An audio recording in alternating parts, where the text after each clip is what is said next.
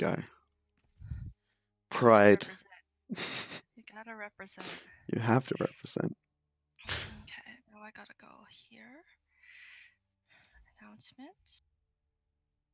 Copy. Paste that. Copy this. Let's see if by auto suggestion, if I hover Loki, will someone play Loki? There we go. Just have Loki up. Our audio is coming across, right? I cannot. I'm not listening to the stream, but it should be. Oh, okay. Tell me if your volume is high enough. 1 sec.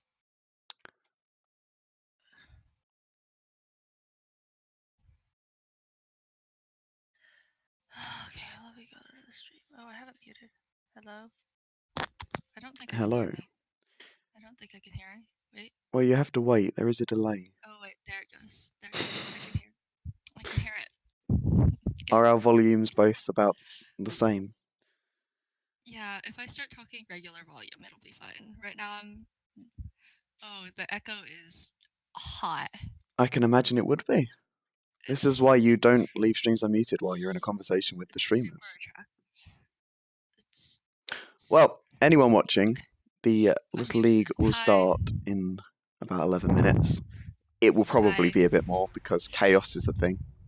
But imminently it will begin. And do you have the matches? I do. If do you want to type !bracket, you will see it. And I will send Slimer the link so he can display it on his thing. Hello, TT. Hi. Hi, DDK. You're cute. Okay. You should pull up the bracket and stream that part. No one cares about chalk. Slimy. No one cares about chalk. Now that's just true. Rude. It's just true.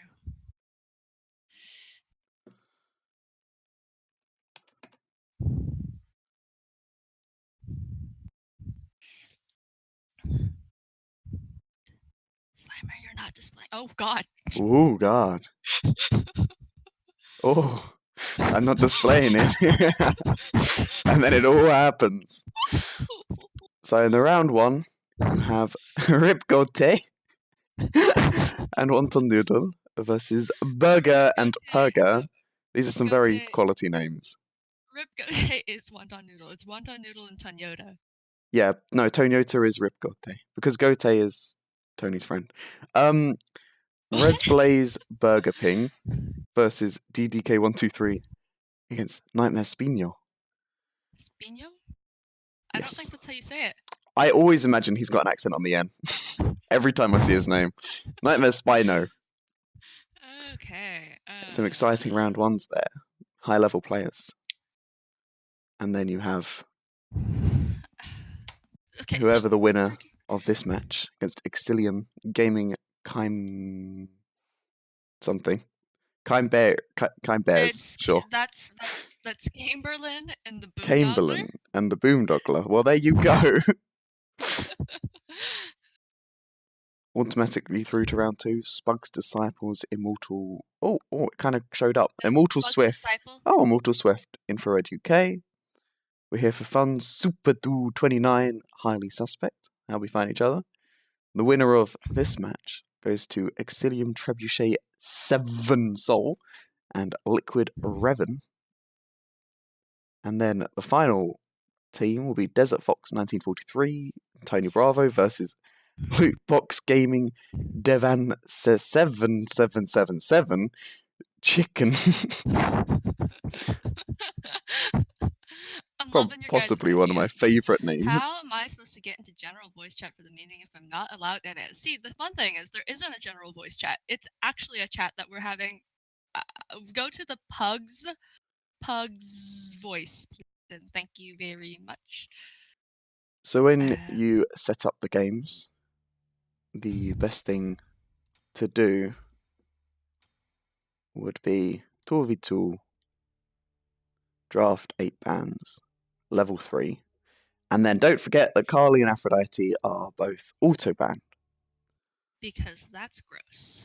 Because they are very gross. Now I'm going to go put this back up here. We're gonna switch to the Pugs voice channel real quick, like, so we can. Okay. I have to find the server.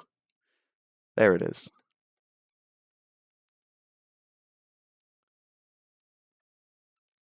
Hello. Well, that's difficult. Can you just make Turkey able to get in here? That would work too, actually. I'm real smart. I'm not one of you brainy. Big brain. I'm not one of you brainy computer people, but I'm pretty smart. Pretty smart. There you go. I am a med student. They should be able to join now. There we go. Oh, hello. Hello. Welcome. At least one person from every team needs to be here. If both of you are here, be cool though, DDK. Huh? Oh, Did God. you say something? There's a lot of people here now. Hello, everybody. That's painful. This is close to everyone. We're working on it. This is a decent number of people. Hello. Hi. Dee, stop. Can we all talk about how many friends Slimer has online? Okay, just shut up. Can we not talk about such unnecessary things? It's not even that many people. It is so many people. Okay, we are missing. There's one. Is Loot Box here? Loot Box is here. The Exilium people are not. They don't have. I know none of them have the NAU role, but they should be able to join still. They have Turkey. Yeah, they have Turkey. Yeah. Let me find them. I think I can go jump into the Exilium server and bug them there. Okay, that's what I'm gonna do. I'll be back. Oh, there's one of them. There's one. What's up?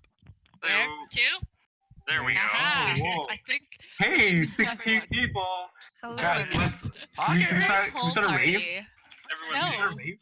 Welcome to the Turkey Tourney.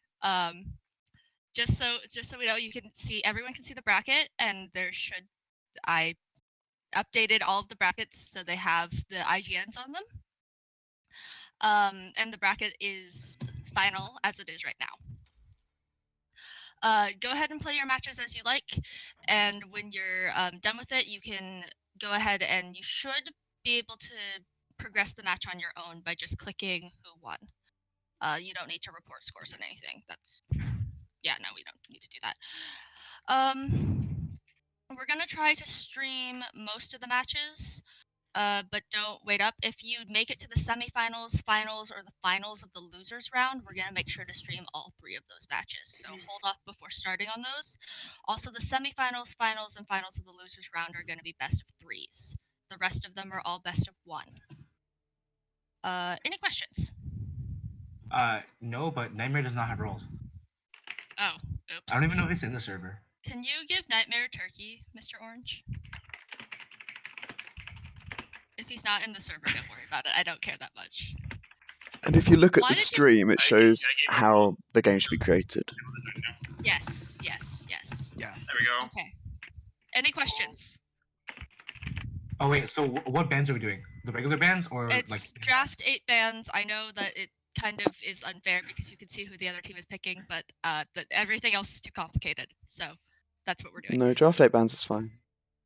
Is the bracket listed anywhere else, You are. or is it on the challenge? It is just on the challenge because I don't want to type it out. So only the person that signed us up. I gotcha. No, you should be able to. You can still see the bracket. If you go Oh, really? to the link, you'll still be able to see it. Yeah. Oh, cool. I'll try it. There's a lot of people. We're not playing until after round 1, so. If your match is already set, like you already have 2 people in it, you can go ahead and play it. But just hold off if you're semifinals, finals, or losers finals. Okay, what if all 18 of us just screamed? Well, I'd be really upset. We'd leave the call. I'd leave the call instantly because I'm the one streaming it. I'm down, dude. We have like 40 people show up for some of our big meetings, and I make everybody mute before I start them. Oh, no. I'm very proud of y'all for being so polite. That's not fun, though. It is fun. Fun for my ears. Okay. But no more questions? Anybody? I got a question. What channel are you guys streaming it on? We are streaming this on the Smite Little League Twitch. It is twitch.tv/Smite Little League. Awesome, thank you. Easy. So we can watch streams while we wait for How us. is your icon picture Gavin Yes, you can. on the brackets? What did you do? What? You're crazy. Anybody? If you look at the brackets, his picture is Gavin. The meme Gavin. Anyways. Okay, anybody else? We good? I think we're good. Okay, one, two, three, break. Woohoo! No, refused. Go Exilium. Refused. Good luck. Bye-bye. Good luck, everyone. Yikes. Okay. So we don't talk about how my Smite crashed. Not really sure what happened. It won't happen again, though. It either crashed or I might have closed it completely by accident. Either way, I'm not too happy about that. Now I'm going to get hacked because I showed my username on stream. Oof. I can say Slimer's password on stream if you want. Or you could not, because I appreciate having my username and password, or not username anymore, but my password kept away from prying ears. Why'd you share it with me? I'm so cute. Let's just Okay, so doing match numero uno that we will be watching. It's just D&D.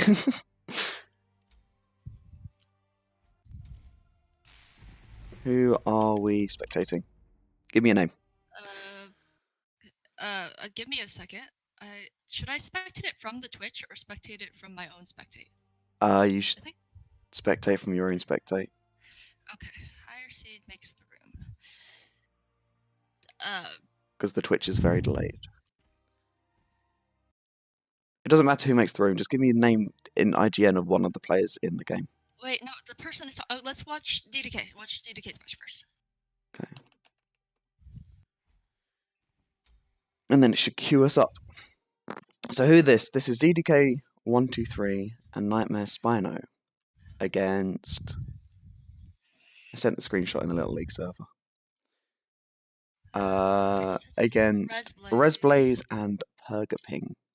So is this both American teams? So this is going to be an NA server. Wonderful. American games, best games. Well, one of the players has just gone offline. So this bodes well. As I said, this may be slightly chaotic. But other teams are coming online. So, honestly, I'm hoping to see Nightmare pick some incredibly random, incredibly silly picks. Because he's known to be done in 2v2 tournaments in the past. Remember that fun time Nightmare played ISIS? Yep. Pulled out an ISIS support. Slimed kind of damage, kind of support. And then destroyed the opposition. Yeah, Ended up not winning the tournament, but it was a great performance. Wait. Wasn't the opposition you? It was. Oh, yeah, it was me. It was you. You got destroyed by an ISIS support. We did indeed. Noodle and I got destroyed by an ISIS support. But ISIS support is underrated. I'm waiting to see it in the next SPL games. Waiting for that ISIS support. To anybody who is watching, if you haven't already signed up for the Smite Little League Season 2, you should do that. Yes. You can do it as a coach, you could do it as a caster. Well, you'd have to sign up for a caster. To find the signups for coaches, !coach in the chat. !player will give you the player signup. !coach. And you can you can assign your own role as freelance coach if you wish to help out every now and again. But to be an official coach, you have to fill in a form. We also have what else? We do not have caster signups yet, not until we start to get the ball rolling. But that will be in the works if you are interested. Also, substitute signups if you think you might be too busy, or if you are currently a little over that gold rank, you can sign up for a substitute once we get started. That's a really cool chalk skin. But I thought you had to. It is, isn't it? I thought you had to substitute in as a rank, the same rank, or one rank division above. It is actually a 3 rank difference. Ah, it's 3. You're within 3 ranks. Well, there you go. That's only 400 gems as well. What a skin. Woo, Little League, let's go. Yes, I'm loving it. Little League hype. JTA 2001. Let's go. Maybe you'll win this competition. I believe in you, JTA. Maybe. I thought his team won last season. Is that what happened? DDK says he is starting. Yep, and your spectators should have gone in. So instantly into the Hebo ban. I like this. Take away the Hebo. His early game is not too much to speak of, but when he gets into late game, he can absolutely dominate. Taking away the Baron ban, the sustain in lane, it's just ideal for 2 people. It's like a pocket. It's in a way an afro, in the sense where that heal is just so very potent and so very underrated in some situations. Take away the Bacchus, just waddles around, never dies. Agni, some early game damage, very hard to deal with. Terror, just an overall strong pick, especially with team fights where you can ult pretty much the entire team, both enemies and allies. Zhonghui. This is an interesting one, because Zhonghui's early clear is relatively good. It's not terrible, it's okay for a mage. But once you get that fully stacked passive, and when you click 4, you just run around and you're an unstoppable behemoth. The enemy team have to run away. There's pretty much nothing they can do to burst you down if it's only 2 people, which gives this quite a handy time. Take away the Who You pick is quite a good team fighting ult, especially if you get any kind of hard CC with it. You can lock down someone, and obviously on the Joust map there are so many possibilities with ricochets. Very hard to deal with. Now we see. Ah yes, I did not spot that. Man after Slimer's own heart. Taking out the Euler. Pick up the Shang'ai, you've got the sustain, you have the CC with the ult, and you have the mobility with her passive. It's quite a good pick. There's the Isis support. Yeah, it was coming. We've got the interesting pick from the Xbalanque. There's only 2 people in the enemy team. It's a lot harder to build up the passive, but equally you're always fighting in this kind of a matchup. So you could build it up relatively quickly. Especially with a Nike ult passive. With the Nike ult with her too, you get so much of a health shield. And you can just... If Xbalanque can chew through that, then that will be a lot of passive stacks early game. Yes, definitely. So here's quite an interesting matchup. The fact that they picked Nike into an Isis is very interesting because Isis can cancel out the Nike's rend quite easily with either her Spirit Ball or her Silence. But there you go. The Nike also has a slow. Both the Xbalanque, or the Xbalanque can immune the slow, the Isis cannot. She can actually be slowed whilst using her 1. Wait, really? Wind Gust, yes. Yo. She's root and knock up immune, but she's not slow immune. But she gets... The Shang'ar 3 anti-heal. She doesn't get any strafing penalties. She doesn't get any strafing penalties either, no. You can go forwards, backwards, left, right, you all move the same speed. Now, what's interesting here is the Shang'ar anti-heal could be played around, like, with this Isis ult, it's going to have to be played around the Shang'ar's 3 anti-heal. And it'll be interesting to see how that works out. Oh, this blackness is just... This is what I wanted to see. This is what I love of Ira spectating. This is how the game's going to look, apparently. That's not... It looks fine on mine. Are you okay? Oh god, don't go to assisted, Meg. I'm on free. Yeah, don't go on assisted. It was entirely black. Oh. So if we look at the builds here, we've gone into a Mage's Blessing for that extra ability damage, the extra mana sustain, mana and multipots. She's looking just to sit in lane and heal up all the time. You've got the Attacker's Blessing start here, we don't know. Building into boots, they're getting the mobility online, getting health sustain on the Nike. It couples with her 2 quite well. The 2 passive obviously gives her healing. Straight into a trans rush. Xbalanque knows that Shang'ar Nike doesn't have the best early game. They have good clear, but they don't have good kill potential until a level 5. So he has time to get that trans online. And with the Isis Silence, the clear isn't as good. Yes, the Isis Silence will be shutting down the clear. But Nike's base autos themselves are going to be quite good at clearing, depending on how they play it. DDK gets out of position here. He takes about half his HP. They don't really have a way of health sustaining up, especially as he's gone into the trans mana pots instead of multipots. Isis does have the meditation though, so that's an option. They're looking to fight a little bit here. This will full clear the wave. DDK's backing off here. Good Spirit Ball, good Spirit Ball. Very nice. There's the sprint popped, trying to duke out the Wind Gust. It succeeded. We're going to see if they can get red buff here. It looks like blue team are giving it up. But they might be able to steal it. Oh, it was so close. It was so very close. They just about managed to secure it. It's very tough to secure when you've used up that ISIS too. But they managed to secure it just about. They're probably looking for their own blue buff here, or they're looking for an invade. We'll see how blue team handle this. They're going just clear by the looks of it. But they should be able to gank this and try and contest. Nightmare's looking low on mana.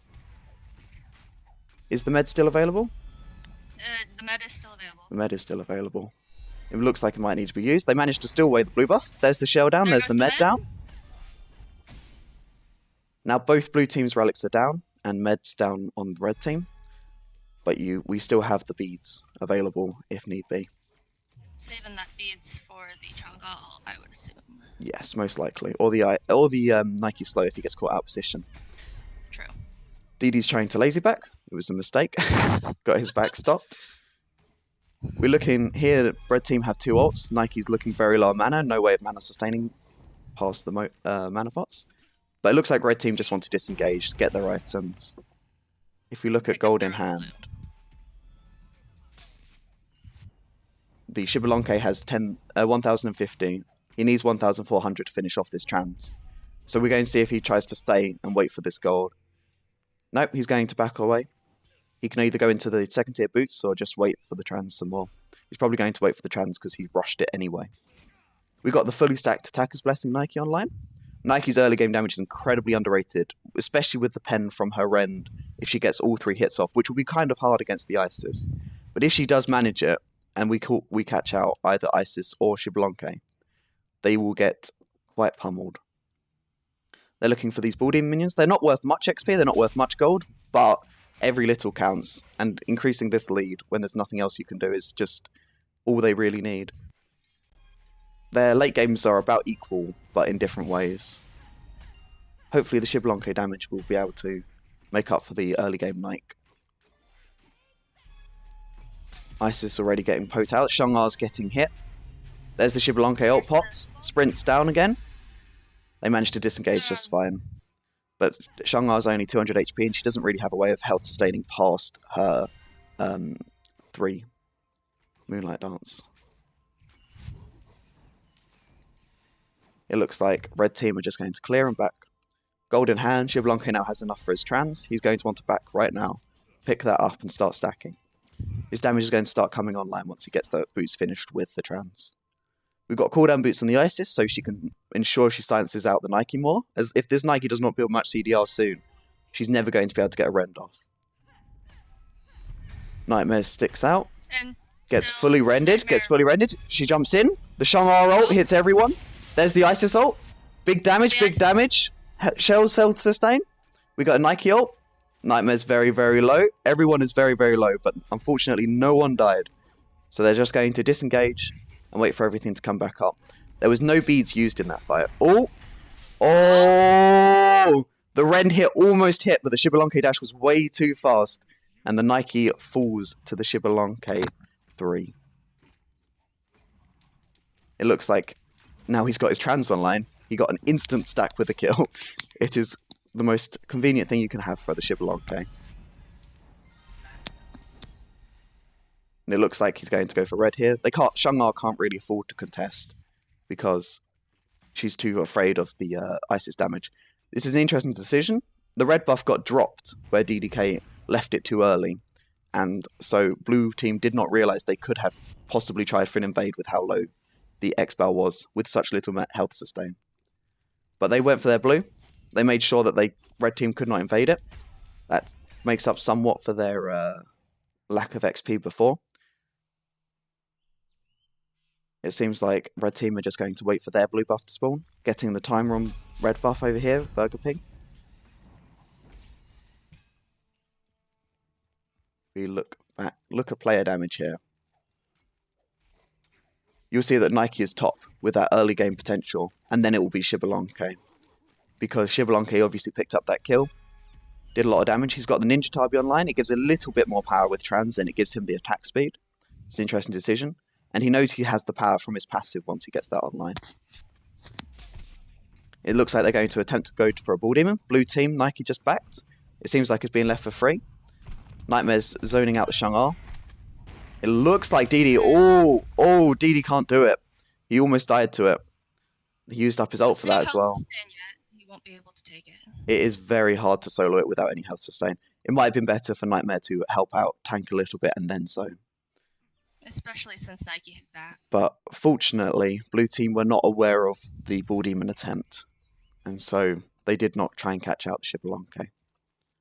But now blue team do know Xbalanque's ult's down, which gives them a slight edge in the team fight. They don't have to worry about the unsureness of an ult. Nike, interesting here, waits to use her one until the Isis channels her one, so that Isis, if she wanted to cancel out the Nike one, would have to cancel out her own clear. And Xbalanque clear is not the best. He has the trans, but honestly the stacks from that don't really matter too much. It's more the base power. He's probably not going to get many stacks. We have 2 blue team wards just in these valleys here. And that's going to be able to see if there's going to be any potential ganks. And see if there's any mispositioning from the enemy team. Because an Isis caught out is going to be a lot of damage.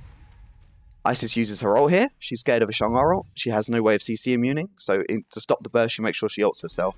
The Shang-R simply just clicks 2 to immune it. And gets out. The Shang-R's taken a lot of damage here though. There's a shell used. Scared of more damage. Xbalanque ults down though. So there's not too much to worry about at the moment. They're just going to... Red team's just going to clear and back off here by the looks of it. The Nike is going to clear the wave and make sure they get that XP. Red team going to attempt for Bull Demon King here. They don't know that Nike had to clear. They saw that she was half health when she finished clearing the minions. But the ult is still open. And they need to be afraid of that. Isis has no ult.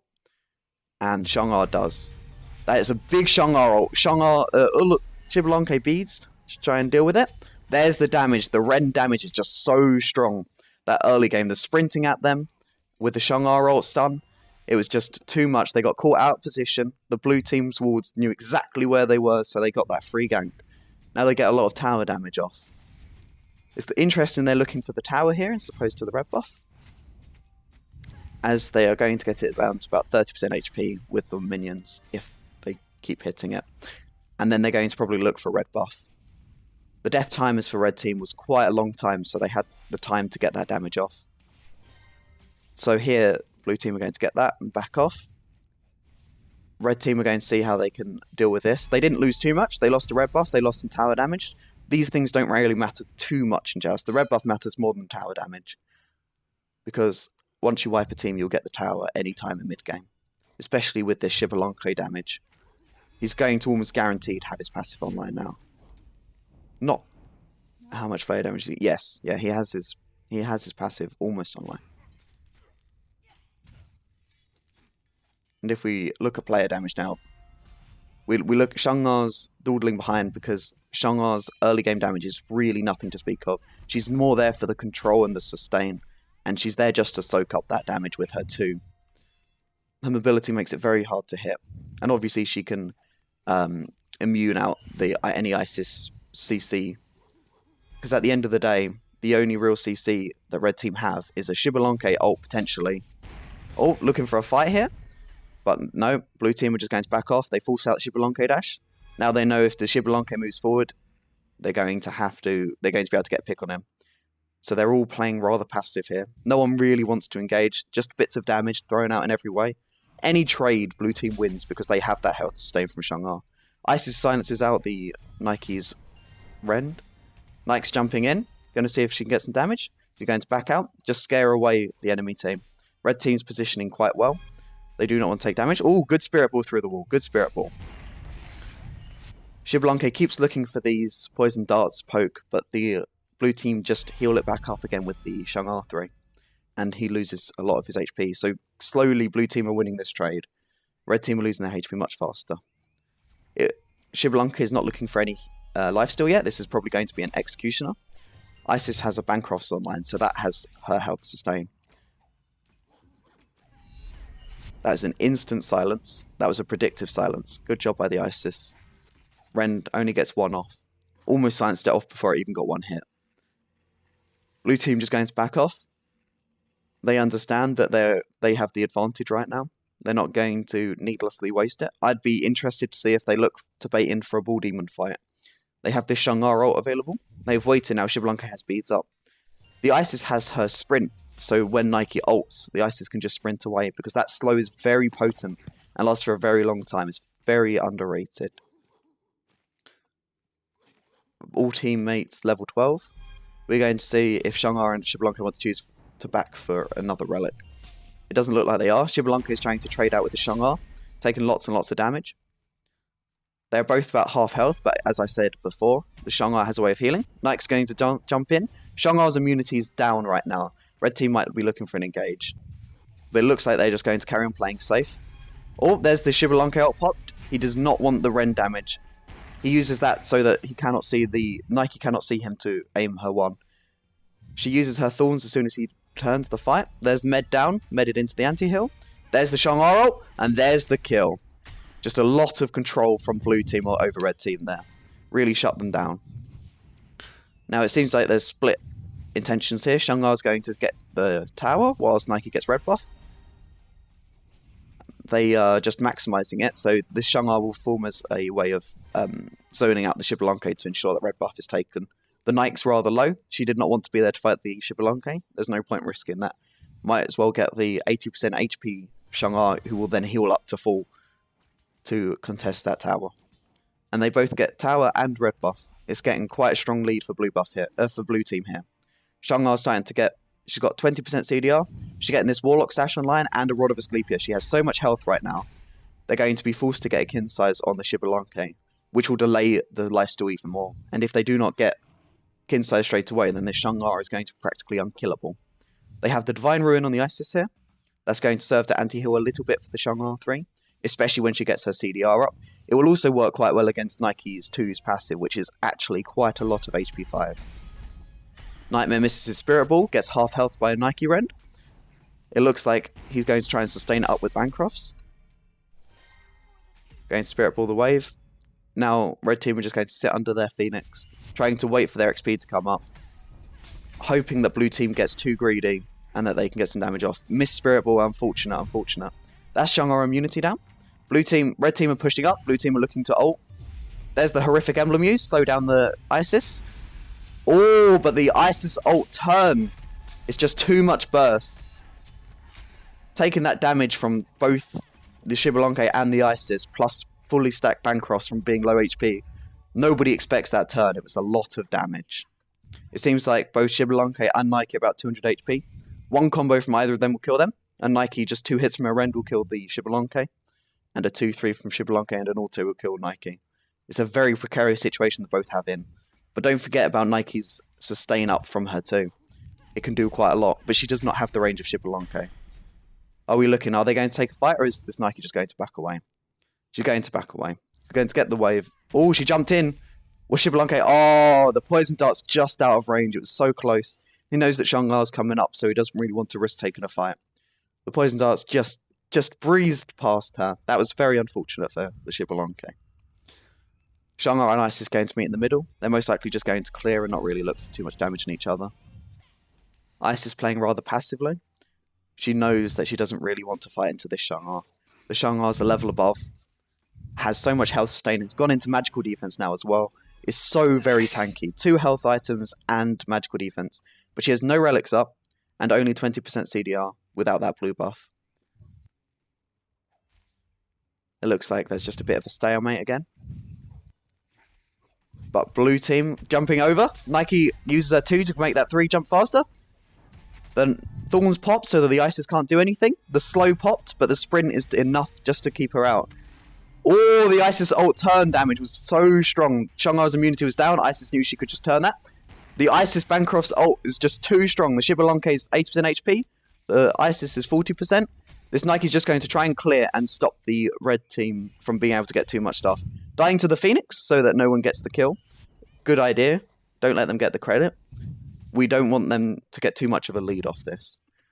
They're going to try and go for the tower here. With the Isis Bancrofts and the Xbalanque just base damage, this will be enough. He's chosen for the SI here.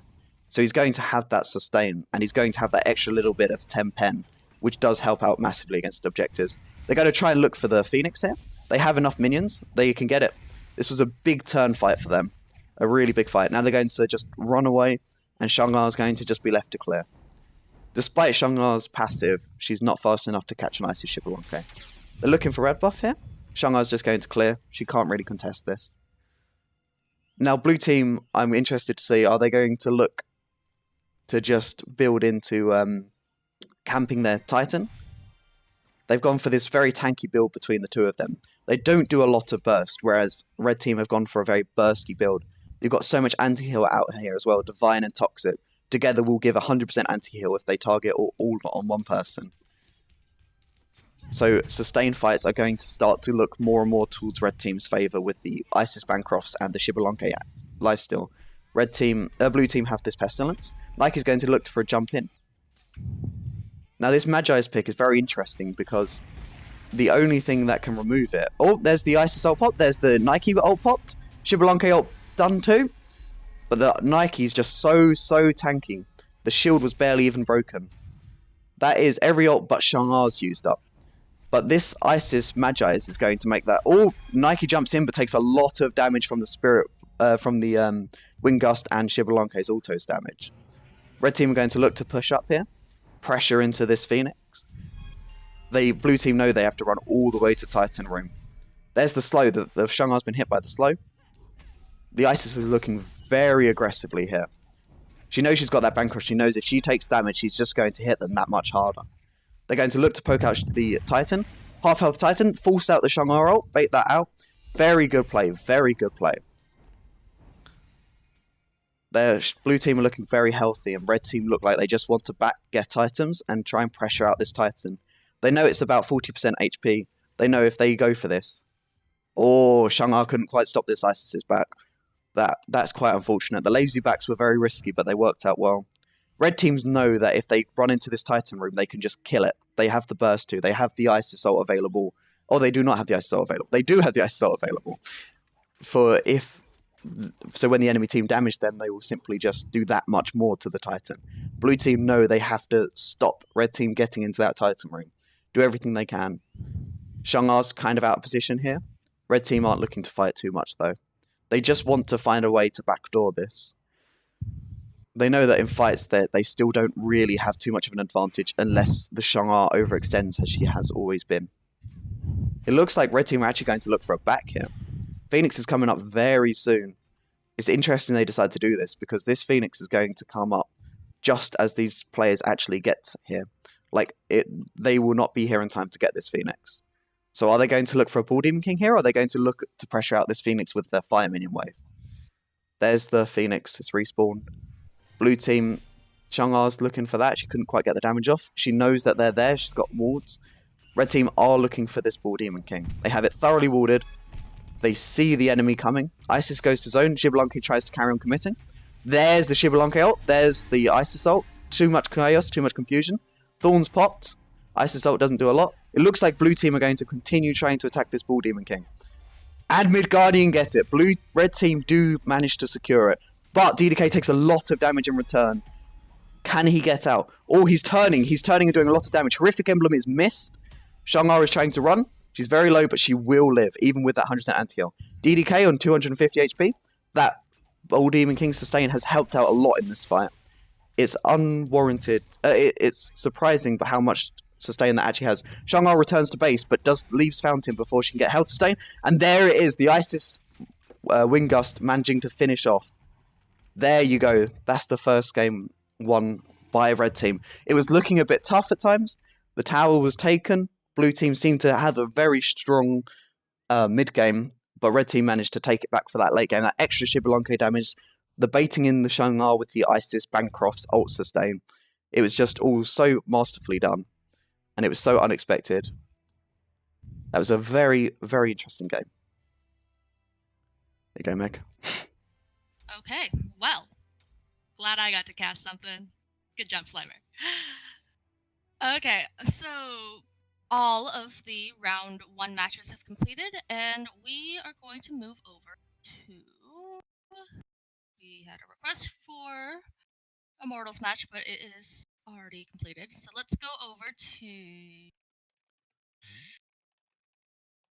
Exilium Trebuchet, 7th on Liquid Ravon versus Wonton Noodle and Tanyota.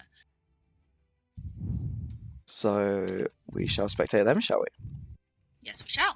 That was a very nice nice and competitive. Yeah. It looked like Good red way to team kick had this it, off. but blue team managed to take it back for that mid game.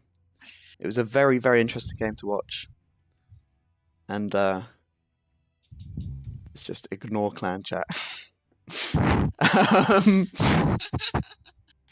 But no, that was very interesting. I hope that the other round one was equally as competitive, because it looks like these pugs are actually going to be incredibly fun and incredibly competitive by the looks of it.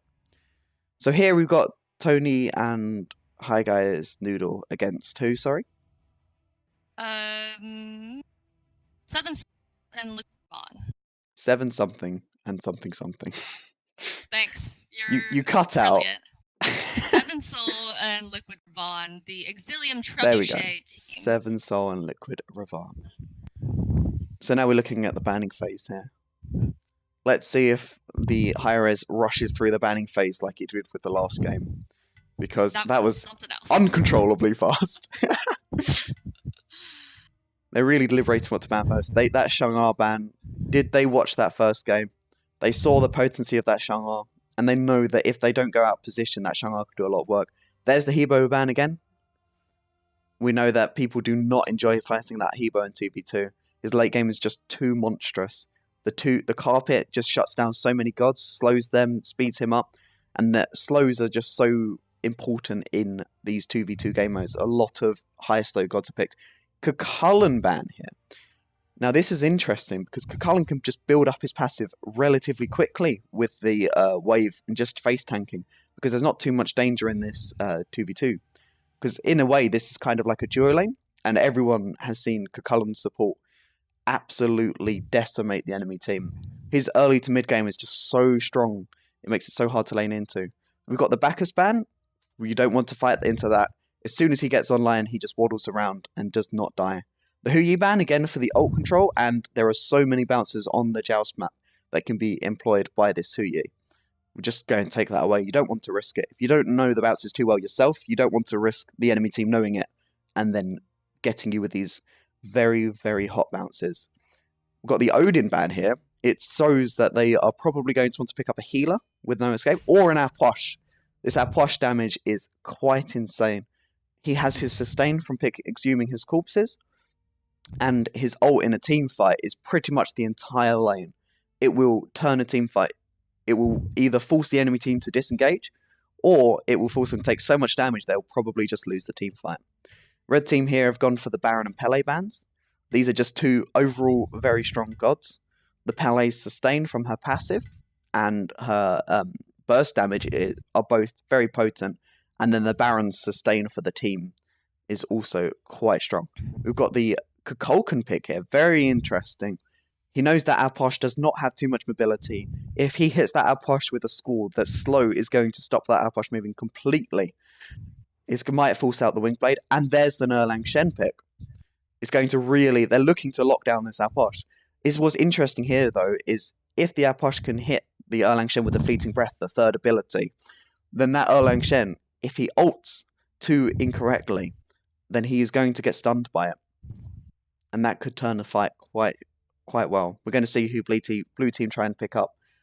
They're going to go for a Bakasura. These are just 2 entirely engaged comps. There's very little pill either way. They are looking to kill the enemy. The Bakasura ult shuts down the Erlang Shen.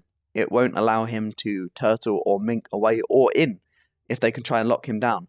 However, the Kukulkan has his 2 to slow immune, and he can just run out of this Bakasura ult slight slow. So when this Bakasura and Aposh ult together to try and lock down this Erlang Shen, the Kukulkan could potentially just click 2 and slither away out into safety. And then we're going to try and look here to see if there's any big Kukulkan ults that will just turn the game. But equally, Bakasura, if he builds enough movement speed and he gets a Wingblade, he will stick to this Kukulkan. There's very little he can do to peel for himself, other than ult and Bakasura get hit by it. So it's looking to be quite an interesting game. So, who do you give the game to? I do definitely give the game to red team here. I do. This Kukulkan pick is just unexpected, and blue team I feel like will not know quite what to do with it. And I think this Erlang Shen's early game damage is going to be incredibly underestimated. And he's going to do a lot to these teams. I would have to agree. The Cuckoo is just too unexpected. Fun fact, I used to make Cuckoo a thing in Ranked Joust. I'm a gold player, so it doesn't matter, but, like, it did. It happened. The great gold Kukulkan. The feared throughout the lands. I was, like, number 6 on those leaderboard things. Oh. I mean, again, it was season 4, so it didn't matter. And it was Cuckoo. And it was There you gold. go. But it happened. So, fun fact. The legendary Kukulkan player. The legendary Kukulkan player. Well- I like the sound of that. Now I'm a Masters Uller player. Fun fact. We don't talk about that, though. I have a top... If you haven't seen it already, I have a top 5 plays. Now, I Still feel a like gold player, but it happened. this game did not update. Because Tony popped his health chalice and then walked out and walked back in again to reset, but it still shows us only having 2 stacks. Either he messed it up, but it didn't look like he did, or the game has not registered the 3rd stack. Now, interesting here, he's looked straight into this 2nd tier boots. He wants to get his movement speed online as early as possible to be able to just run away from this Aposh Bakasura. This, on the other hand, does not give him too much mana sustain. He's got those mana pots to try and sustain up, but Cole can just choose through it. His tornadoes do use so much mana. I believe it's 100, I think. Yes. It's actually been reduced. It's 90, but... Oh, it's been reduced. Still- There we go. Still too much. Red team completely outgeared blue team. Culkin clear is just too potent. There's the Squall, slowing the enemy team into non-existence. Unfortunately, the Bakasura jumps away from the tornado. That is their clear gone for a little while. Apwash might be able to pull that back. I'm not 100% sure why this is showing Erlang Shen and not Culkin. There we go. Bakasura gets incredibly poked out, but so does Erlang Shen. They're both very low HP. We're going to see if this Bakasura's Eat Minion will sustain him up enough to counter the Erlang Shen's Guardian's Blessing sustain. It looks like red buff's been dropped, but neither of them wish to pick it up. They're both expecting the other person to pick it up. There's the Kukulkan over the wall. They know Bakasura's jumps down. If they can catch him out, they can kill him. And because of that, blue team are going to have to give up contesting it. The Aposh isn't going to try and steal because he's got no mana either. That's a confirmed blue buff. Blue team just gave that away. So there you go. You have Erlang Shen on blue buff. It looks like they're going to just completely ignore red buff. And these minions are loyally following. These minions are keeping track on exactly where red team are. I feel like blue team have some very convenient ones. For Bakasura eating them so much. They're being very kind. Indeed. The minions are definitely on blue team. Indeed. Oh god, why did I click that? Assisted is just know what you're doing. so broken. Well, no, because usually you'd use assisted, but everything is black. Everything is just pure black. It is not the thing you want to be looking at. It's working on my side. Use because you're using free cam, not Respect assisted. it. No, I switched to assisted too, and that's fine. Okay. It's just I wish the color. it could be the same for The me. color saturation on assisted is interesting. Let's not. It's not saturation, it's blackness. No, Who it's needs to be able to see what's going saturation on? For me, though, I see black ferns occasionally as well. Like, you see a little bit of white where you can tell out it's a fern. But that's about all. Ooh. The pin looking to try and root the Aposh. The Aposh is very low on HP right now. He's just hit level 5. All teams have their ults right now. It looks like the Bakasura might wish to engage for it. But they have to be looking out for that Erlang taunt into a Kukulkan ult. There's the Erlang ult. There's the Erlang damage. So unexpected. The Kukulkan ult does so much damage to this Aposh. The Aposh ult was there. Red team just ignored it. Erlang Shen was like, I have my ult. I have the mitigations. I have my turtle. I'm not going to die. And he takes that fight. Take down the Cuckoo. And this tornado over the wall. The Aposh did not see this coming. And it just, on the last tick, took out the Aposh. So that's 2 kills for red team, straight off the bat. Blue team are looking to be in a tight position. But blue team can bring it back. They're mid-game with that Bakasura Aposh ult. Once they get a bit of burst online, that Kukulkan will just die if his 2's down. So he's going to have to look out very carefully to use that. He has the boots online now, though. He looks like he's probably building into either a Book of the Dead or Book of Thoth. If he builds into that Book of Thoth, it's going to take him a little bit to get online. it works well with Kukulkan's passive, which obviously has effectively the same passive. A lot of damage on this Outposh here. Kukulkan ult, oh, just missed. Kukulkan's used his ult up. The Bakasura can just run him down, but the Aegis is too strong. The Bakasura minions, though, they just regurgitate. They do so much damage, they force him out. Oh, the Squall's solid, the good Swole. There you go. The Erlang just runs down the Outposh. Oh, and then the taunt. The Bakasura could not get out. The Squall and the taunt, it was just too much burst for them to expect. This Erlang damage, as I said, it's just so much early game, and they're just not expecting it. Now that his passive gives him a percentage of the enemy HP, and obviously his 1 gives him extra... Let's get this up. His first ability, his spot weakness, gives him an extra damage again with every single auto onto the enemy. He's chosen to max his transformations here as well, so he does a lot of damage in that sense.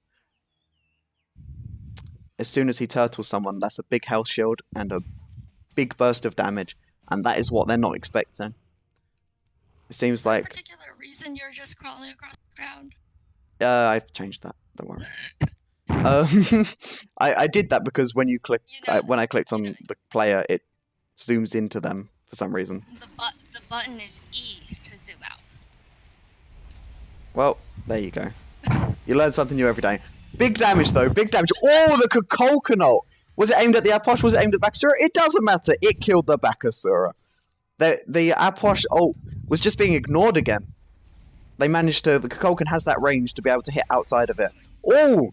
The pin damage and the Squall damage. The movement speed from that Kukulkan 2 just wriggles along the ground. It has the highest movement speed of any ability to start with. It goes up to 80% at max rank. At the moment it's just first rank, but that's still 60% movement speed. He's slithered so fast. Bakasura's come around the corner.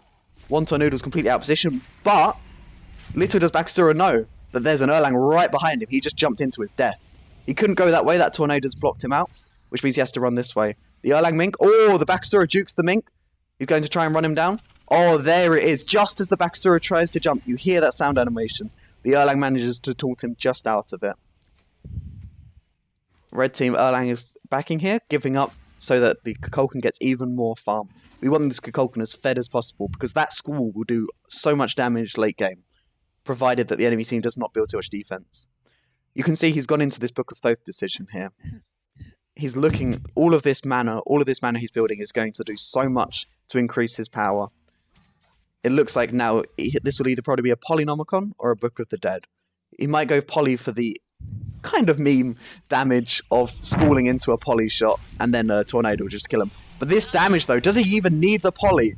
The Kukulkan ult, was it even necessary? The amount of burst that Squall and the Erlang burst combined had, was it even needed?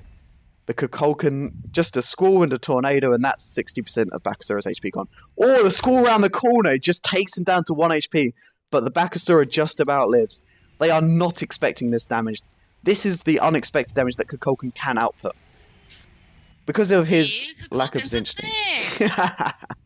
Because he is so easy to pick off, people don't usually pick him, but his burst is so good to counter that. And it's hard to catch him off with a Bakasura Outposh. They have no real lockdown. They have no hard CC. They have slows, and more slows. They have a stun for Erlang in a very specific situation, and that is it. This Kukulkan loves slows. He'll eat them up for breakfast. He just goes, oh, you slowed me, I clicked too. Bye-bye. I'm faster than anything you've ever seen before. And with the Outposh with only the Celestial Legion Helm and the Shoes of Focus, he won't be... They can just walk through that Outposh ult. Yeah, it does not do too much damage. You're very right about that. You can see... Hey, I'm right about something! You can see about this Polynomicon... You're not meant to say that when you cast, you're meant to be like, yes, well, yes. You can see this Polynomicon pickup here. Is it, for the memes. He's going to look to Squall. Oh, there's the blink too. He misses the Squall and he misses the Poly shot. I set him up to fail and fail he did. Oh gosh. Blue team now know that Kukulkan has no escape past his 2 though, because he has his ages to live. It looks like they're just going to get Bull Demon King though. They have so much damage, so much DPS with that Erlang 1 spot weakness. And the Kukulkan's Tornado. So they get a free... carry on. With the 5,000 gold lead and a 3-level advantage. It's quite Do you see potent. this going back to the blue team? I find it very difficult. It's going to take a lot of effort, especially as they used up both sprint and beads there. This Abwash and Bakasura are running on nothing. Bakasura jumps in. He's used his ult up already. Oh, but the Erlang taunt into the Kukulkan ult. It's just nothing he can do about it without any kind of CC immunity. I'm interested to see no Magi's pick up here. Because yes, definitely. obviously Erlang can get it with his pin, but if he positions well, it means he gets a free engage where he doesn't have to worry about that. This Erlang burst, he's full tank. This man, he's got Mystical Mail for the extra dot damage, but he's still smacking so hard with those autos. Just that tiny bit of power from Runic Shield and Boots is enough to do that much damage. It looks like they're going to look to damage the enemy as opposed to go for Titan. Now they're getting a bit of Titan damage off. They force the Bakasura out. The Erlang takes a lot of damage from the Titan, though. It looks like they're going to just try and disengage, back to base, health sustain up, and then look to see if they can full commit onto the Titan. Now, Blue Buff are in such a tough position at the moment. They have their Phoenix down, their Titans are 60% HP, and as you said, the gold lead is extraordinarily large at this point. It's 6,000 gold. If they do come back, it's going to hinge off getting Kukulkan out of position and bursting him out before the Erlang can come and save him. Because this Kukulkan has no health. He's yet to build into the Book of the Dead. He's going for what we call the Holy build, where it's 4 books. And it looks like, once he gets that Book of the Dead... Oh, the Blinkin! The Abwash is completely out of position. But it looks like Red Team are just going to just stand outside the box like, oh yes, you have an ult. Well, you can stay in there until we kill you. He lives for a little while, he delays them a bit. Gives Bakasura enough time to get back to his Titan room. Bakasura ult is available. He's going to have to get the luckiest kill on this Kukulkan ever. But it looks like he's going to focus out the Erlang. It's a lot of damage off on the Erlang, actually. Forces out the Aegis, but the ult pops and he's back to 40% HP. It looks like this game is Red Team's here. Kukulkan, well, that was a bit disgraceful. That was no respect shown at all for Blue Team. That was not nice to watch, but whatever the case, Red Team managed to take the game away from Blue Team and move on to the next round. Blue Team put up a quite a good fight early game, but the moment that Kukulkan ult came about, the Kukulkan was just spamming it, and there was nothing they could do. They could not see it coming, and then they kept getting hit. No mobility into that team. It was quite tough. I feel like Red Team definitely outdrafted Blue Team. That Kukulkan. Sorry, this is my favorite god. Let's make Kukulkan meta. So where the danger noodle, guys? The danger Okay, noodle. The danger noodle. Playing with Okay. Wonton Noodle. The Noodle Squad, that's what that was. Now we just need Chris Noodle. Get a 3v3 tournament. The more noodles, the better. One can never have too many noodles. Let's see what we got here. Let us move along down to one of the losers bracket matches. I don't know which ones have been played yet, but let's try. We're here for fun versus burger/burger. Fine Super Dude 29 for him up. Fine Super Dude Super 29. Dude 29. That didn't work. It's I think I just- typed in the wrong No, thing. no, it's just Super Dude 29. Okay. Why did you say Find that? him. Oh, Find fine. him. Oh, I need a password to spectate it. Oh gosh, why do we have a spectate password? Well, we're not spectating this match. They do not want to be seen. Don't look at me! The losers bracket do not want to be known. Let's ask them what their password is. Super Dude 29. What's your password?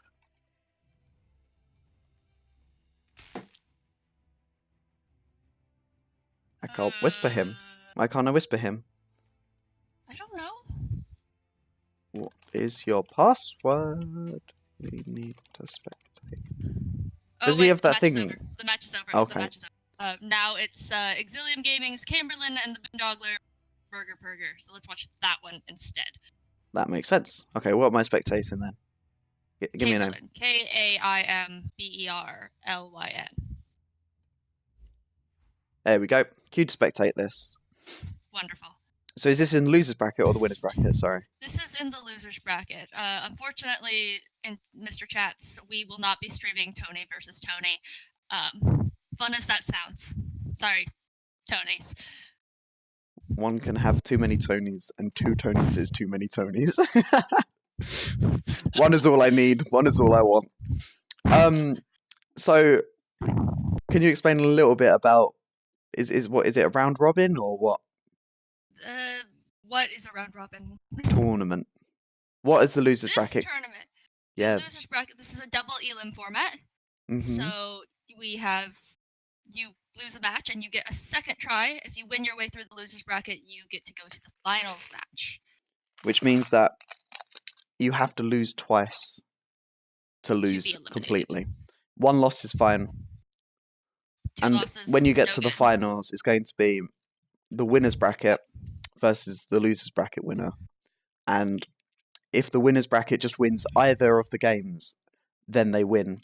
But if the losers bracket wins the first game, then they get another one. Because the winners team will... Yes, exactly. So the losers bracket winners have to take 2 games off the winners bracket winner. And the winners bracket winner only has to take 1 game off the losers bracket. So there's obviously the advantage for being the winner of the winners bracket, but equally, you don't have to. You can still win without. It's very possible. Very, very Seen much it? possible. I've seen it. That ISIS match was one of those. They didn't win in the long run, but they did take off the first set. Mm-hmm. I'm gonna bring that up till you die. You're going to keep bringing it up. Yeah, it was really fun watching you lose to ISIS. You know what else was fun? Winning the tournament. Winning all of the tournaments. Let's stop abusing me now, shall we? Never. That's all I'm ISIS support is too strong. We saw it in the first game we spectated today. That It was ISIS powerful. Bancrofts, that ISIS low health ult. It was just game winning. hearing. ISIS too strong. ISIS way Riddle too me strong. this then. Why don't we see more ISIS then? Why don't we see more In- ISIS? Because Why it's don't we not see more Nightmare. we need the Nightmare ISIS. Nightmare's ISIS. Oh, let's not inflate Mr. Nightmare's ego. We all know that he will rewatch this because he does that. I don't know. He probably is watching it. He is. I'm sure he is. Why do you have so many things? I'm just clicking randomly. I don't know why. I do click randomly Okay. when there's nothing else to do. What is happening with this match? Let me find it. Do it. Do it. I want to see it. You'll lose, but I want to see it. With this skin. The Lucky Charms one. Uh-huh. Lucky Charms Loki. I might see a Lucky Charms Loki. In the finals, we gotta see that. Okay, it should have started. I might have told you how to spell Chamberlain wrong. Try the Boondoggler. What? The Boondog layer? The Boondoggler. Dogler. Boon, B-O-O-N, Dogler. D-O-G-G-L-E-R. 2 G's. Dogler. Dog. Oh, what's their password? Oh my gosh, stop putting passwords on your... Well, no, because as soon as you put a password in for the game itself, what is your password? Because they put on the password so other people don't join. I can't message him either. What is this, messaging Havoc? him on Discord. Oh, I'm D and I D. got it. Let's I got it. let's not me be stupid anymore. I never go I D mean, and D. you're always stupid. Let's Oh, go the other back to team being set D&D. it up. No one knows what's happening. Don't message the Boondoggler because he doesn't know either. Message Burger, B-E-R-G-E-R-R. Let's go off D and D again. This is fine. Berger. R, 2 R's at the end. Oh, what Burger. is the password? I mean, they had to have the password to No. be able to get into the game anyway. I don't know what's happening. Maybe they invited them, so they didn't need it. Perhaps. Now we find out that they completely forgot what password they did because they just smashed their keyboard because they didn't want anyone to join. I mean, that's what I do. Not gonna lie. Uh, The password is A. The Yep. password is A. Yep. I can see that. Well, I found it in the stream. So Oh. I'm watching the stream. There we go. That's even more convenient. Wait, that was... Wait, this came... Oh, yeah, they moved on to the next game, didn't they? I see. You spelled her name correctly. Am I okay? Yeah. No. Okay. Far from it, I'm afraid. Far from Yeah, it. you're British. You can't be okay. There's nothing. Brexit. Hell yes. Well, I'm not really sure what's going on here, but I'm not either. there's the Raijins, but I don't know what the bands are, but there's the Raijin. Look, it's a lot of control and a lot of damage out of that Raijin ult. But red team probably going to look for something to lock him down in some way. You've got the Nuwa. It's a lot of burst, and Nuwa's main problem is getting close to people. Oh, nope, changing to the Discordia. She has the cripple to try and lock down the Raijin. She can sit in her 3 as much as she wants, trying to juke around the Raijin. Raijin ult is as big as her 3 though, so if he ults, she's not going to be able to hide in there very long. We'll see what else they decide here. I think this is completely out of order. It's okay. It's fine. I love high res. Love them to bits. Oh, the Thanatos pick here. They want to burst out this Raijin. They want him dead. I mean, I'd want him dead. They don't want him to get into that mid game. Oh, the Kukulkan. Serious havoc from range. So much control. So much. Gets to hide. This Kukulkan pick is going to be tough to get close to Raijin, but if he gets on top of that Raijin and that Raijin has no escape, he's going to be able to output so much damage and he's going to have so much lockdown. We're going to see if maybe he's going to go into a blink itemization, which will take away from his possible support he's sustained with like either a med or a shell. Now we see what Perger wishes to play. Really what quality names. I know. Perger. I feel like I'm having a stroke when I speak their names, I must admit. It's not a nice experience. I don't want to... in this game, I feel like this is intentional, trying to make me trip over my tongue as we spectate. It's the Perger. You should change their team name to be Grr, and the other team is... Grr. The other team is Exilium. It's Exilium versus Grr. Exilium versus Grr. Grr will never lose, because it is the great Grr. Well, we have the Fenrir pick here. It's quite interesting. This Raijin has the ultimate Grr. they want to growl away as much as they can.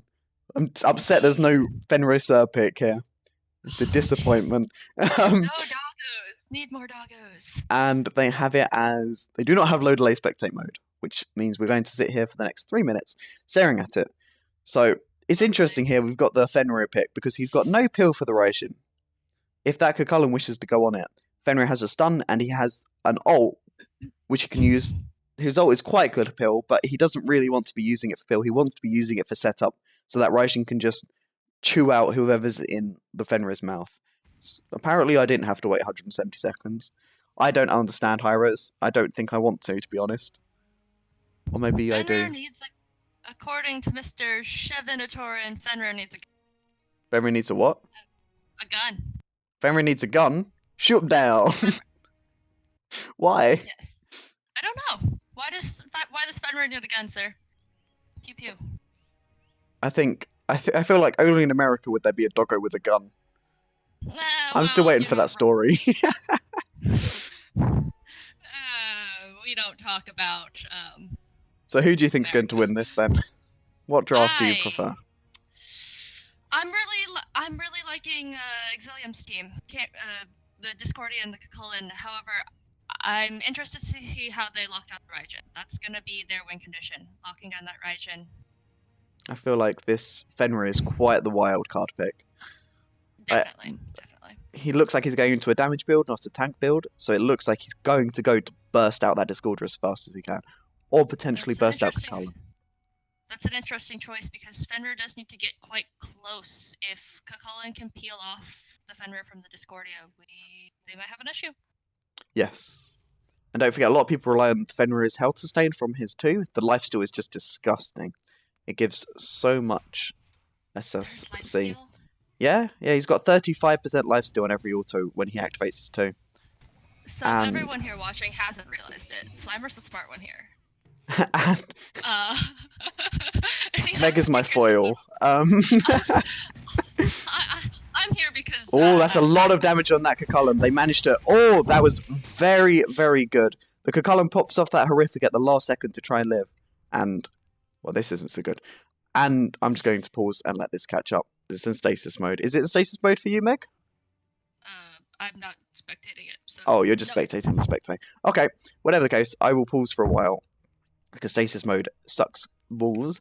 So here we see that they managed to... The Cucullin completely underestimated the Raijin's clear. That Raijin just full clears. Especially with the Fenrir being able to auto and jump. He didn't even need to at the end of the day. They managed to just full clear instantly. The Cucullin was just slightly too far pushed up. And he gets hit by a Fenrir stun. Tanking blue team's minions. And then he gets locked down by the Raijin too slow. The dot from it finally finishes him off. It did not fight. This is not the one. Whatever the case, it looks like that lockdown was just very, very strong for him. I'm going to start playing again. Stasis mode appears to be over. Blue team going to look for red buff here. Get that poke off. It looks like they can get the full buff. Red team. Camblin is looking for it, but she sees that red buff pop, she hears it, she knows there's nothing she can do. She's pushing up very far here. Raijin dashes in, very aggressive. The Fenrir sees her, he jumps in, but she gets out. Interesting that the Fenrir did not jump the moment he saw the Discordia go into that fog.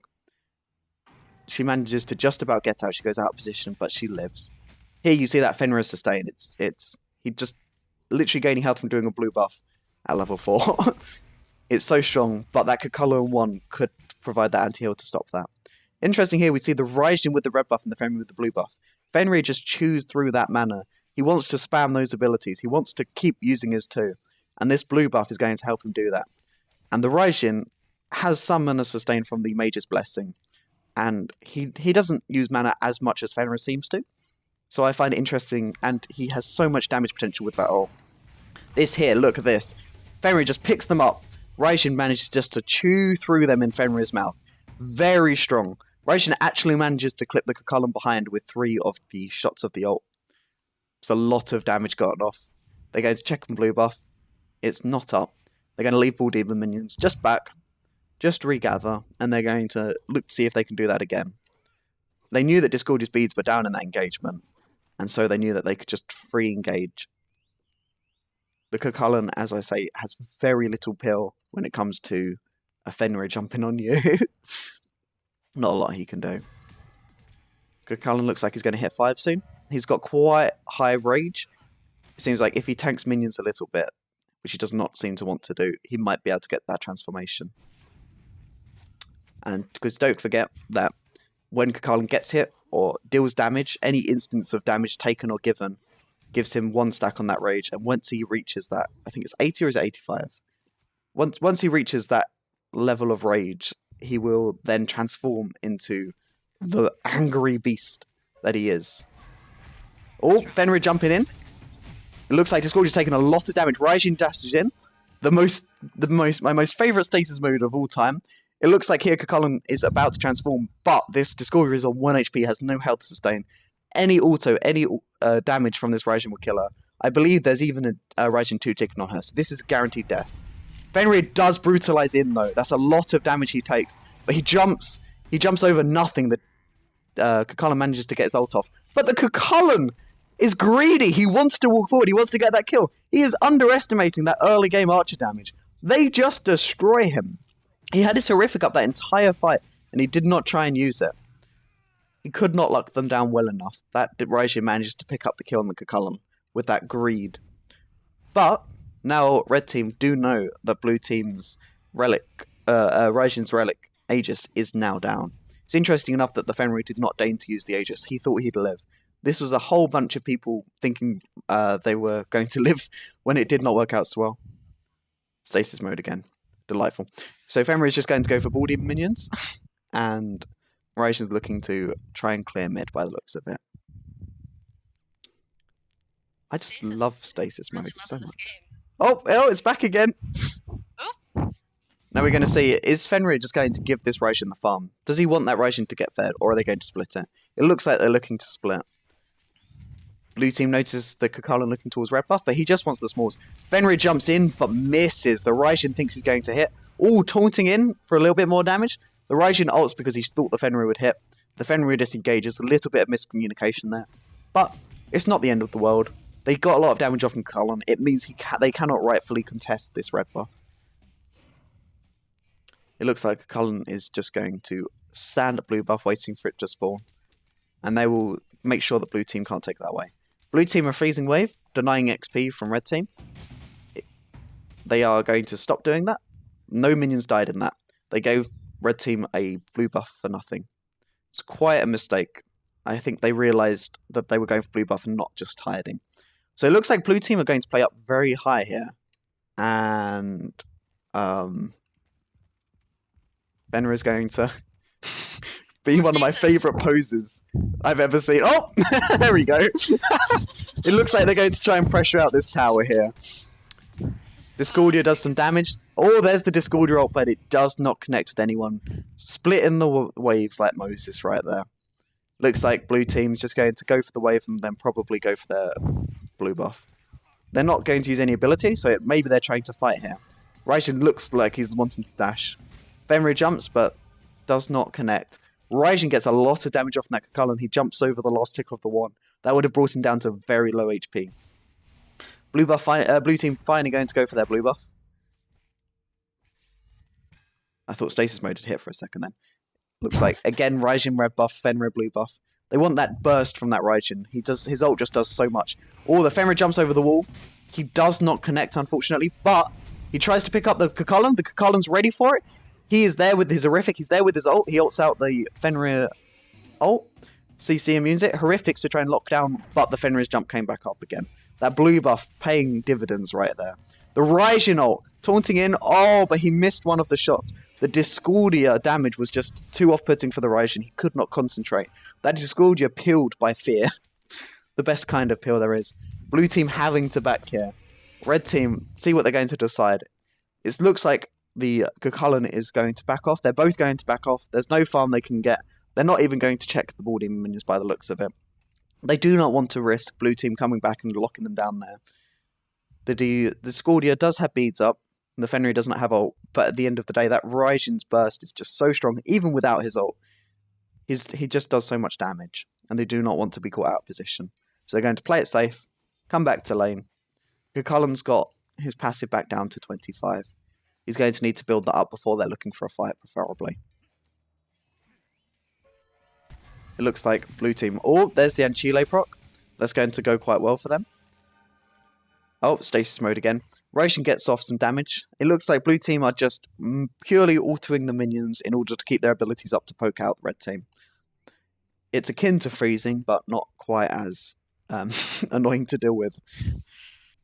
But no, it's an interesting pickup getting this Anchile on the Fenrir here. Because when he goes in, he does not want this Discordia to root him out of his combo.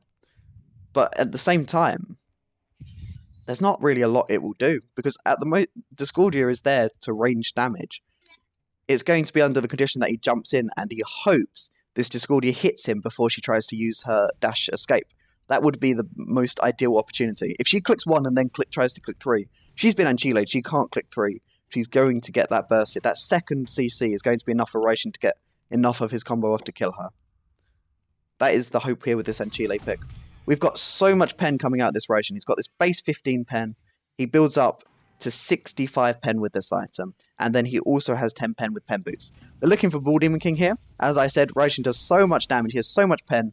He just shreds objectives so well. But red team are there in time. It looks like Fenrir is very poked out, but they're still going to try and take a fight. Exilium take the Bull Demon King, but they lose the Kakalan's life for it.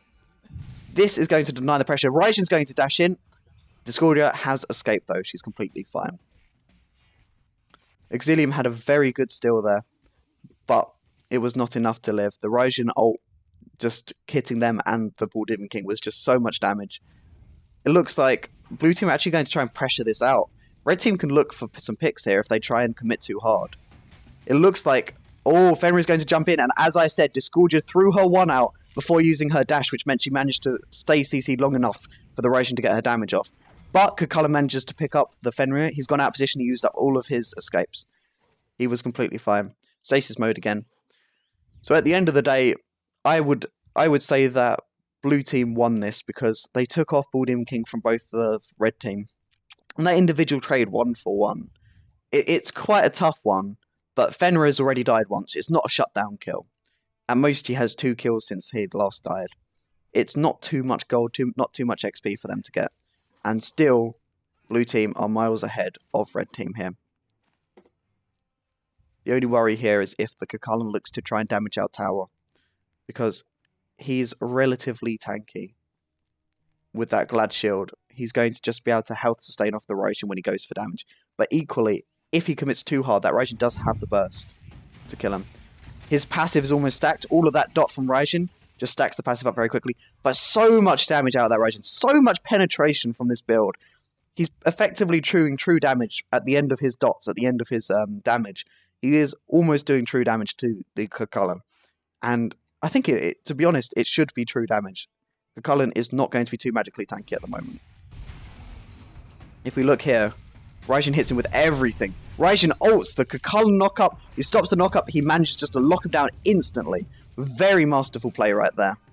The Kakalan cannot get close to this Raijin without getting damaged. The Fenrir just chooses to eat the Discordia ult because he does not want the there's no point risking the Raijin taking that. The Raijin won't die from it, but it will take a lot of damage and they do not want to risk that. Interesting decision.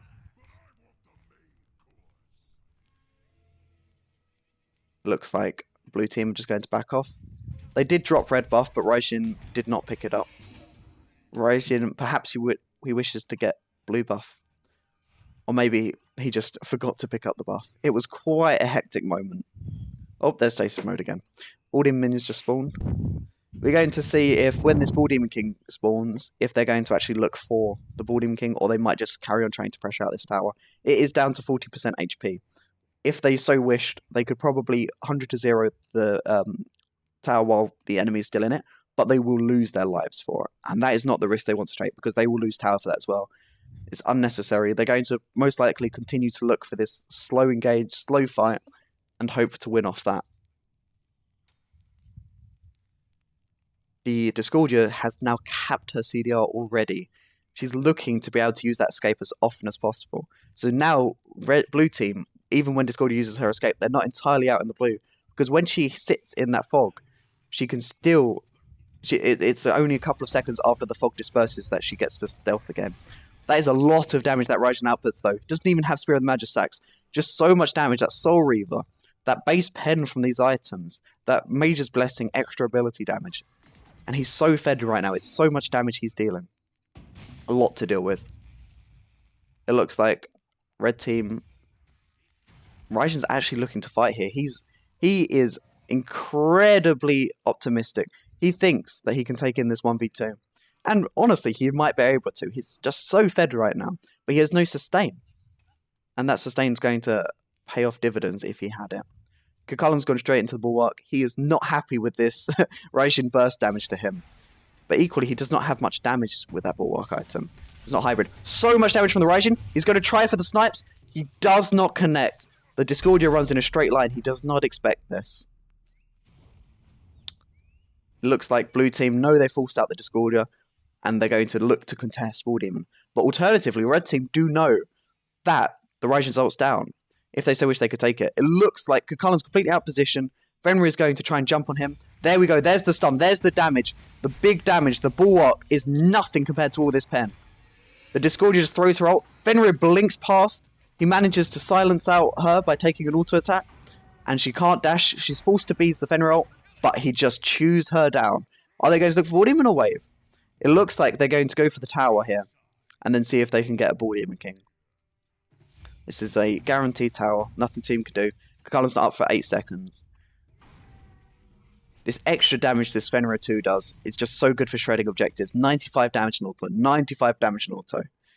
So much pen, so much damage he has. It's hard to deal with. There's stasis mode again. It looks like they're looking for Bull Demon King here. Kakalan is alive, but they have so much damage and so much burst that they should be fine to get it. But there is a chance that Kakalan steals it again like they did earlier this game. But he will most likely pay the price of his life for it. Raishin's looking very low on mana. The Mage's Blessing Sustain is somewhat good, but at this juncture, it's not good enough. Soul Reaver has the extra mana, but no MP5. He's looking like, after a few combos, he's going to be completely out. And if they do commit to Bull Demon King, he will be practically out of mana for when this Kakalan comes. Raishin's in the Fenrir's in the same position. He's looking very low on mana too. It's going to be a risky pick. They may just look for the Bull Demon minions and then just back. I'm not 100% sure when buffs are spawning, but as they are all shown to be spawned right now. So stasis mode coming through. It really is, and it's not leaving, is it? It's really liking this game. It really. Oh, they're back. It looks like they are going to try for this Bull Demon King. What's Kakalan's going to decide? He's going to clear the wave, make sure he gets the XP. Does he know that they're going for Bull Demon? It's a risky decision. Is he going to expect it? Who knows? We'll have to see. The Raijin managed to get that back off. Cullen, they're just blissfully unaware. They have no wards. They have no awareness of this, so they managed to just back off. Oh my god!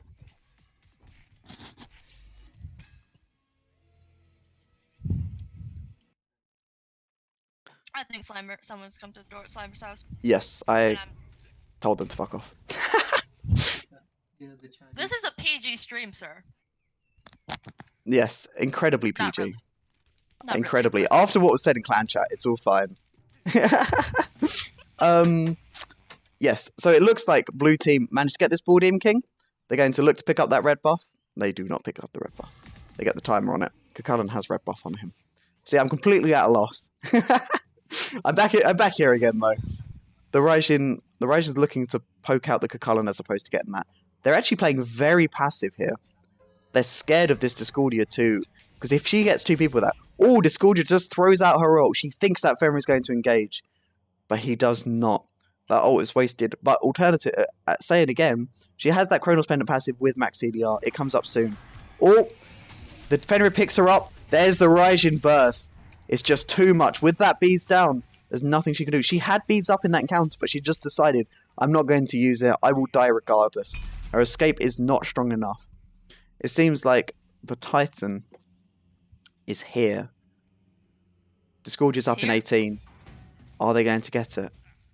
Look at that damage. Look at that pen. It seems like they're going to be able to do it. They're tanky enough. There we go.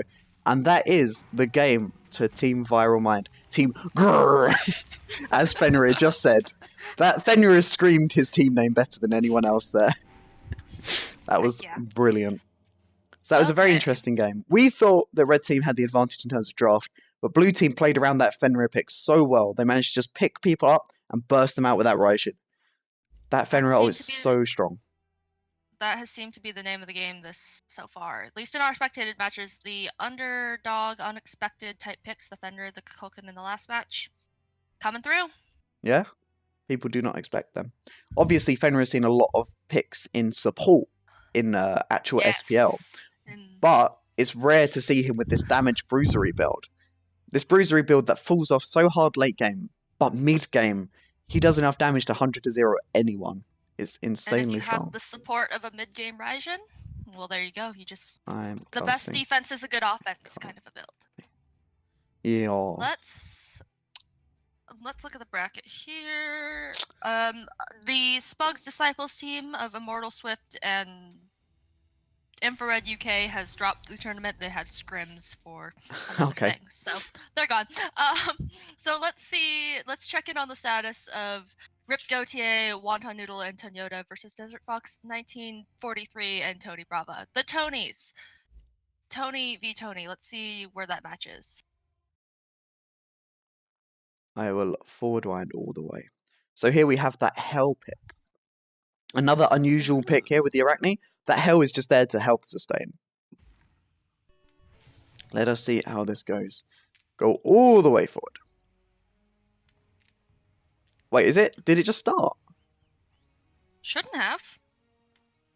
I can't forward wind. Game? I feel like it might have just started. Let me check. How long does it say they're in game for? Am I just being stupid? Why is it not forward winding? It's forward winding by bursts. It's deciding to forward wind and then it's like, nah, I don't want to forward wind. This is as far as I go, apparently. Oh, it says they just started. It does say they just started. Okay, good. I thought... I know I'm not good with spectating, but good lord. I think I remember hearing something about them having a problem, and Mr. Wonton Noodle had a crash issue during the expands. That sounds like a Noodle thing to happen. They had to. It is a Noodle thing to happen. Known for his unstable connection. Somebody says it's 21 minutes in, so oh, I don't know what's happening. This is just chaotic. This is. I cannot forward wind. The Arachne starts off with putting all of her spiders on that blue buff before it spawns. Instantly burst it out. Oh, there we go. Now I can. No, I can't. Okay. Well, apparently this match has actually ended, but we can go ahead and watch it because let's watch it. We'll watch it. We'll cast this then. The Tony versus Tony. It's actually happened. The miracle. Tony. We against all expectations, we're actually spectating it. The Arachne just goes in on that hell, but instantly gets stunned out by the Huyi. But the health sustain from the Arachne one is just so strong. The lockdown, her early game damage is so much damage. But now poked down to 150 HP with just a health pot to try and sustain. Discordial, Arachne 1 giving you about 250 HP there though. It is very potent. Let's ignore my phone call as well. Everyone trying to talk. There we go. There's blue team. This hell is looking very low on mana. She has that Mage's Blessing for some sustain, but hell is synonymous with being a stance changer god and a mage. These things combined, she just loses mana so quickly. It's her biggest problem. Arachne looking for the ult over the wall. They want that blue buff. That is 2 ults used for that blue buff, and they did get it. The Arachne just looking for this. Spiders the Huyi, misses the hell, but still decides to commit to the hell. Get some damage off. The enemy team can't really do a lot. This is an Arachne. She just clicks 1, she clicks 2. That's it. Lots of damage. She takes very little. Very potent. That turret's providing a problem for that Huyi there. Taking lots of damage from it. But he clears it. Vulcan does a little bit of poke. This is a very poke-based game for red team here. They're looking just to keep throwing out these Vulcan meatballs. Keep throwing out these bot backfires. And Arachne just semi-committing to people until they finally get low enough to kill. Hell is completely out of position. That was the Huyi ult used. It was enough to zone them out. The cleanse was enough to stop the slow. Tony seems to think he had his 3, but he did not have the mana to use all 3 abilities. So he just ended up running around. But that was Huyi ult used for nothing. Now Arachne and Vulcan both know that their ults, which were used for blue buff, will be up in time, will be up before the Huyi's is. It looks like the Vulcan is lagging into a tower. That is quite unfortunate. I don't know how to cast that. But it seems like the ping issues are quite unfortunate for Vulcan here. Red team get first blooded. It really is. This is every ranked game. Fun fact: Wonton Noodle and Tenyoda are both actually EU players. So. Yes. And they are playing on an NA server, so this is gonna. And they lag on EU. Lag is to be had here. It's quite unfortunate. And it's surprising that Tony's picking up this assassin, because melee autos with high ping can be very difficult to lock down on people. Especially with the way Tony positions, where he autos backs out a little bit, then autos again by going back in. If you get that timing off by even a little bit, you don't hit anything. And if you don't hit anything, you're probably going to lose. There's the pools come out here. Let Noodle restart. Can I forward wind? Forward wind a little bit through the pools.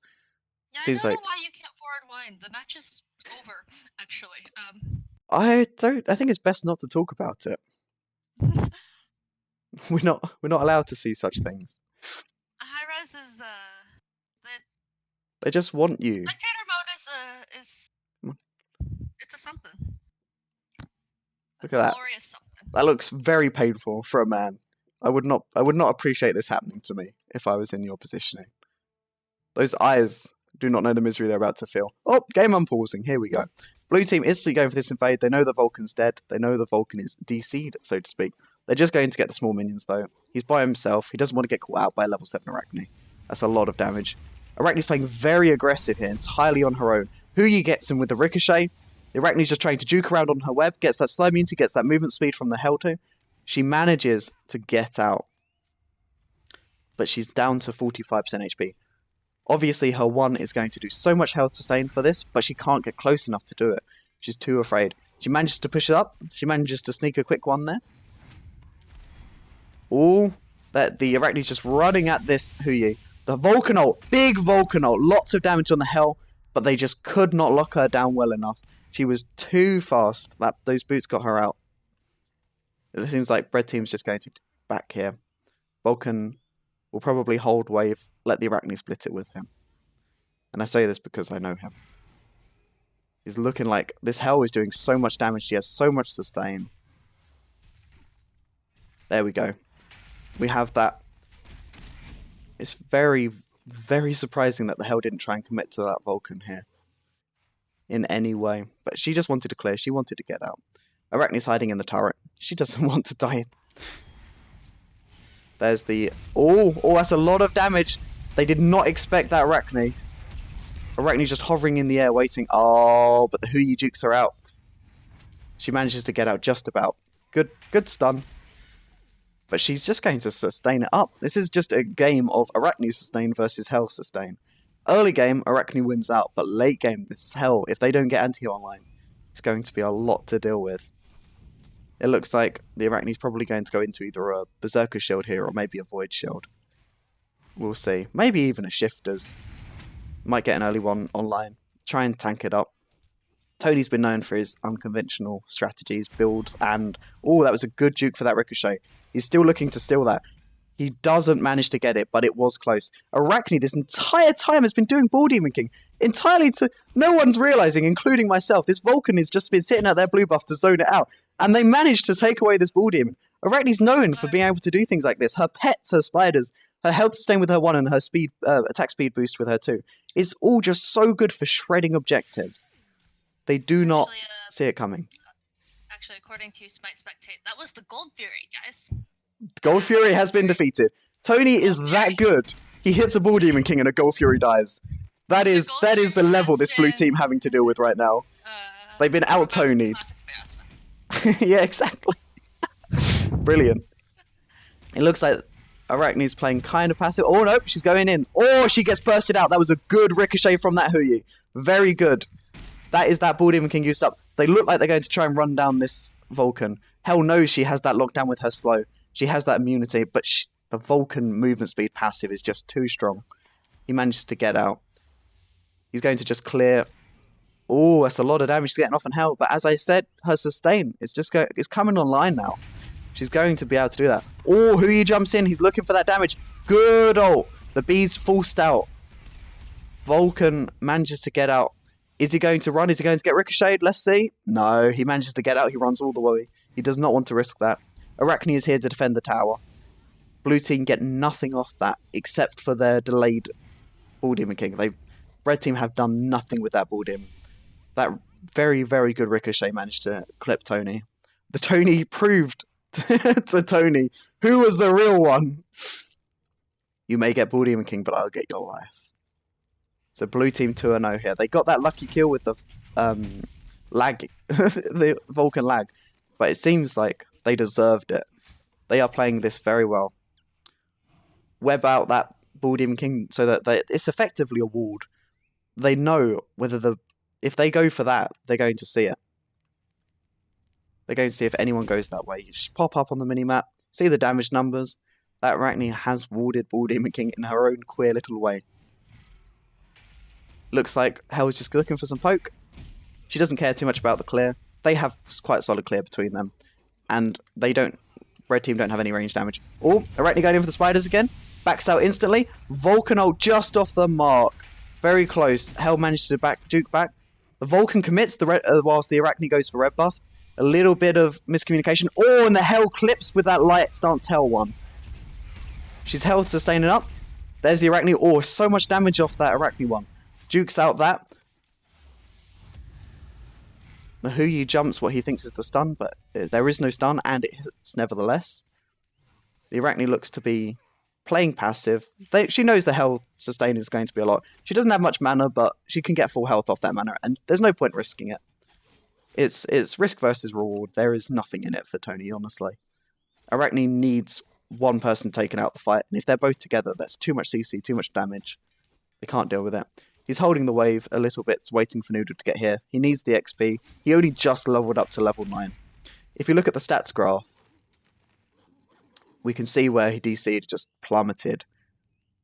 And but yeah, no, blue team have taken back the XP, and where the DC just went whoop ridiculously. Gold as well for that first blood. It was quite useful for them. But if you see they're just constantly increasing, they deserve that, even if it was somewhat fortunate. Interesting decision here. Hell Dark starts 2ing the minions, even though they don't have protections. It does nothing for it. It's just wasting out her mana. She's picked up the red buff instead of the blue buff. She knows she does a lot of damage, but equally, she must know that her mana sustain is not the best. But if she gets that Vulcan out position, her immunity, if she immunes the meatball, there's nothing he can do. She just sticks. It looks like blue team are just going to sit at the tower line, get a little bit of poke off. Any poke to that Vulcan is effectively permanent. They're not going to worry too much about the Arachne, and it's so much damage output there. This Hell is just doing so very much. The Arachne pick is looking quite unfortunate here. Oh, the Vulcan backfire. He was out of range of it anyway, but he really did not want to risk this. The Huyu's looking for a Ricochet. Vulcan manages to backfire. They're going to look for Ball Demon. Now the Arachne does have the ward up here. Oh no, she removed it because she placed too many weaves since. They're actually not even going to go for it. They're baiting them in. Vulcan's pushing up, completely blissfully unaware. Oh, nope, they know. He's managed to see through the wall. Or maybe he just knew it would be there. But it doesn't matter. Missed Huyu. Oh, maybe it does matter. The Arachne's locking down this Hell. The Vulcan managed to juke out perfectly. The Vulcan is out. He lives. They caught him out of position, but he manages to juke around. And this Arachne manages to zone off the Hell zone off the Huyu, so that Hell cannot get the kill. It seems like they're just going to clear and then back off. Now we see blue team, they're running low on mana this Hell here. Only about 30%, but are they going to look for this Ball Demon? She's popped the mana chalice. Going to clear the wave. And we'll see if they decide to back or maybe go for Ball Demon. Red buff's coming up relatively soon. Are they going to wait for red buff then? I'm going to wait for red buff. Vulcan has the possibility to steal this, because he will be there. They will be there before the red buff actually spawns. Red buff's about to spawn now. It looks like red team are going to ignore it and just run over to Ball Demon. There we go. Red team were too scared of the Ball Demon attempt, so they go to zone for there instead of red buff. They did not have the time and they were not aware of it coming up. Hell takes some damage, but it doesn't matter. There's no anti-heal. Oh, so much damage off on this Vulcan. So much damage. It forces off the Vulcan up. Panicked. He's going to have to back. He's sitting there. He's taking so much damage. Oh, it just misses. That AoE Dark Stance Hell one just misses the Vulcan here. He looks like he's going to try and jump in, but he decides this probably isn't the best idea. Why take a trade when we can just take a lead? It looks like Hell's going to zone off the Arachne, ensure that they get the blue buff. Now we're going to see, is Huyu going to pick this up or is Hell? It looks like Arachne's going to look for damage on Hell, but the Hell sits inside minions perfectly. The Arachne misses her 3 and uses her buffed auto on a minion. It seems like blue team are just going to... Hell is just going to back. Huyu ended up picking up the blue buff, whilst Hell has red on her. It's a very interesting decision to do this, because Hell does output a lot of damage, but they're looking for these sustained fights against this Vulcan. They want to out-sustain, preferably. Yeah, without the Chronos Pendant on the Hell, the mana sustain just really isn't there. Yeah, they have MP5 with Lotus Crown and they have MP5 with Mage's Blessing, only provided they have missing mana. But combined, especially, like, they don't have much CDR, so yeah, it's not too much of an issue that they don't have much MP5. Because the issue with Chronos Pendant is by itself, you actually lose mana by having it if you play properly, because 20% CDR. Oh, looks like Huyi's going in for the damage. There's the ult. Tony expects it. He ults out. There's no danger here. Tony wants to live. But Vulcan is out of position. That's 170 damage to basic attack. It looks like Hell's looking for this damage. But Vulcan ult. Oh, it actually clips the Huyi, but he immunes. Huyi's jump's coming up relatively soon. It looks like missed ricochet, but the auto hits. The jump is up. And Tony could not zone that Huyi off. He picks up the kill. The Vulcan falls. And now Tony's going to have to run. We'll see what blue team decide to do here. They are running very low on mana with this Hell here. But that is...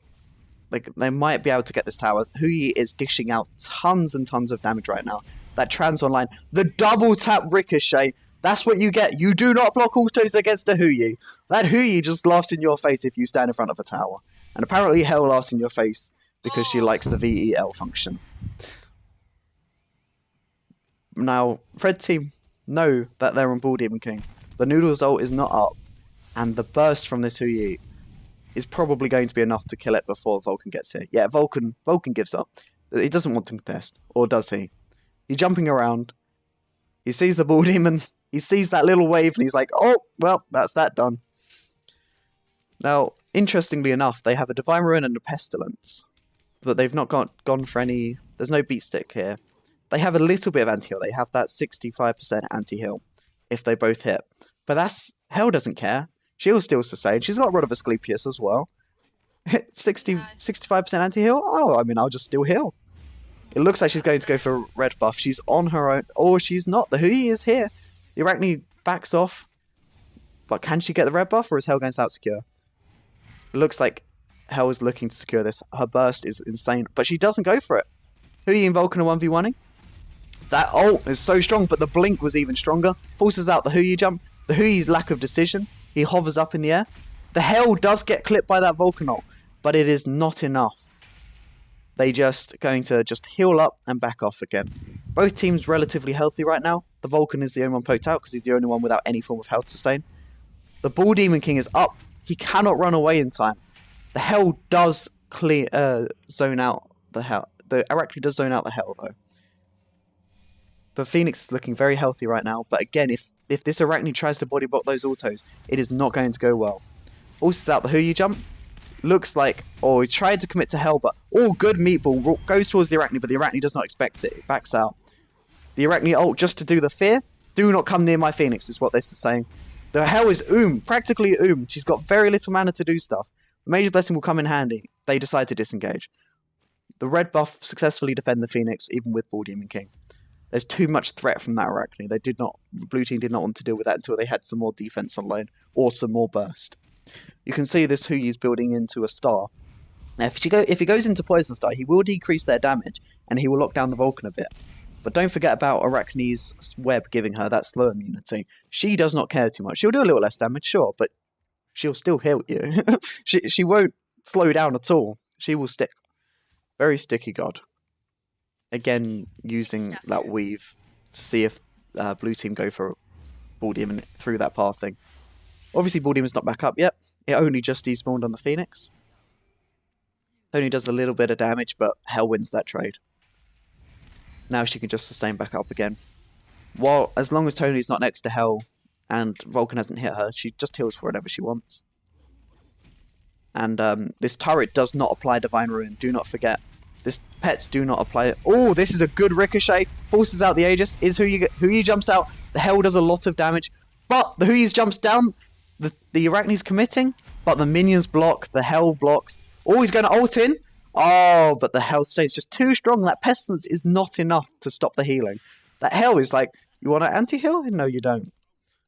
Now, it's interesting. Huyi did decide to go for the Wind Demon. I feel like that was the correct decision. It will give him that mobility. If he wants, he can chase that Vulcan with the mobility. But what's better is he can try his best to escape from this Arachne. Because if he gets out of position, she is going to run at him. And there's very little he can do without Hell nearby. Besides, Okay. Mr. Slimer, question from the chat. Do you think Arachne should have picked up Cursed Donk instead of Blink? Would that have the additional anti-heal? Would that have maybe helped turn the tide in some of these team fights? I feel like, yeah, upgraded Cursed Donk does so much work against Hell because it locks her down. If she heals, she's going to take more damage. I'd say base Cursed Donk, no. If he had the gold for an upgraded Cursed Donk, I would say that would work quite well. But equally, I don't dislike the Blink pick because he's an Arachne. He has no real way of engaging on them past that Blink, unless he ults in or he gets someone out of positioning. And at the moment, they're positioning so well. I feel like I prefer the Blink pick because they're just going to rely on building into anti-heal. And if you don't get close to them, then having that Cursed Tank doesn't matter anyway. And it's very hard to get close to a Huyi. Oh, that is good damage. Vulcan out of position. There's enough damage. The Hell managed to pick her off. The Hell is very low on health, but she's going to try and health sustain. That is a lot of damage. Hell down to 100 HP, but Arachne has to back out. And the Hell picks up the kill. The Huyi and the Hell, their synergy is so strong here. They're zoning for each other. They're peeling for each other. It is doing so much work. It looks like, though, they're going to go for Bull Demon instead of Phoenix. With the Hell sustain, they could have very easily gotten that Phoenix. There was no reason to go for this Bull Demon. But if they go for the Bull Demon, they have that bit of health sustain. They have that mana sustain, which helps out Hell a lot. And Red Team have shown that they successfully defend Phoenixes. But the Vulcan's all on his own. They're looking to go straight to the Phoenix. Follow up from the person in the chat who said that, made the comment about the Cursed Onk. He says, yes, but Arachne is now more a support pick, and Arachne has many paths to get behind them. Oh yeah, Arachne is a support pick. But in Joust, if we look, Blue Team have been warding. They wouldn't see if an Arachne is coming. And although I agree that she's supporty, Tony doesn't have that kind of playstyle with her. He's going in for the kills. And if he had that setup support style, but what setup does she have against the Hell? This is the issue here. The Hell will just cleanse out anything where they're set up. Yeah, like, Arachne has one thing and it's a stun. A stun and a slow, and then the Hell can cleanse the stun and itemize into immuning the slow, or just not caring about it. Neither have picked up a Wing Blade. They are not scared of this Arachne web. They know that they have the health to live through it. Huyi has no tankiness. He's gone into double crit here. And it looks like Red Team have not picked up Anemian or Spectral, so it's going to work fantastically well for them. Blue Team pushing up here. Cleansing out what she thought would be a stun. She's ignoring these spiders. These spiders do a lot of damage. You can't just ignore them. But she can, because she's a Hell. She just clicks 3. She clicks 1. There you go. Full HP. Nothing to worry about. She goes forward. She clears the wave. Going to try and heal up a bit. Missing these Hell Light Stance ones. But that crit, that 376 damage crit with the Huyi ult, that forces out Bees and Aegis. Arachne goes to instantly commit to try and peel them off. Blue Team don't care. Blue Team just going to back off. Blue Team come back. That is Vulcan. You're not full HP. How dare you come near me? And now they're going to commit on Titan. And that is the game. Hell decides to spam laugh. Questionable decision. The Arachne could not do enough to defend that Titan. Very, very good game. I feel like we did not see the draft, but I have a feeling that Hell was picked as a reaction to the Arachne. Because it just does so much work against her. It was a good game. Go away. You're ruining the stream. Please. Thanks. There we go. Just keep hearing the boom that sound. Okay. Yeah, Magi's would have been a very good pickup from the Arachne there. You are correct about that. Because that is the only thing. And the Huyi has been hitting her with a lot of stuns. But towards the end of that game, she wasn't getting focused so much. It was just, where's the Vulcan? Let's kill him. He built into a Mantle of Discord, but he had no HP whatsoever. And although that stun CC immunity and the stun is kind of strong, neither of the gods he was fighting were melee. That Ripple probably wouldn't hit either. Maybe Hell with the way she positions. And the no health sustain against crit, no health against the crit meant he just got torn apart. the Huyi went into crit, probably wouldn't be able to build kins with that crit build. It would have been a good idea to pick up some sort of health item for himself. Maybe a gem, maybe an ethereal. Something to try and give him a bit of sustain. So, Miss Slimer has some fans in the chat. do I? You're super cute. Slimer on Ulla. Hello. I've never played Ulla once in my life. What do you mean? Never. Never. Let's go over to our semifinals match. The semifinals, finals, and the losers round finals are all going to be best of 3. So for this match, we'll have the team we just watched, Desert Fox 1943 and Tony Bravo, versus DDK and Nightmare Spino, which we watched for the first match of the Turkey Tourney today. If you remember the Nightmare Spino Isis, the legendary. It's famous. We shall make it famous through these tournaments. The hell that is fighting back. Do not appreciate it at all. But here we go. We'll queue up to spectate that. So, how have the semi-finals been going on for the other teams? Have they started yet? I don't think there's only one semi-final match. Oh right, because it's a double elim, isn't it? Yeah. Don't worry, my brain's not working. I haven't, because I've been doing other things, like trying to drink water.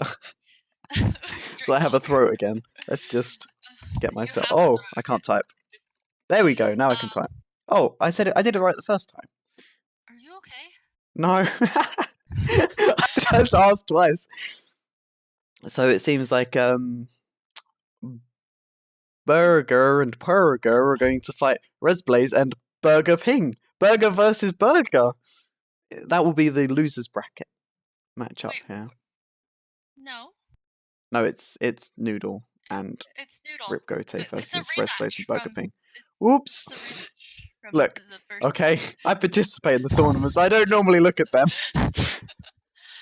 We'll ignore everything I just said. The other semi-finals will be between the Resblaze and Burger Ping. Oh, I know that. And the winners of Noodle and Tony Burger Burger versus Burger. It's okay. We're figuring it out over here. Which is a rematch from the first round. Oh, your fans are turning on you. You're unprofessional now. I am so ungodly unprofessional. But I heard that this was going to be casted by Megalone, and I was like, I should probably join this, shouldn't I? Oh yeah, gosh, you guys don't want to see just me casting. I was originally going to participate. I'm a gold player, guys. I'm a gold player. Nightmare is logging back on. If you didn't see that on Slimer's friends list. I don't have friends. Props. This is a lie. None at all. None at all. Mr. 33 just online.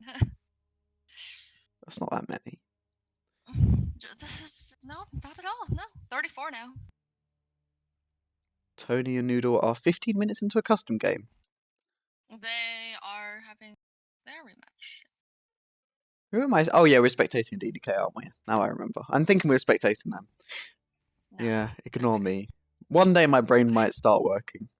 Today is not that day.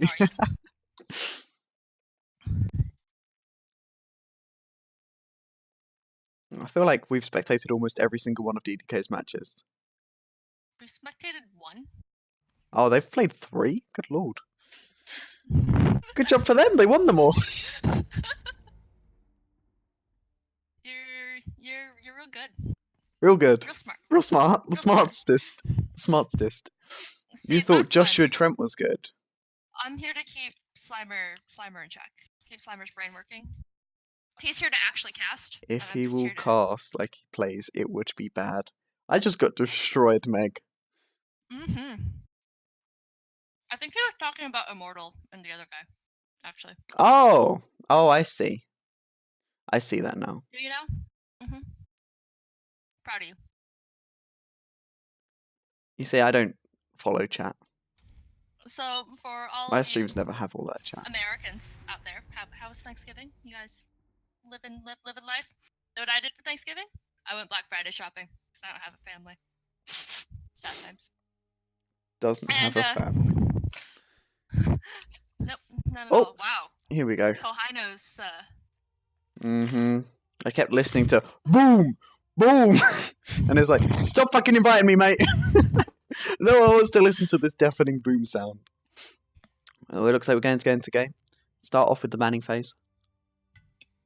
We see if we get an ISIS ban here.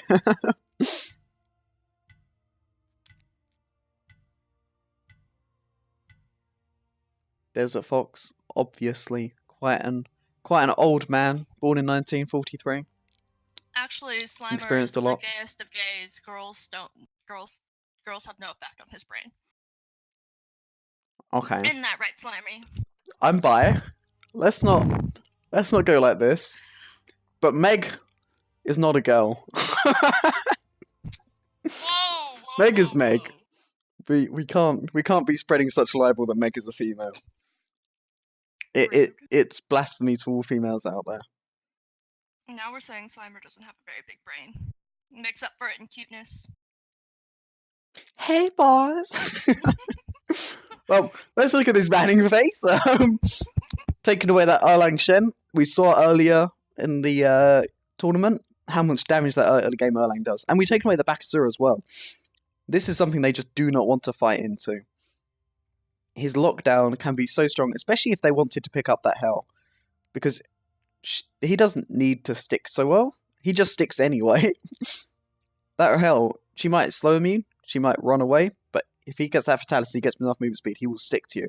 And Toxic Blade obviously gives movement speed, 60% anti-heal, pen and health.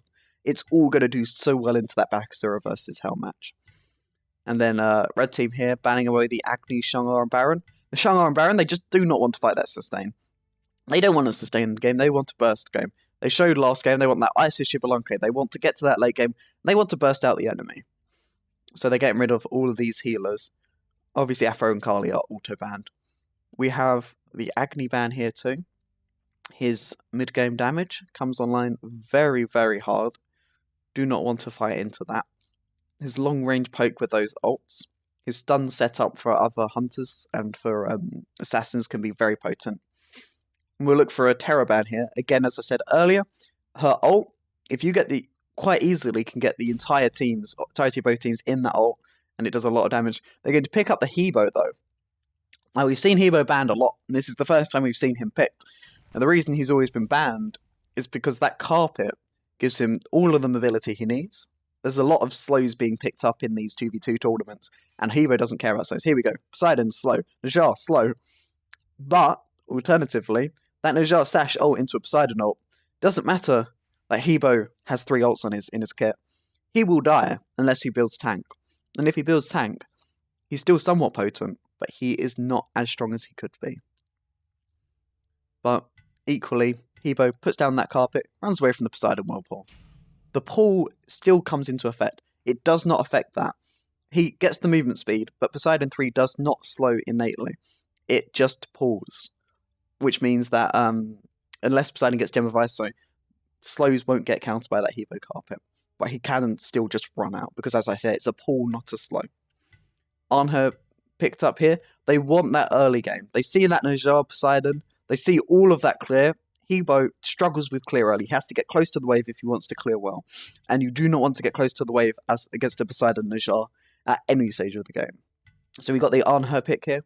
His Impale does okay clear, but the more pressing issue is if that Najjar tries to go in on the Hebo, that Arnher can just impale the Najjar away before the Najjar has a chance to do anything. And that peel is going to come in quite handy. And he has semi-decent clear. He also has the ult immunity, CC immunity for Najjar ult, and even Poseidon ult. If this Arnher uses his ult insta-cancels, he can jump out of a Poseidon Whirlpool. And that could be very useful to juke out a Poseidon ult if he sees it coming. It'll be interesting to see if this interaction will ever occur. So, who do you give this game to, and what does each team need to do to win? What is their win condition, if you will? I would say, I would give this game to the Poseidon Najjar here.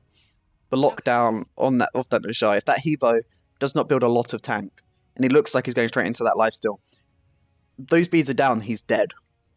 Every time. And then the Arnher, he does not have...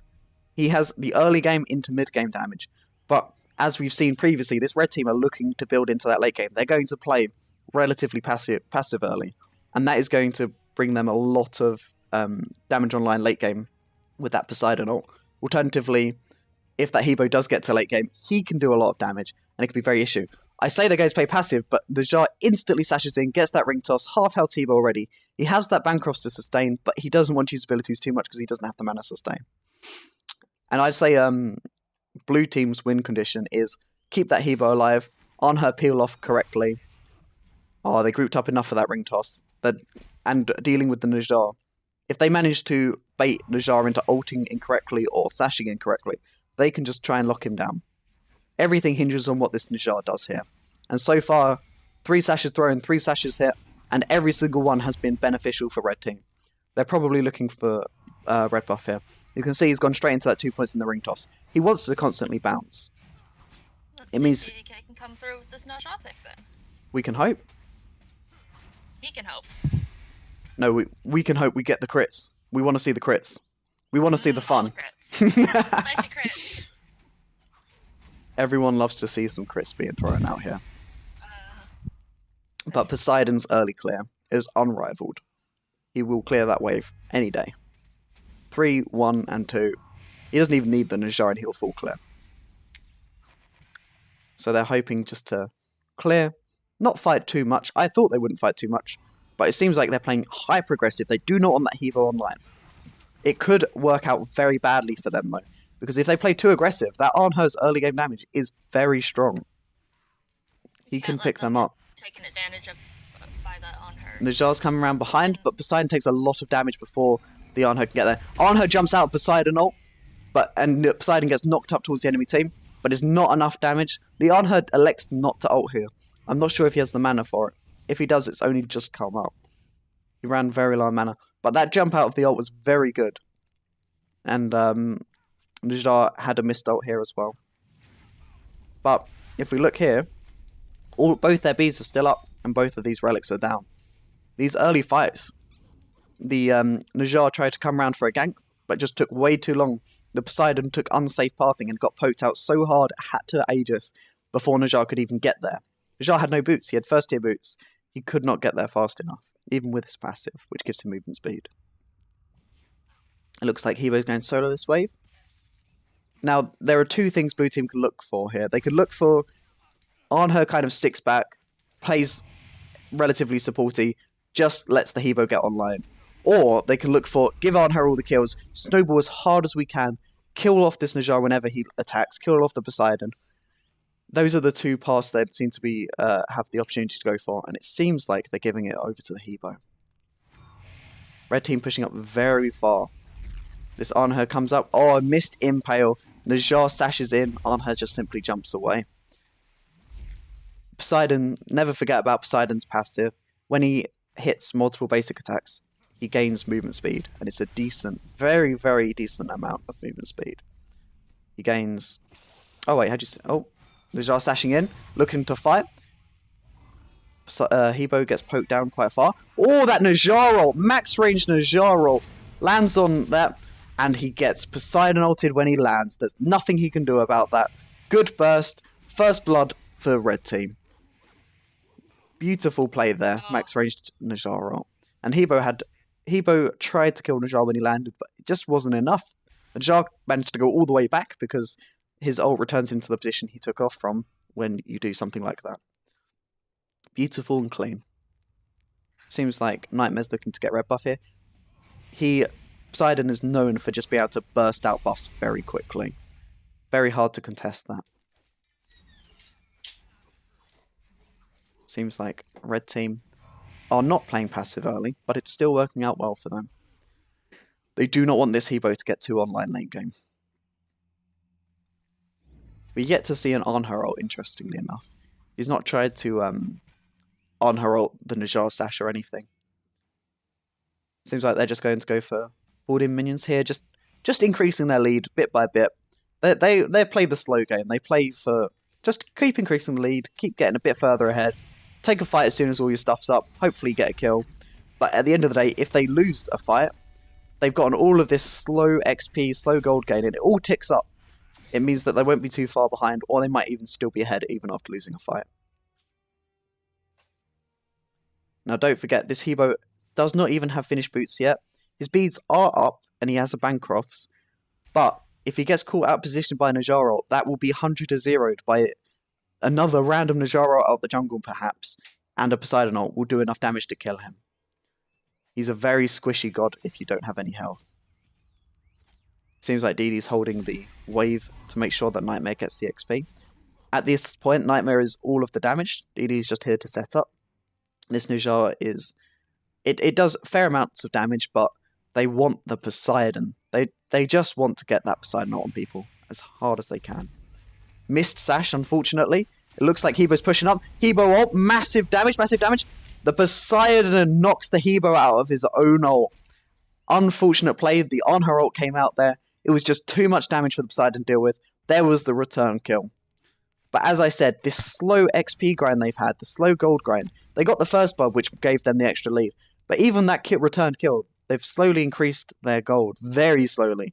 And so it evens out, and they still are in the lead by a small margin. They've elected just to ignore Najar and hope that they can pick off the Poseidon. Oh.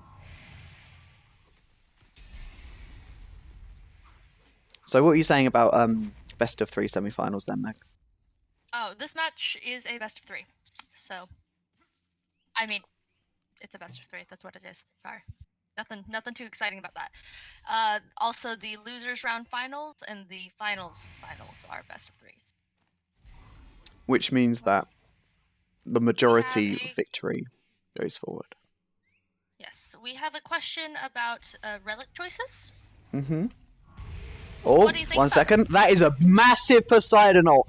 That got through 2 people in it. The Onher jumped in. It was a mistake. But the Hebo ult in return. The Aegis was too late. But the Poseidon jukes the Hebo knock up. And that was enough damage.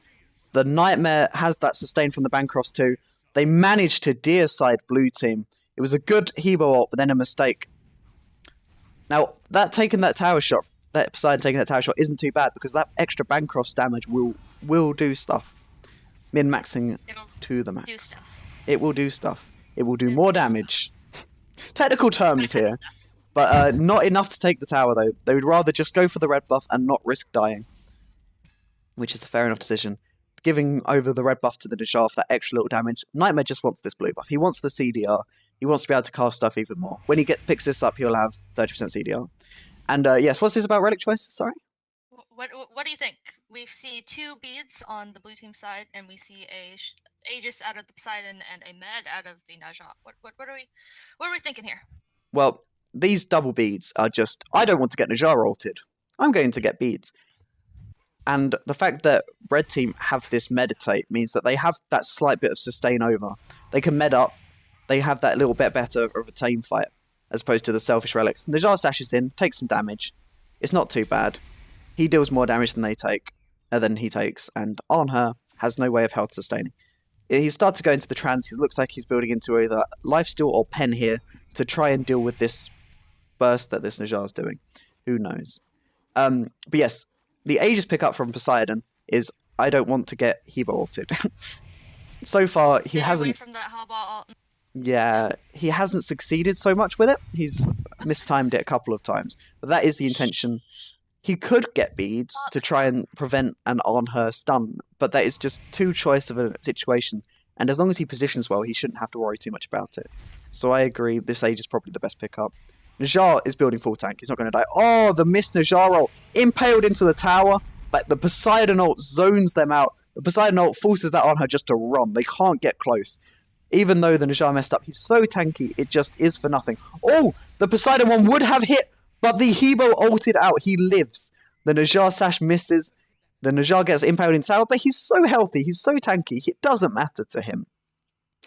Interesting fight. They're just going to probably clear and then back off here. Maybe go for ball demon minions. Get that tiny bit of lead. Keep it going. Keep it rolling. Okay, so what chat was going for was why beads for the Najar versus Aegis for the Poseidon? It's med for the Najar. No. Why would you? Oh. Why would blue team Because to counter the Naja versus Aegis to counter the Poseidon? 3%. We'll watch this fight. On her beads there to try and chase. The Naja gets the health to stay off with the 2. Poseidon is very low though. He's completely surrounded. We'll see how he plays this. He throws his whirlpool. They bait him into using it. He just runs. Oh, the impale, but he ages. He does not want to take that damage. The Anha does not want to let Naja back. Are they going to get tower off this? Hebo is backing. The entire enemy team just left, and Hebo decides to back. So he does not get any damage off. He'll half health the tower and then he'll run. We're going to see if they can contest this red buff.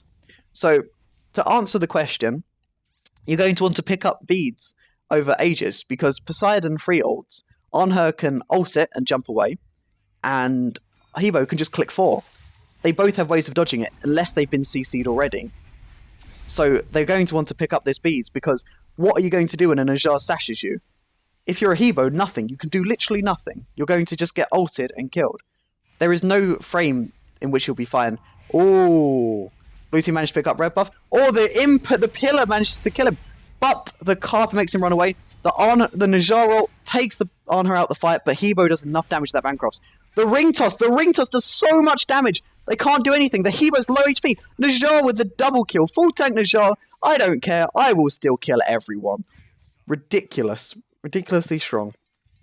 This is a 4-0 Naja monolith to stand before. Got the 20% CDR.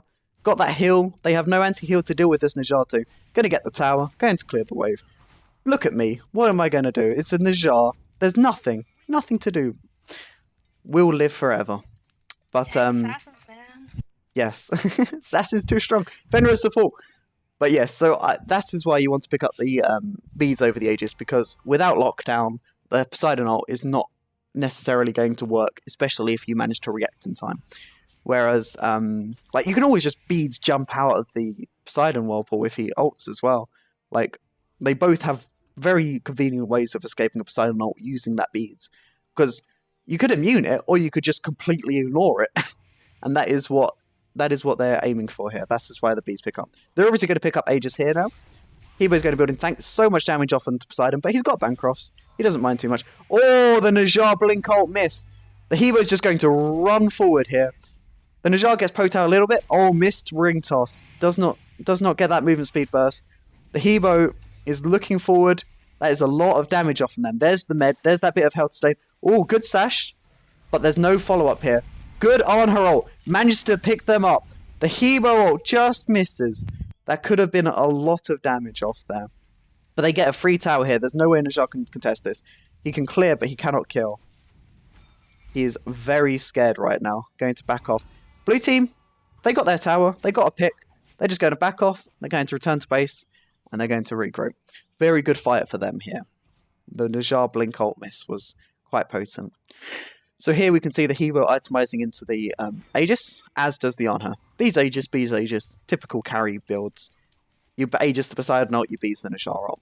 Because Poseidon ult is still an issue. If you use your escapes up, if you use your Hebo ult up, and Poseidon ults you, you're going to get ulted. So that Aegis will be for those situations.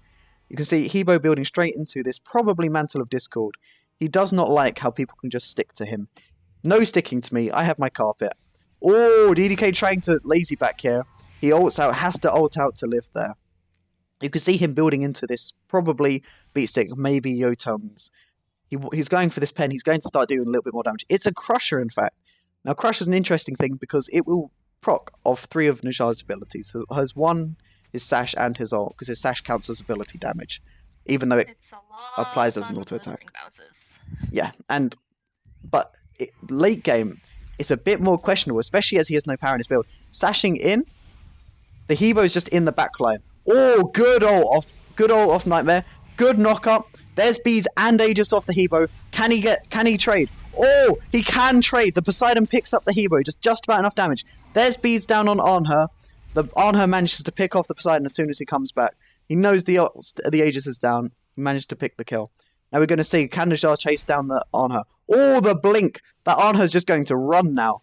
Oh, and the missed sash. That's that over with. Interesting decision to blink after the Anha. He's completely out of position in there. He does not just continue to chase. He has the movement speed to do that. He wishes just to blink in and outplay. It was a mistake. Does he use the ult to get away from the after lazy getting there. Yeah. Too much he could do there. Yeah. What do you think about the Poseidon build? Looks to me pretty straightforward, pretty standard. I do not like the shard. You don't like the shard. I like this cooldown boots and Mage's Blessing. Get that mana, get the CDR up with a blue buff and a power pot. He's got max CDR. That will be done late game, and that's what he's going to want here when he sells out this Mage's Blessing for probably a defense hybrid item if it gets to that point. Looks like they're just going to do some poke here. Poseidon got that Gem of ISO online. Hebo was not on his carpet. That pull plus the slow is just very potent. The Gem of ISO, I dislike it into a Hebo. Hebo clicks 2. He doesn't care about that so much. It's better to have... Poseidon, though. It is a classic item, but it doesn't mean you have to buy it every time. It will work in situations, but why is it so strong on Poseidon? Because it couples with his Whirlpool and locks them down so they cannot move. The pull plus the slow, they stack on each other, and that is what's so strong. But if you have a Hebo Carpet, they just walk away. Hebo Carpet has a shorter cooldown than Poseidon 3. He's going to be completely fine to deal with this. Now, interestingly enough, the Hebo did go for the Spirit Robe, which gives him that extra returns. Oh, the Poseidon ult! He thought the Arnho would run forward, but the Arnho backed off. Good impale on the Poseidon. The Hebo ult goes in. It doesn't hit anyone. They're all just slightly out of range. Najar's looking to fight, but he loses a lot of HP. That Bancroft does a lot of work. Najar's very low. Najar gets killed by this Arnho ult. Poseidon's pushing forward, but this Hebo damage is just too much. Blue team, deer side, red team. That's 40-second death timer for blue team here. As we saw red team. As we saw last game, they preferred to go for this Bull Demon King to the Phoenix than from the Phoenix, than just to do the Phoenix. So even though they have the potential to, they're most likely going to kill the Bull Demon King, and then Arnho's going to run towards this Phoenix to take it. Because there's still 20 seconds left. The enemies will be alive. Oh, that Hebo got hit by the slam attack from the Bull Demon King. The health and mana sustain won't be enough. The red team are going to be alive for this. So this decision to go for Bull Demon King instead of Phoenix means they do not get guaranteed Phoenix. I wonder what makes them think that. The health sustain and mana sustain will help out in the team fights a little. And maybe they're just looking to win a team fight, kill the Phoenix, and win the game. That could be the potential here. This could be the ending of it. Midgardian are going to try and pull it back. They're building into a bulwark on the Poseidon here. He wants to live. He sees this Hebo just doing ridiculous amounts of damage. This is a Hebo we're talking about here. A Hebo with 40% CDR at that. He just W's at you, and it does so much damage. It's very hard to deal with. And he's got this Spirit Robe, so when this Najar sashes in, he's got all those mitigations. But the Spirit Robe wears off before he lands, which means he takes all of that damage regardless. The mitigations don't do anything. The Arnho ult goes in. He's got the Magi's. It's still up. The Arnho ult gets aegised by the Poseidon.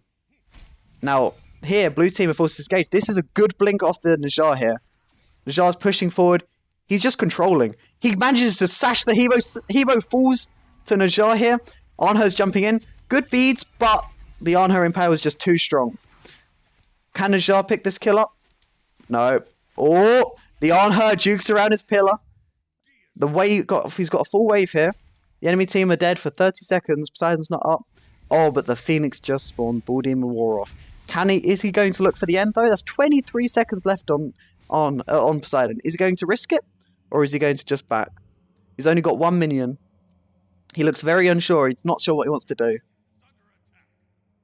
Is he just going? He might just wait for the. Oh, he might just wait for the wave here, clear the wave, and then back. Or is he going to clear and then try and commit? We'll see.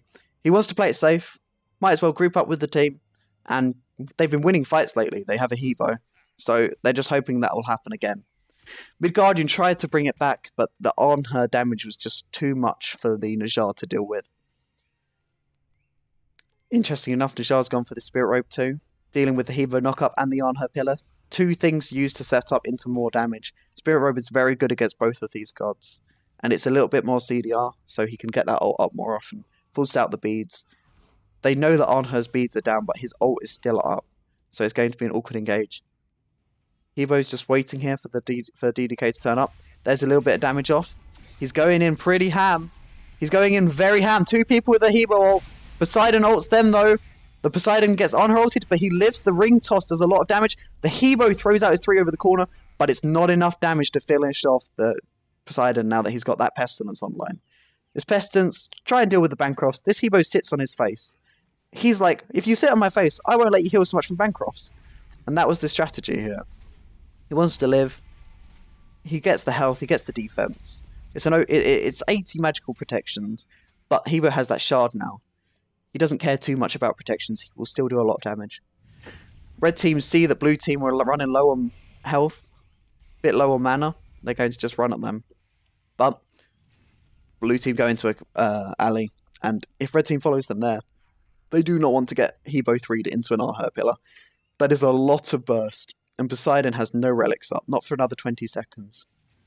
It looks like he wants to wait for his relics to come up, try and fight there. Blue team looking for Ball Demon King again. Again, get that health sustain, get that mana sustain. Just sustain up as they lane into the Titan. Try and kill it. Oh, Hebo zoning out. Arnher drops the Ball Demon King. Wants to take the fight. DDK incredibly slow on here. He gets hit by Hebo constantly. But he's just going to sustain up with the 2. There's a little bit of poke onto both of them. Arnher's full HP. It looks like they're going to restart the Ball Demon King. Red team might just give it up here. They're going to clear the wave. The amount of burst this Hebo's doing. They know that they're coming. Here comes the ring tossed. Is he going to try and steal? Arnher and Hebo are just like, no, I don't want to do this. Arnher jumps in and gets a perfect impale on Nightmare. But, oh, the bees ages out of Arnher. That ult did nothing. Hebo ults in on DDK. DDK's running low on health. He's slowed. And that's that. That's a 40-second death timer on Poseidon here. The Phoenix is about to spawn, but they have fire minions. Hebo, he doesn't have a lot of mana, but he has some mana stain coming out of this Chronos Pendant. And so he's going to try it. They're going to try and pressure this Phoenix. They should get Titan off this. There's another 23 seconds on this Poseidon's death timer. As long as this Hebo tanks Titan for a bit, gets that Bancross passive up, they can get this Titan. That's 15 seconds left. Lot of pen in their builds. Shard does not affect Titan, but it does not matter. Arnher shreds Titan. GG. First game going the way of the Lannisters. The Lannisters.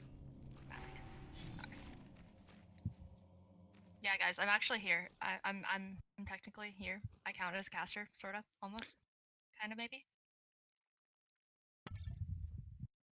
But somebody doesn't talk. I would happily let you talk. Did you say somebody doesn't want to talk, or somebody doesn't want to let me talk?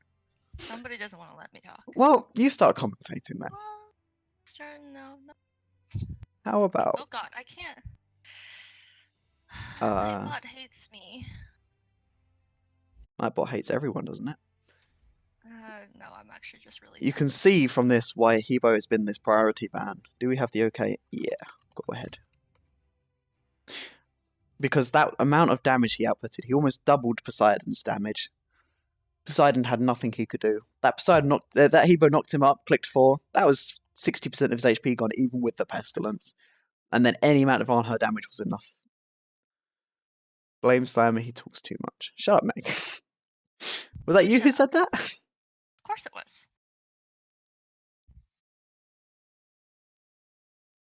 Yeah, you have to shout over me, Meg. Yes, I have to shout over you. How about you handle these? I'm gonna pop to Lou. You handle these bets. You talk about them. Back in a sec. I'm gonna talk. Words, things. Erlong Shen has been banned. Erlong Shen's really scary. This is why I'm not casting, by the way, guys. I'm not Slimer. The respect ban for the hot wall really wreaking havoc on the red team last time.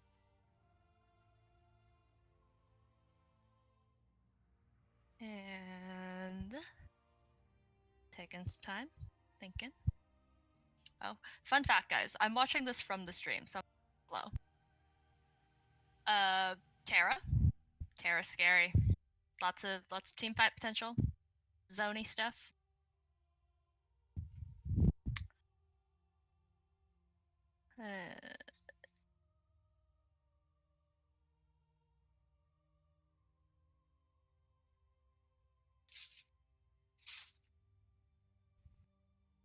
We want Meg for president. Yes. Oh, that'd make me happy. Baron and Agni have been banned by the red team. I don't know. Baron's really scary, guys. Baron does a lot of damage. Baron heals. Baron's broken. High res, please fix. Please nerf. That's the word I was looking for. Agni. I don't like Agni either. I don't have meaningful commentary, guys. Bacchus, because as Slimer says, he just waddles around. Looks real scary. Does lots of damage. Never dies. Bacchusura. Cripples. Cripples are bad. And the Uller. Kind of interested in the Uller. I'm not saying Uller being the most powerful of things. I concur. Slimer, help me! There's a reason that I've been the caster. I don't know, I just came back to say I concur. I'll let you carry on discussing this. For the first pick. Hoagi's really strong, real big, zony alt. Cool jump thing that lets him escape. Lots of bounces, stuns and stuff. I think we should just let Meg cast this game, honestly. These descriptors are just spot on. Ooh, Nightmare on the Zhonghui. Now, I know you guys don't know Nightmare like I know Nightmare, but Nightmare really likes Zhonghui. Zhonghui does a lot of killing, and you can't kill Zhonghui back because he's just so fat and scary. Demons, death. Chiron's cool. Chiron can cleanse Hoagie stuns. Hey, look, Slimer, that's a thing. You see, you know something. And he's got the snips, all of the snips. And by that, she means snipes. Damage. He does not get out scissors and start snipping people. Chiron does not have scissors in his arsenal, I'm afraid. As much as I wish he did. Both Chiron and Zhonghui have a little bit of sustain. Help them. Now, what's been interesting here is we have not been seeing much tank picks. It's a lot of Mage Hunter, and Assassin Mage. Some of Warriors, we've seen 2 Warriors, we've seen a Cullen, and we've seen an Erlang Shen. But we've not seen any Guardians. We do not go for that Guardian Hunter pick. They picked a Kronos, though. They did pick Kronos. Do you want to talk about the Kronos pick? Kronos is scary. Kronos has a big stun, and then this big damage circle, and his autos hurt lots. Especially when you get hit by the big stun, and then he lives forever. As opposed to the little stun.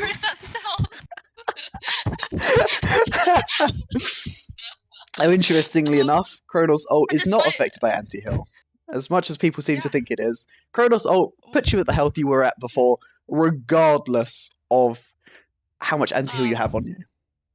The not scary gods. What's a not scary god? That's a really good question. I don't think they exist.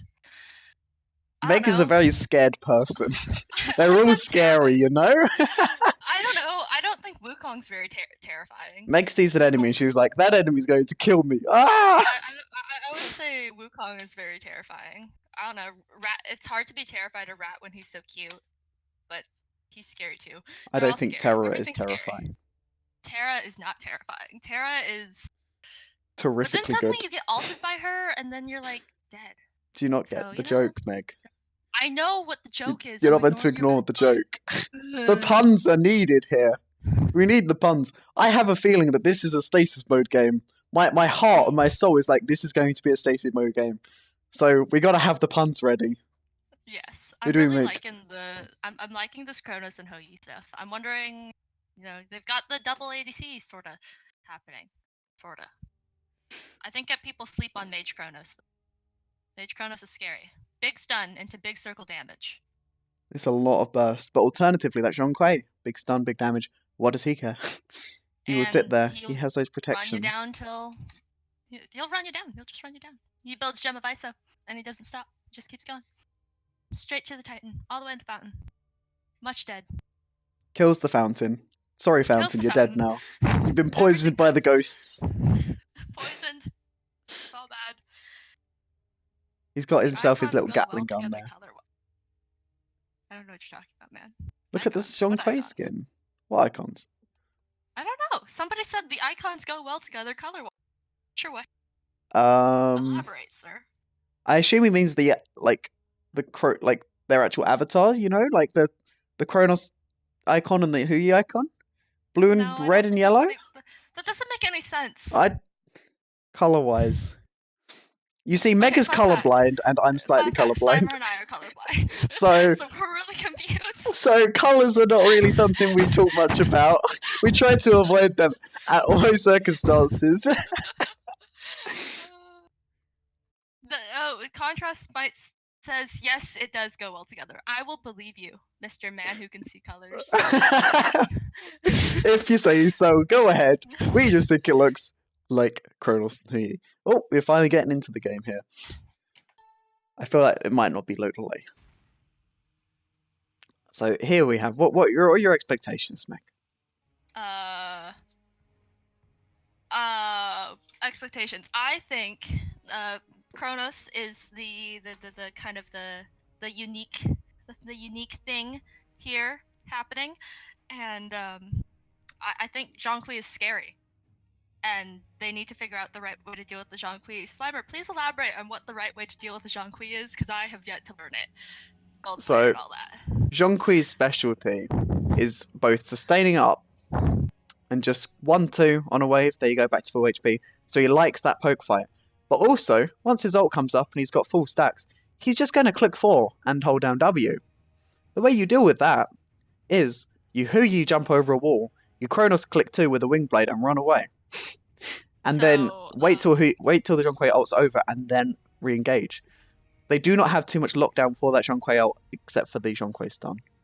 So catch the Zhonghui when his ult's down and he can't stun you. Yes, don't fight a Zhonghui while he's ulting.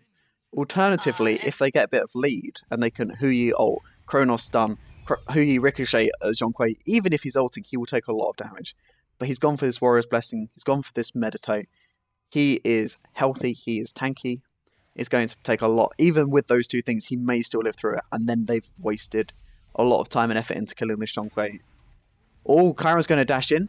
They get that full clear off. It looks like blue team are just going to look for the blue buff. They don't want to fight. They have a Kronos who they are there for the late game fight. Chiron's early game by itself is enough to deal with these two. But coupled with the Zhonghui, it's a lot of early game threat and a lot of poke that can come out of here. Obviously, that masterful shot does a lot of damage. Chiron too. So, and DDK, if you didn't know, is Canadian, which is why he's repping Constable Moose Jaw Chiron. Yeah, I know skin names, not ability names, guys. This is true. I'm out here. Oh, Canada. Best voice line. I promise you that right now DDK is annoying the heck out of Nightmare doing that. Yeah. Because that's what he does. Annoy everyone. It's DDK's specialty. Seriously.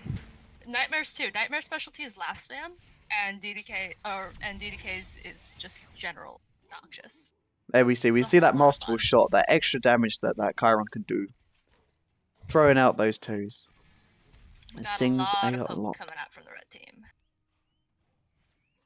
But Kronos can health sustain with his 2. And he has that second tier Bancroft skin. Showing how he liked that start with Hebo. Again, that damage, that straight away into that Bancroft's very hard to fight into. If he's got mana and he's got low HP, he's going to do so much. What's the best skin / voice pack of the game? Oh my gosh. I've been...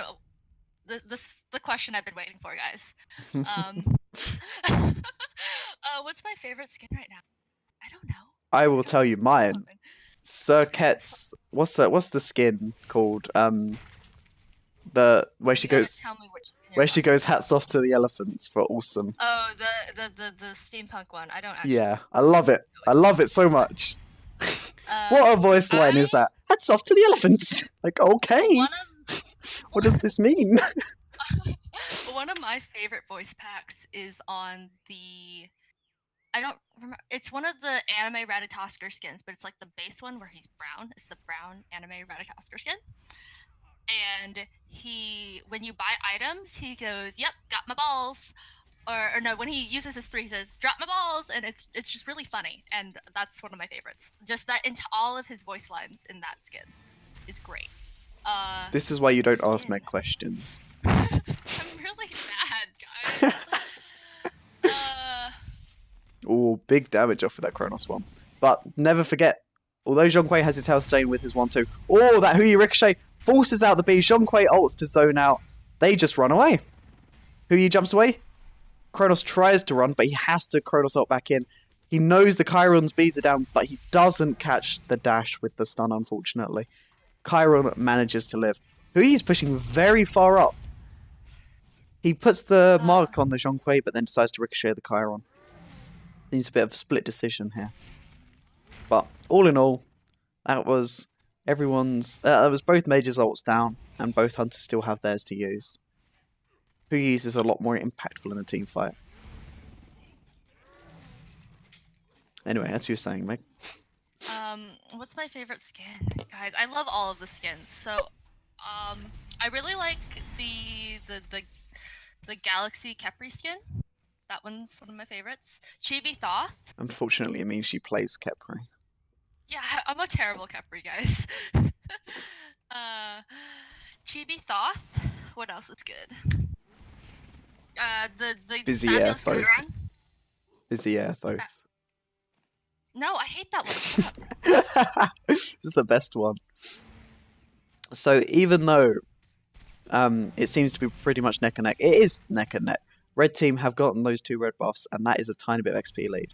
Blue team making up for it somewhat by going for these Balding King minions. It is just pretty much neck and neck, waiting. 2 late game teams waiting for the other one to make a mistake first. At this point, they just want to farm up, honestly. But that late game Kronos damage is nothing to turn your nose up at. Zhonghui excels mid game, Kronos excels late game. So we might be seeing this Zhonghui start playing aggressive relatively soon. I'd say at the around like the level 11, level 12 mark, once he gets that either Stone Binding or Void Stone finished, then he'll start playing aggressive. I believe. You agree, believe? You agree, or do you? I agree with myself in believing this being the truth. And that was a lot of damage off from that Huyi, and he has no way of health sustaining past this health chalice. That is slowed. Oh, the ult just misses, but the Zhonghui is waiting for the ult. The Huyi ult to try and get the damage off. Nightmare's getting caught out of position. The cleansed like the last millisecond of a Kronos stun. It looks like Kronos is playing up. Oh, here we go. Here's the Chiron snipes. Good snipes. Oh, he misses the 3rd one. Would have been enough to kill. That is a shame.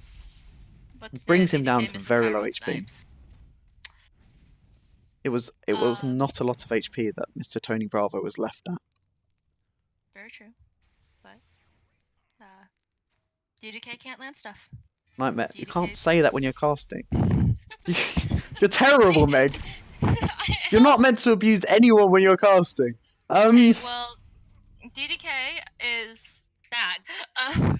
Okay, there we go. It's just. Okay, wait. No, I remember what the skin is, guys. It's Pup Patrol Cerberus. I love dogs. I love dogs so much, and Cerberus is one of my favorite gods. And they gave him like a puppy skin, and it makes me very, very happy. There you go. The most important discussion of this entire thing. Wow. That was Silence. all I really had to say about that. I was just, you normally go on for quite a while talking about things like this. But I don't. And I had no reason to interrupt you yet. There's the little wiggly steak on this butt. It's so cute. So red buff just spawned. You can see who he's itemizing into this trans here. They really are building for that late game. It's not Devos, so they do want to exist early, but he's going to get these stacks online. He wants this ability damage. That was a good Chronos stun. A big Chronos stun. and it gets some damage off of Zhonghui, but Zhonghui just lives. He doesn't care. He doesn't take damage. His passive gives him so much tankiness that in the end, Huyi actually lost that trade. Chiron dashes away from the Huyi's damage. The Chiron's Masterful Shot just does so much damage. Especially as he maxed it first. So he is just out there to click 2 and poke them down. Still, no kills happened yet. Here we go. Nightmare just sustain it up. Click 1, click 2. That's half his HP back. It's very, very strong. This is why people have been banning the god. Because he just sits in lane and he does not die. You have to get to late game and burst him with this Kronos Huyi. But as they have no real front line, it's going to be hard to deal with Nightmare, because this Zhonghui is a frontline god. If they get the Chiron damage online in this mid game, these are unstoppable. There's nothing the Chronos EU can do, and it's getting towards that point now. Yes, Meg? I don't know. Speaking of skins, Zhonghui's getting a skin. Zhonghui is getting a skin. Hi-Rez. Finally. Confirmed by Hi-Rez. He will be getting a holiday skin, and it's not Santa Claus. That's all I know. It should be coming out like this next batch, though. Zhonghui out of position, but Huyi misses the ricochet. It does not do too much damage. That Kronos damage is quite big, but again, the Chiron passive, that health sustain, is quite strong. But that is, there you go, he uses his 3 to try and get the health sustain. But now blue team know his dash is down. If they play aggressive and they catch him out, he's dead. Here we go, Huyi's there. He's going to ricochet in. He's going to ult. He misses the auto. Chiron has to beads to live. Oh, big damage. The Chiron beads, and he uses his ult to retain this CC immunity. He wants to get out. So he just slowly slides his way out. The Kronos looking to play aggressive. Zhonghui ult come out here. That forces the Kronos ult. He gets out. Oh, Huyi jumps over there. That's first blood for blue team. Huyi manages to jump over the Zhonghui team and land and kill. That was a good first blood. A very good fight. The Chiron damage, damage was about 600 if he'd 656 if he got all of them off, but he did not. Was it 650? Yeah, I think it was 656. Let's not talk about it. It might have been 654. Well, no, because I saw the first one and I think it was 218 actually. That was it. Yeah, it was. There we go. If you ever and that would have been a why lot of I'm a damage. player, it's because I don't pay attention to anything ever. I'm probably entirely wrong, by the way. I'm talking up my ass. That's why I said probably. Slimer does that a lot too. Yeah. That's what the Brits do. Can't trust them. We don't actually have mouths.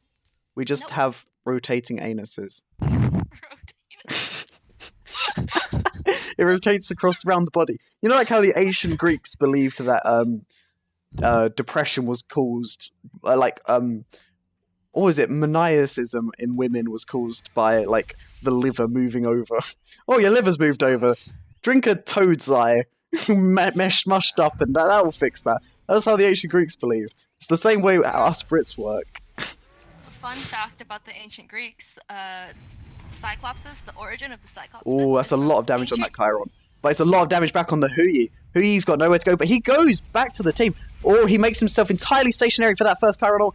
The Chiron manages to hit the next two. He cannot juke it. The Kronos is out of position. He got that health shield, but it was not enough. He ults out. He's going to be inside the red buff. He's back to his tower. Oh, but is he out? Oh, there's a lot of damage off from that Zhonghui, but not enough. There's the spam loft. Look at me go. The Book of the Dead kept him alive quite well there. Bancross in the Book of the Dead did a lot of work. He gets his blue buff, now he's just going to clear wave. Red team seem a little bit confused as to what they want to be doing here. Anyway, what were you saying about Cyclopses? Cyclopses. So the ancient Greeks, the reason like the Cyclops thing is they'd find these skulls of these baby elephants. I know, super sad, right? But they'd have this giant hole in the middle of them from where the trunk is.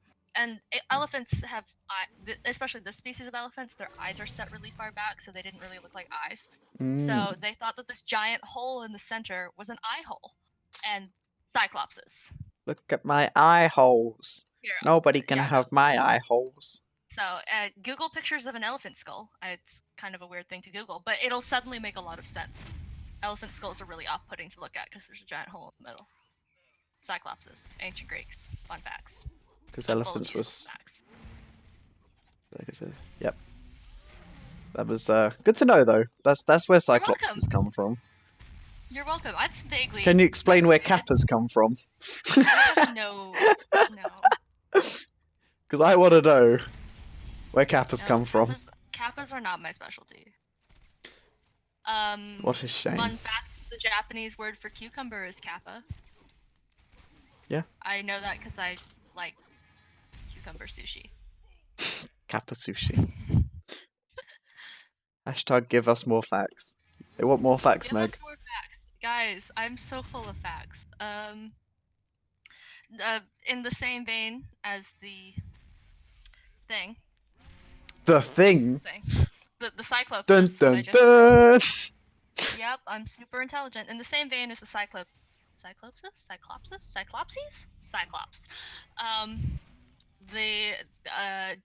Some of the demigod myths, like Hercules and things, those came about because they'd find bear skeletons. And if you've never seen a bear skeleton, outside of the bear skull, looks a lot like a human skeleton, only it's a bear, and it's 8 feet tall, and it's huge. So the ancient Greeks would find these bear skeletons. Oh, that was a good cleanse. Cleanse the Chronos Stun, forced out the ult. But he used his dash for that damage. He forced out his beads. The Huyi ult, it comes through. There's the meditate from the Zhonghui. His ult is now down. He's going to take a lot of damage. That's half of his stack score. But it's so much damage off on that Huyi. Can he hit the snipes? He misses the snipes. The Aegis is down on both the blue team. Red team, a little bit more healthy, but do they want to risk it? They do. They do want to risk it. Oh, the Zhonghui misses it. The Chronos misses their stun too. That was an interesting fight. The blink play. This was incredibly unexpected by everyone, I think. But it did a lot of work. Oh, the Bancrofts. Oh my god, so much burst out of that Zhonghui into that Chronos. That was 45% of Chronos' HP just obliterated by that too. It looks like the Zhonghui is just going to probably look for the tower. Yeah, there we go. Wandering around. So we're going to get... Red team is most likely going to get the tower here. They have a brute minion. It's almost dead, actually. And maybe not. The Zhonghui is very tanky, though, with that health from the Void Stone. It looks like they're going to give up tower and just go for red buff instead. The Chiron suicide with the blink was an interesting play. One that I didn't really agree with. I'm surprised that he cancelled his dash to click 2 instead of just continuing the dash away and then clicking 2 once he'd escaped the Chronos. But the Chronos picked off the kill quite handily with that time rift.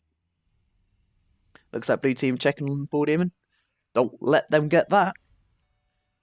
Look, at both towers are low on health here. Blue teams especially. If either team wipe or even one person dies, it's most likely that tower's going to die off that. So here, if I was either team, I'd just be looking for a single pick on the enemy's team. Try and get online there. Red team going for the Bull Demon minions. Get that little bit of XP. It's not a lot, but as I said, every little counts. If you get online faster. Let's go back to bear skeletons.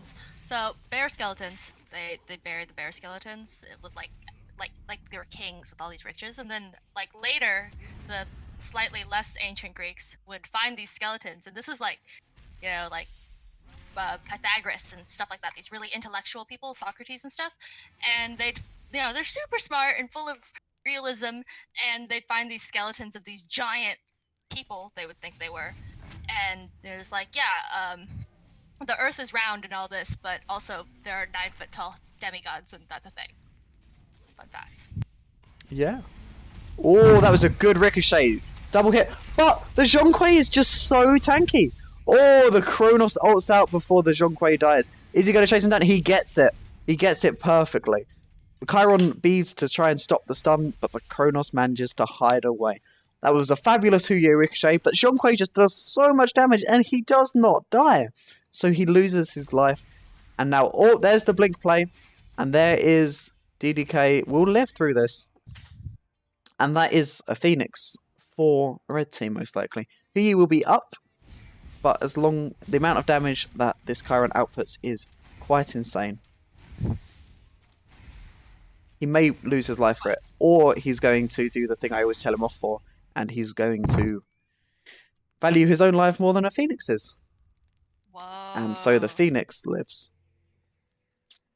And I hope you know I'm disappointed in you, DD. I will always be disappointed in you for this. It will never stop until you fix your playstyle, boy. But no, it's fine, honestly. They got the Phoenix down low HP. Now they can look towards pressuring Bull Demon King. That last fight went so well. This Zhonghui, he hit his mid game. Kronos is starting to come online. He's got that wing blade, as I said at the beginning. He can run away from the Zhonghui, but equally, if that Zhonghui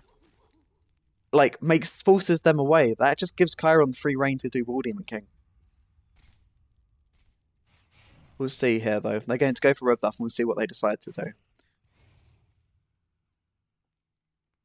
They have wards here, so they can see if blue team come to try and contest Ball Demon. And blue team can see if they go through their own path to get to Ball Demon, but they're most likely not going to, because why would they leave the enemy jungle? They're a Zhonghui Chiron, and they have hit that dominant mid-game, and they've gotten that lead off. Lots and lots of damage. Forces them out.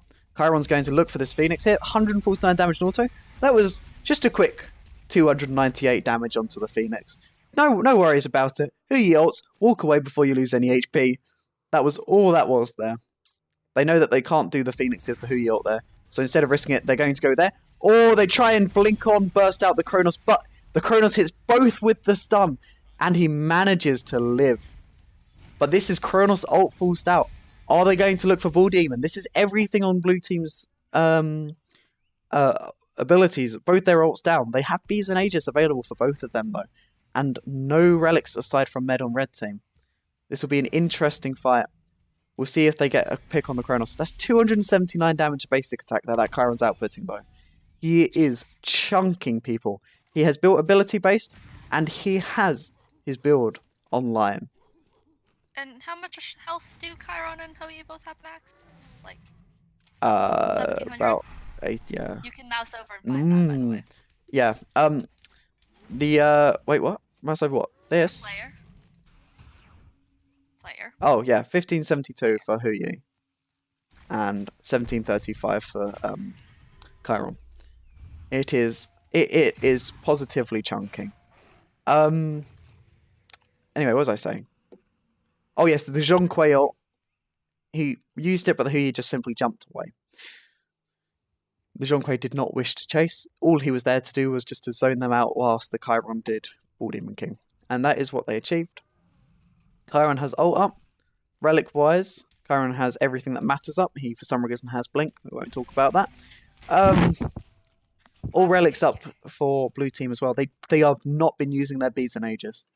It's an interesting decision that they got Aegis. I do not necessarily agree with it. I feel like a sprint and a shell would have been better between them. They would have been able to sprint away from Zhonghui ult, and they would have been able to shell to prevent the Chiron autos as well as that burst of damage. Looks like it's going to be relatively simple. I'll get Phoenix. Don't take too much damage. They kind of fade themselves out to stop any Kronos or Hou Yi poke hitting them. They don't want to lose HP. It seems like they're just going to back off here. Look for red buff. And then try and poke down the Titan as much as they can.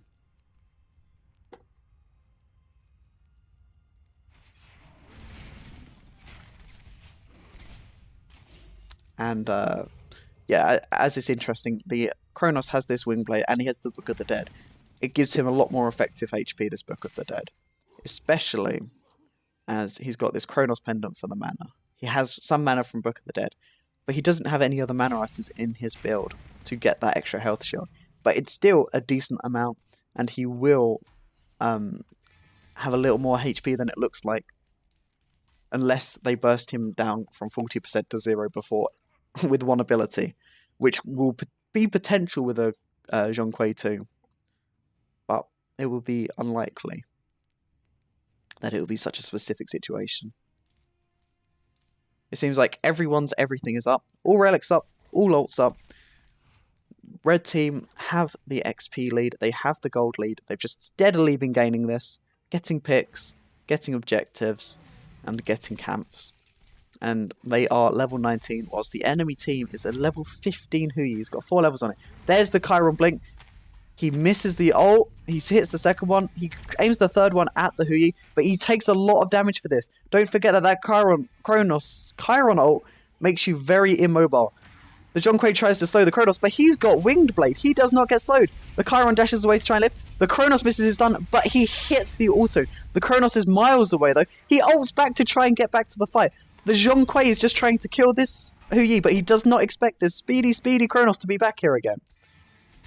The Zhonghui has the Duke boots on, but he does not expect this Hou Yi to jump over his 2 again. This is the third time this game.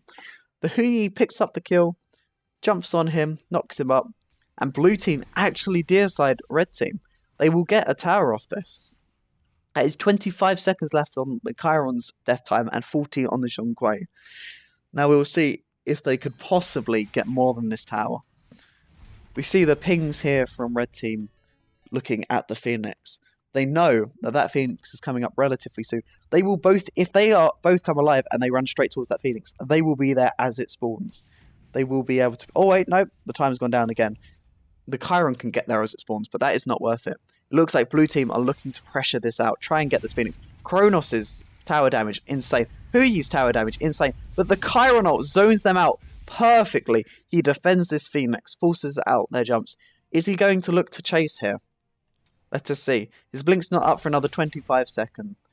Because who needs Aegis, right? Get blink on Chiron. It's the genius idea. Aegis Kronos damage? Aegis Huyi damage? No, I'll blink it instead. This is interesting decisions.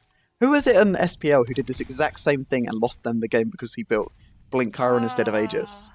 And then Taco just raged at him in like, oh, you're gonna blink out on that Vulcan, are you? We'll see how that goes. And then he dies 100-0 by a Vulcan ult because he's hitting people. But no. Questionable plays here. It looks like this Kronos is going around the long way. They've got Baldy. Chat says it was Benny Q. Benny Q, that was it. Blame for that loss. Yep, entirely. So that was an attempted gank from the Kronos. But this Zhong Kui damage is insane. He actually lives through this. The Chiron blinks in. That is Aegis down on the Kronos. Are they going to look for the kill? That's Book of the Dead and Bancroft. Oh, 2 hits, 2 ults hit, 1 miss. That is enough to kill both. They have Bull Demon King. They have a 4 wave of minions. And the enemy team, the first one alive is this Huyi at 30 seconds. This is game 2 to Midgardian. Red team. So it seems like we'll be going to a game 3. Now, I'm interested to see if the Lannisters decide to ban out this Zhong Kui. They saw its potency. They saw how much Nightmare is doing with this. He doesn't die, and he will kill everyone. Are they going to ban out the Zhong? And because that's not something they want to fight into. Or are they going to draft something other than this Kronos? This Kronos pick into the Zhong, they picked a heavy late game pick, and they had no real mid game. They had okay early game, not so good mid game, and brilliant late game with this Huyi Kronos. But this Zhong Kui Chiron mid game was just too dominant. It didn't let the Huyi Kronos get to late game fast enough to be relevant. We saw a little bit of Kronos' damage. He was level 20. He destroyed DDK's Chiron. Did so much damage to him. And he had that winged blade, he had that movement speed, he had that health. It was just nothing he could do about it. But alternatively, Zhong Kui was pushed up too and managed to get a very fortunate Kronos ult to pick him off, which almost brought the game back to blue team. Alas, it did not. Hey, now we get a game 3. Woo! Indeed we do. Nothing. Fine. Woo! I was too busy typing, Meg. I can't think and type at the same time. How dare you? What? Why did I see the word blue eyes written by Tony? Am I being abused? I'm not. No. Shevin said a fun I fact see that now. you can get operations to get your brown eyes changed to blue. I don't know why you'd want to do that. Oh, bans don't exist. Um. Camazotz. Camazotz is cool. Camazotz is super cool. Slimer destroyed on Camazotz the other day. It was really fun to watch. Cabrakan. Cabrakan is another one that Nightmare really likes. Another run him down, don't die, but do crap loads of damage. Because you just don't care. But interestingly enough, Camazotz can jump over that Cabrakan ult, and he can also ult away. There's 2 ways of escaping that. We've got the Chiron pick here again. And this is a pick that seems to be what DD wants to go for. If this Camazotz fully commits to him... And get the Aegis. Yes, if he can get Aegis instead of Blink. He doesn't need to Blink on this Discordia, he just needs to kill the Camazotz. And if he can realize the importance of the Phoenix over his own life. Yeah, 2 things that are essential. So, interesting enough here, we've got the Chiron pick in Camazotz. I don't mind too much, because his Camazotz is looking to just full-on commit, and if he can bait this Camazotz to land with his ult on top of him, like, oh, this 3rd hit will kill him, but he is in a Chiron ult, he will just kill that Camazotz. The amount of, as we saw, the amount of damage this Chiron ult has the potential to do, especially with this ability-based build, is insane. But it looks like they're picking up the Freya here. Another high late game god. But her mid game is actually relevant. And she can whoop out this Cabrakan. A lot of CC. When Cabrakan clicks 1, he's root immune, he's slow immune. And these are 2 CCs that have been picked up a lot and are very useful in these 2v2 tournaments. And Freya just clicks 3. And that is enough to stop the Cabrakan. And the tremors just aren't going to be as relevant against Camazotz. Yeah. Too easy to get out, avoid. And obviously, Freya can ult whenever Cabrakan ults her. And she can ult if Cabrakan actually gets close enough to stun as well. It'll be interesting to see how they play around. Yeah. And there isn't too much hard CC setup. There isn't too much hard CC setup on blue team. Because, well, I'm sorry you find Smite boring, eh? You are. Excuse me? I'm just trying to cast. You know what casters do? Bastard. No. The Freya Camazotz, I hate you, have one form of hard CC, which is this Freya whoop. And that is... Why are they swapping around? This is weird. Oh, they're loading it, I see. And that is that Freya whoop. And that is the only setup they really have aside from slows. And obviously when Chiron's dash, he doesn't care about the slow. The dash does not get affected by slows. It doesn't cleanse it and it doesn't make it immune, but the dash will ignore it for the duration of said dash. Come on then, what other random ass facts do you have? Ooh, I found one. Before alarm clocks were invented, people would drink tons of water before they went to bed so that their overfull bladder would wake them up around the time they needed to be up. Yeah. I thought people just had good internal body clocks. No. The guy who discovered Pluto's moon Charon made up the name to resemble his wife named Charlene. He later discovered that in Greek mythology, Charon was the ferryman who brought the souls of the dead across the river Styx, both to Hades/Pluto. This guy's not very smart. Looks like red team. Looks like you looking at the spectate. No. Okay, good. Whoa, what's with the fire? Looks like red team are just going to pick up the side minions. Cabrakan, it's just so much threat. But this clear, the Freya 2-1 combo, it does so much damage to the minions. And so blue team are actually going to look for red buff. They're probably going to be able to get it. Don't forget about Camazotz. Oh, can the Chiron steal it? The Chiron stole it with the delayed 1 training exercise. There we go. I remember what it was called. It looks like they're pushed up, but the Cabrakan could not quite get close enough for that stun. That stun could have resulted in a kill. It was unfortunate that it did not. The Chiron's going to pick up this red buff. Don't forget, Camazott's passive, again, makes it even better for him to get those buffs, and it's even better to take it away from him, because he gets that extra lifesteal whenever he has his mark on a buff, main buff minion. And if they don't die to him or his team, he doesn't get it. Oh my god, again, the training exercise over the wall steals blue buff away. This training exercise is doing a lot of work this game. Oh my. I can just hear DDK laughing his ass. Yes. He loves doing stuff like that. I think we all love doing stuff like that. I don't. I'm a Nightmare pushed up to try and take their blue buff, but then he realised, what's the point of risking it? I'll just pick up mine. He would have been able to get it for free, but it was not worth the risk, and I'm glad he gauged it to be that way. Cabrakan learned to use mana a little bit with his tremors if he gets a lot of them off. That just chews through his mana. But as we previously mentioned, if he gets his tremors off, it will be a surprise. But it's they're already level 5 here on red team. They've stripped away every bit of farm from blue team. They've taken, except for 2 small minions on blue buff, which blue team were lucky enough to get. But that is 400 gold lead without first blood 2 minutes in. Quite impressive.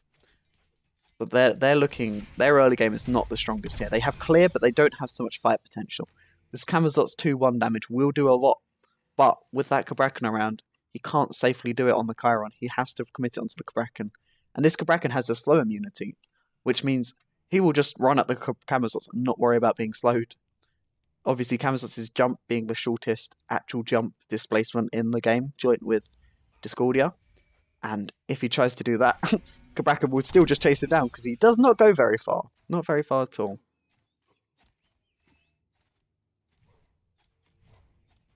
Seems like red team just going to back off here. So again, we've got this Camazotz rushing into the trans. This is an interesting decision because he needs that mana. Camazotz does choose through the mana if he doesn't have bodies to drain the life essence from. And he's almost got that. He's got that attack expressing stack now. His vampirism passive. Thank you very much. I know shit sometimes. Okay. Is it not called life essence? No. The stuff he sucks up is life essence, the isn't it? I think are yeah. But he's coming for that. yes. He wants that life essence. He wants death. Infinite stay. Everyone die. Chiron misses that. Here we go. They're trying to lock down this Cabrakan. There's a lot of damage off him. There's the med forced out. The Cabrakan tries to ult to stop the damage, but Freya just clicks for him, soars above it.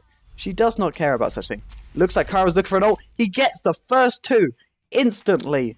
Chiron ult for the win. This Freya decides to get forced off red. She wants to steal it though. Or she gets it. Revenge for the training exercise. You're not the only one who can steal buffs, boy. So she manages to secure that red buff. Her ult is down, but she has beads up. She needs to look a little bit careful, but not too bad. Red team has to look out here for this Camazotz blink, because if he blinks on DD and starts hitting him, he can just follow up that kill with his ult. He has a very good distance closing. Always that big? Yes. That's huge. Yes. Okay. Come stand on your own life essence. No one's doing it. About the size of I thought they were like the size of like a jump stamp or something. No, they're the size of like Discordia 3. They were decent sized things, which don't really matter too much, but when there's a lot crisscross, intersection, and if you kill someone and you just sit on their pool whilst boxing the next person, that is a lot of health and mana sustain.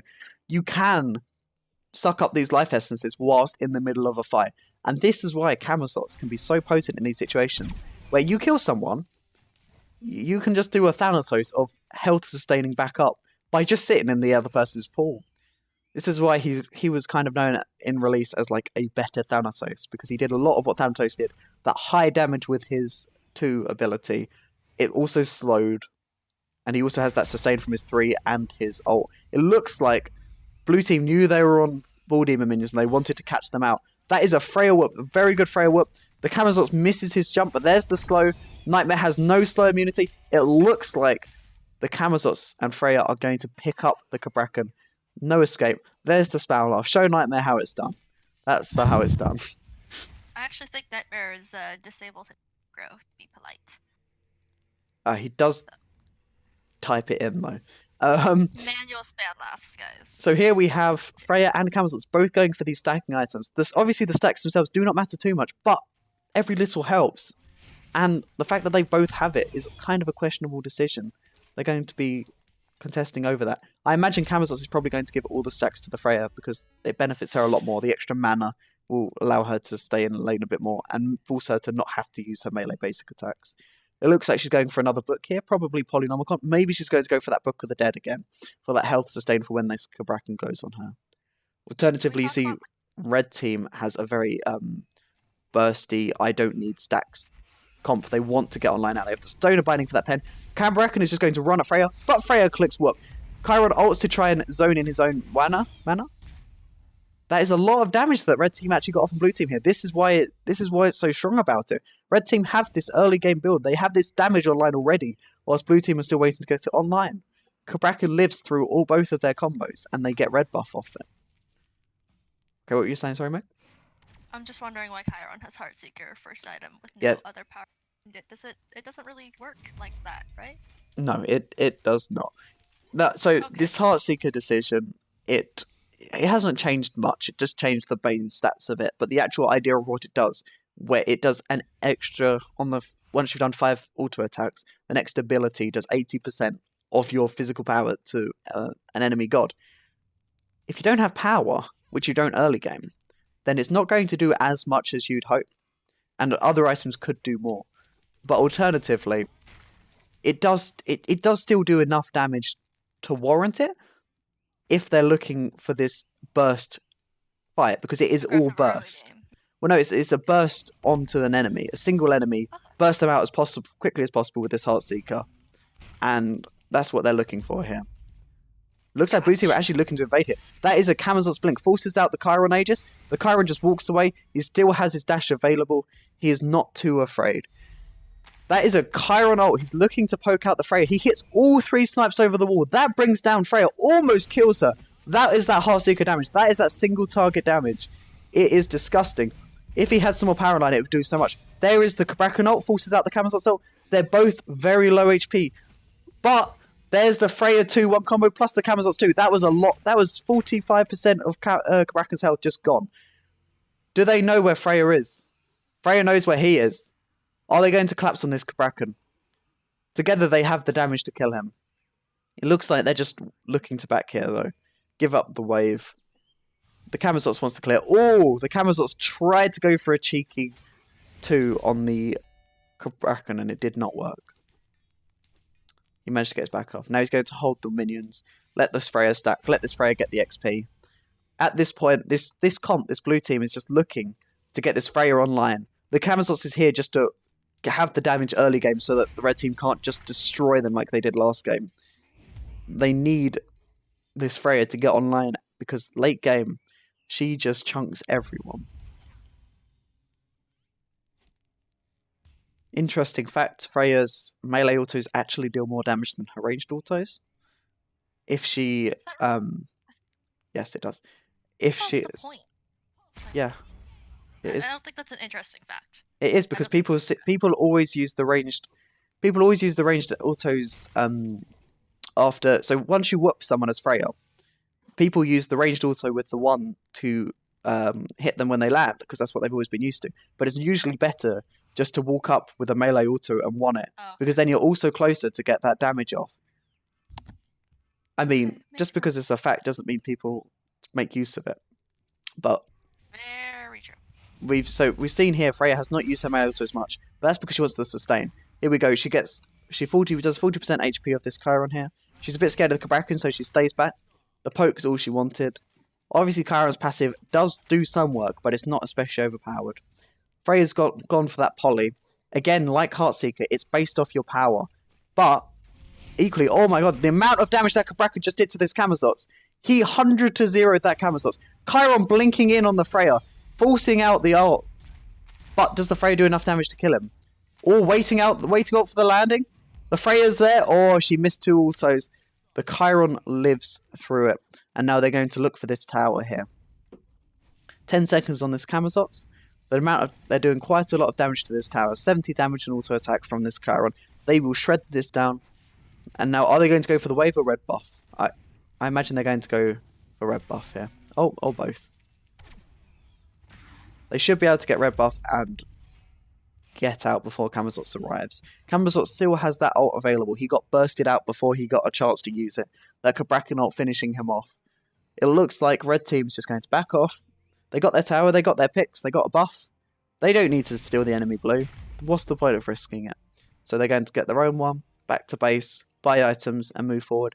This car is going to go into a crusher hit. Oh, or a Jotun's. He wants this CDR. He is going ability based. He doesn't want to get close enough to this Freya or Camazotz for them to hit him. So he's going for this long ranged training exercise into masterful shot combo. He's going for the ults. He doesn't want them to hit him. So he's going for this incredibly ability based CDR build. Yay. I don't have a fact. You don't have a fact. I gave you time. I don't. Fun fact, Spyro Remastered is really... Spyro Remastered is the best game ever. Also, actually, no, Spyro New Beginning is the best game ever. Spyro Remastered is the second best thing. I bought a Nintendo Switch for there's the excitement. There's the Kraken ult. Oh my god, so much burst onto this Freya. The Kraken is still very healthy. The Camazotz has again gone in for this damage instead of running away. His dash is very short. That was all of the burst they needed. That Heartseeker 2 plus the Kraken 2. It was enough burst to finish off this Camazotz. Much murder, such death. The Freya was forced to back. Red team was just going to look to try and go for Ball Demon here. They know it'll be a 2v1 if Freya comes to contest. Freya has no ult available. She does have Bees and Aegis, but she has yet to use them correctly. Red team seem to just be able to get this scot-free. Freya decides there's no point risking it. It's better just to regroup with the Camazots and try and kill them as they try and seize the Phoenix. Red buff is going to clear the wave, and then most likely back to get more items. We'll see. So here we've got this typical Cabrakan build of just power and tank. Power and tank. He's a very healthy god, so he doesn't need too much health in his build. He's only got this Void Stone and guards and bursting for health. And he's gone for these very tanky, very defense-related items. 188 physical and 137 magical protection, but 175 power. He destroys their HP. And Camazots' only defense is a Breastplate of Valor, which does nothing for magical. It offers no health, and it's just physical protections. This Cabrakan is going to do a lot of damage to them if they let him catch them out. Important question from the chat. What's your most played god? I know what Slimers is. It's Uller. Uller? Whatever. Uller. Slimer plays a lot of Uller. Yeah, Slimer I got about plays 7,000 worshippers on him. And that's on one account, right? That's not counting. We don't talk about anything rest. else. And Megs is technically Golken. Yeah, I haven't played Cuckoo in a long time. A lot of damage off on this Camazots, but not enough to finish him off. But they do get this Phoenix off it. Yes, she's a support main now. As long as she's not playing Kepri or Copper. I'm a really bad support main. My favorite gods are mages. Like, my favorite gods to play. Oh, Camazots blinking in, but Chiron instantly reacting with that dash. And then the Camazots bursted out. He does not have that ult to keep himself alive. His blink just killed himself. They tried to blink in. They tried to get something off. But this comp was not enough. They picked 2 late game boast again. And then the enemy team picked for that mid game. And they snowballed off the mid game. Red team just looking to poke out the Titan a little bit. Chiron peeling this Freya off from the Cabrakan. But Freya, she really hurts. But he jukes the final shot of the Freya ult. Oh, but she does pick up the kill. Cabrakan tries his best to peel, but it's not enough. Can Freya pick up this kill, is the question. She can. And she gets blue buff too. Now, red team ideally did not want this to happen. But blue team cannot get a lot off this. They will get the tower, but that's not important at this juncture. This is 16 minutes in. They're high level, quite a lot of their build. It's just a little bit of gold. They don't get any positional... they don't get anything off this tower in terms of aggression. They're not going to be pressuring the Phoenix with this comp. They're just going to have to sit under Titan and hope not to get picked off. This Camazots blinks in again. It will be very risky. Freya using her whoop to get that poly shot to do the extra damage. Interestingly enough, Freya's using her ranged autos to hit that when her melee autos do just as much damage and do restore the mana. But it all ends up fine. She almost runs out of mana, but they manage to just about back and get out in time. The Freya's opted for this Obsidian Shard. Even though this Cabrakan is relatively tanky, that shard will shred through it somewhat. Cabrakan has his Polynomicon now.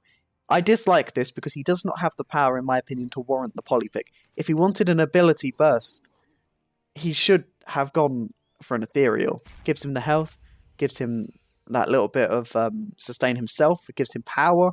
I feel like that would have been a better pickup than the poly. But Cabrakan poly, everyone knows it. It's a bit of a meme. That's what he's gone for. Just a bit of a meme. It's a lot of a meme. Just a little bit. Red team just going to look for Bull Demon King.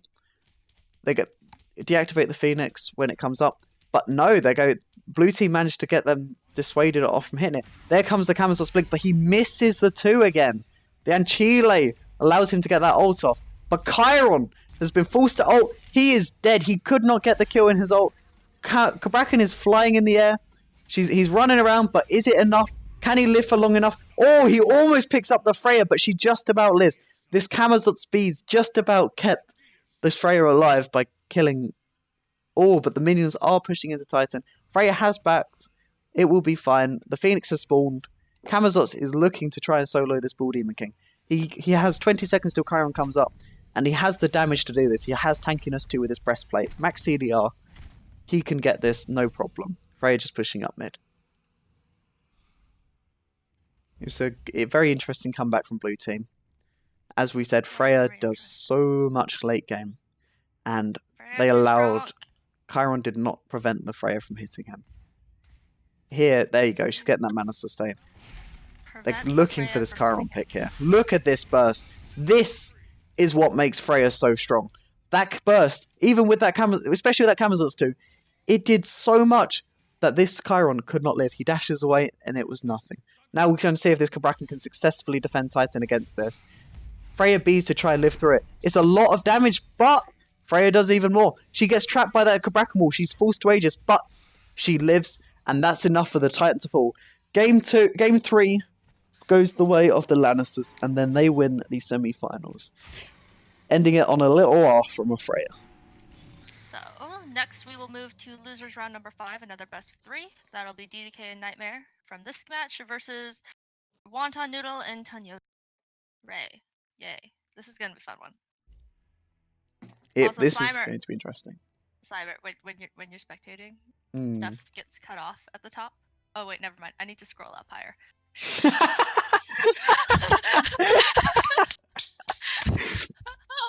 I'm an idiot. Perfect. Guys. This is why I'm a gold player. Oh, I better fix my stream. Oh. Okay. So. Oh yes, you asked my most played. It is Olo with 6,896. Jesus. I have... How many do I have on Cuckoo? Like 1,700. I don't have that many on 1,791. Wow. Slimer has lots of diamonds too. Slimer's so fancy. That one Slimer's level played too 160. much. That level 160. Yep. Double Tonys in the finals, hopefully. There was already a Tony v Tony. There has been time, but we want a Tony v Tony in the finals too. Yeah, and then let's see this one. This one's gonna be fun. Yeah, sure.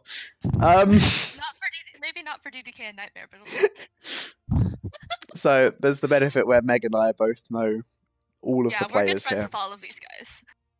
So these bans are very generic bans. They're not very specific, other than this taking the Erlang away from Noodle. DDK and Nightmare, neither of them particularly pick up this Baron, but there's the Cabrakan ban. They do not want to fight into Nightmare's Cabrakan.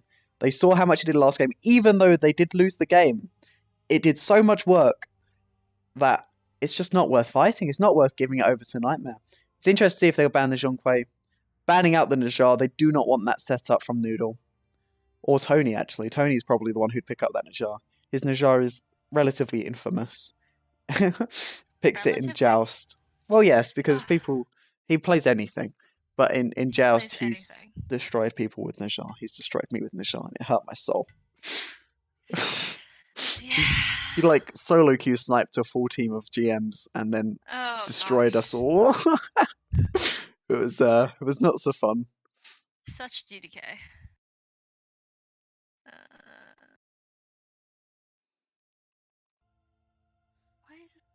But yes, no, this is going to be interesting to see what they draft in here. I imagine DDK is going to pick up a hyper late game god like a Shibalunke and Artemis here. He seems to have that preference. Noodle, this Soul is going to go towards Noodle. He knows he's lagging, so he's deciding to pick Soul. He doesn't have to aim too much. He has to hit those autos, but the 2 kind of flies out and the ults are relatively easy to hit if you have someone CC'd. It seems that DDK is actually going to go for this Chiron pick again. He's very much favouring this Chiron pick lately. And we have Nightmare and Zhonghui. As we saw before, it does a lot of work. It's very hard to focus them out, but we'll see how Tony can deal with that.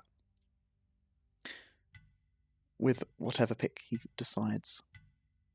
Now, the cleanse is not going to be too impactful here at the moment. Soul does not do a lot to warrant this cleanse.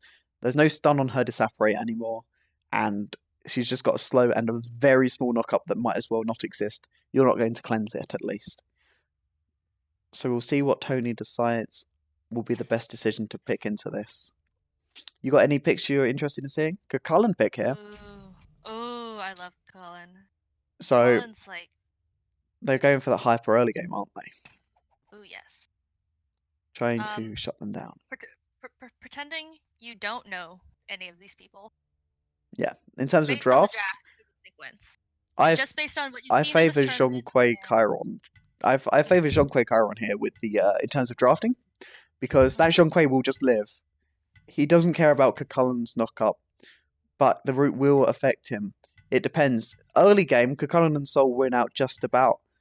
And if they can just get a little bit of the lead, if that Cucullen can get a little bit fed, then they can shut down that Zhonghui. If they can manage to shut down Nightmare before he gets online, then that will be their win condition.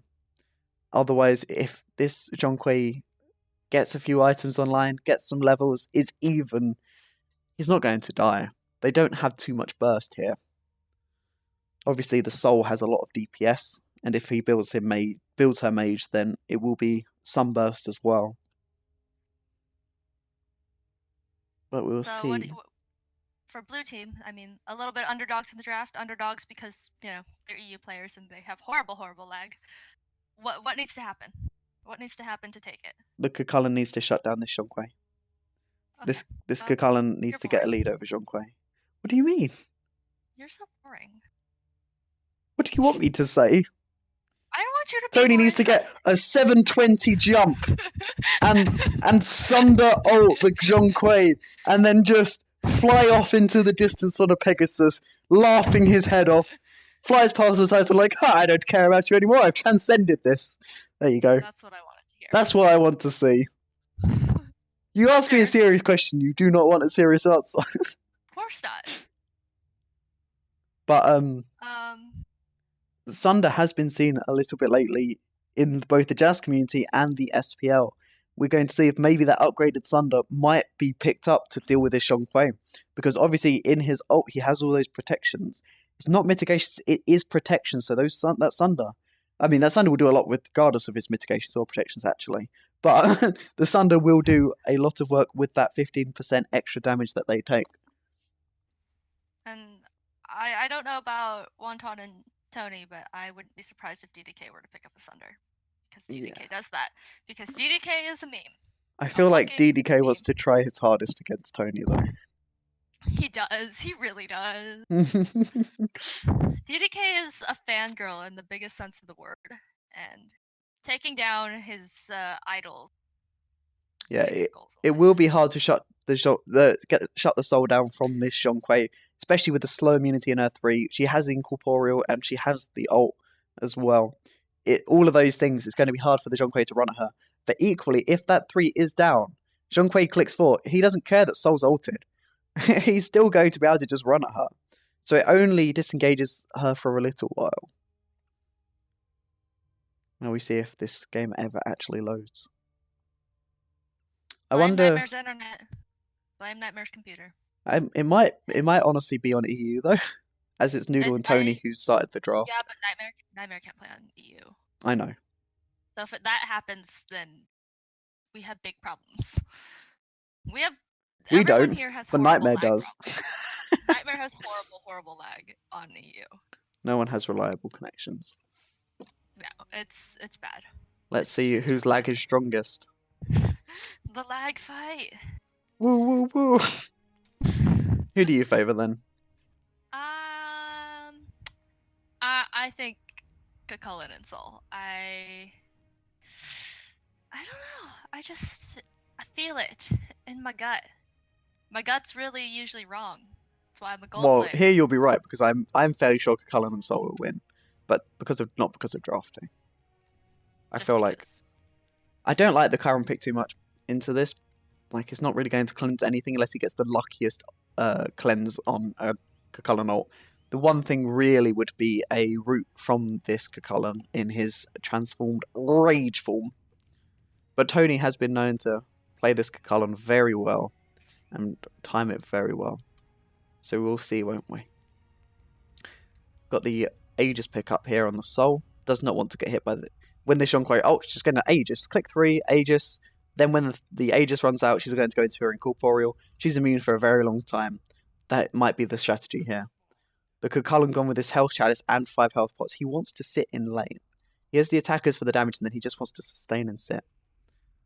Now, interestingly enough, before when we saw Cucullen, it was into a Raijin, and Raijin has a lot of dot damage to build up the Cucullen passive. But this team does not have too much dot aside from a Zhonghui one. So it's going to be a little bit harder for this Cucullin to build up his passive. He's going to have to rely a lot more on hitting people than being hit. Because if you get hit enough to build up that passive, you're probably dead against this comp. Oh, yeah. We've gone for this Warrior's Blessing Xionghui here. Try and sustain. There's the good old noodle lag. This is the thing that he gets accused of hacking with. Completely dodges autos. It's impressive, honestly. If you don't follow the Smite Reddit, Noodle got witch hunted the other day. As did I, because I just queued with him. It was my fault for queuing with him, apparently. But if you ever see this player, he does not hack. He doesn't have the sense to hack. It's just terrible lag. Absolutely horrific. If he hits stuff while lagging, it's because he's very good. He's lagged for a lot of his life, and he knows how to deal with it. Or the Cucullin dashing in for this route, but the soul misses her too. The Chiron repositions with that Aegis and manages just to knock back both the Cucullin and the soul and live. Nightmare looking very healthy here. He can safely just clear this. But blue team did get that red buff and they're looking for the invade. Now are we going to see another cheeky training exercise over the wall? That's what we're seeing. It's over the wall, but it's just a little bit too early. That soul manages to pick up blue buff. Cucullin looks like he's close to transforming yet again. As I say, Tony is very good with Cucullin. He is almost always ready to transform. He plays around that rage passive so very well. And there's the ult. The Chiron did not cleanse it. The soul ult was a bit misplaced, but he managed to paint it over to actually hit that Chiron. A good stun out of Xionghui, but the dash from Cucullin does too much damage. Cucullin's early game damage is just nothing to turn your nose up at, especially with that attackers online. And he has the health sustain from both a health pot and a health chalice. He is living. He's very close to death, but he just lives. Cucullin is terrifying. Indeed he is. Oh, dashed into the tower. He get pushed. Oh, the tower shot. Oh, the Chiron ult. Oh, it's not enough. But is it? No, just misses the noodle. That's 3 misses on that Chiron ult. It could have been so close. It does force them to stop their back though, and will force some XP out of them unless this soul stays. And if the soul stays, we're going to see if the Xionghui can gank into it. Is the Xionghui going to go for blue? He's going to go for blue. The soul's looking to clear here. She has so much sustain from her heat. What's it called? I always used to know what that was called. Radiance. Her one? Yeah. So much sustain from that Radiance that she can just kind of sit in lane. Unless she tanks minions and then she takes a lot more damage. But she knew no one was around, so she was safe to do that. Looks like Nightmare's trying to steal away that Ball Demon minion. Tony just leveled up. He's level 7 now. Nightmare's level 5 and DDK's level 6. He is a fed Cucullin. That is 2 level 7s on blue team. They are shutting down this Xionghui like they needed to. They are shutting down this team. There is hope for them, that's for sure. Interesting use of Cucullin 1 there. Stop the healing a little bit. Do a little bit of damage. He's close to transforming regardless, so it doesn't matter that he actually loses rage from using that one. He's very close to transforming now. His ult is up. He's looking to ult now.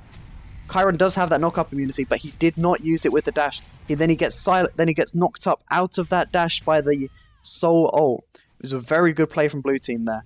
Xionghui looking very low on mana. It seems like blue team are going to try and look to damage him. But in reality, they are actually just hitting that tower. Got it down to half HP now. Poking out that Xionghui a lot. Oh, that's a big Cucullin one. That Xionghui is no mana, no health. But they don't want to risk it. The Chiron's up. The Chiron has his ult ready. And they know how much burst he can do. So they're going to play a little bit safe. That's 2 very big autos onto that Chiron though. Poking him out a lot. Do they know that blue buff has spawned? We'll see if they try and go for the steal. Tony, again, looking quite low on HP. He's got those health pots and health chalices to sustain. But it's not worth the risk. Not worth the risk to take that blue buff. So he's just going to back off as his soul. And they're going to give red buff their own blue buff. Red team their own blue buff. What kind souls? Kind, yeah, that's not the word I was thinking. But, if you say so, sir. If you say so. Don't ever find me here.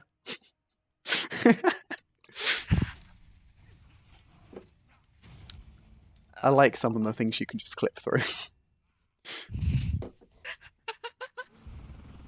Looks like blue team are looking just for the ball demon smalls. They're not going to go for the ball demon itself. Oh, it looks like they're going to try and bait red team into thinking they're doing it. Soul has so much sustain now. She's got that Bancroft's online. Bancroft's coupled with her Radiance just means she just never dies unless she gets bursted. When she's low HP, she just clicks 1 and then she holds down left click, and that is a lot of damage. Oh, the Cucullin ult to stop the Chiron ult. So much damage onto this Chiron. It's not enough to kill the Noodle.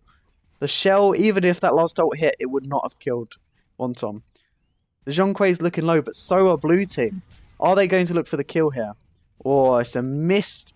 Oh, but is he? Oh, it was a missed transformed Cucullin one, but he used his transformed Salmon's Leap to get closer, and then he transformed back into his normal, not ragey self to finish off the kill with a cursed spear, whatever it's called. Good job by blue team. They managed to get it's something like that, right? Barbed spear. There we go. It's barbed spear. It's called. So they get the tower off that. Hi, Grim. They do get the kill. Grim. I'm watching the chat. Grim is here. He says, "Go go." Hello, Slimer Grim. dancing." Slimer, you should have hosted this on your channel. But no, because it's Bruh. the Smite Little League that's meant to be hosted, isn't it? But you could have hosted. It's to get the them Smite Little popularity. League on your channel. But then So that people would doesn't watch get me this. anything. We Well, don't care about you. I can't be asked. People don't watch me anyway. Plenty of people watch. But if you do want to You watch have, me, like, it's at 4 twitch.tv/Slimer3003. Thank you very much, Meg.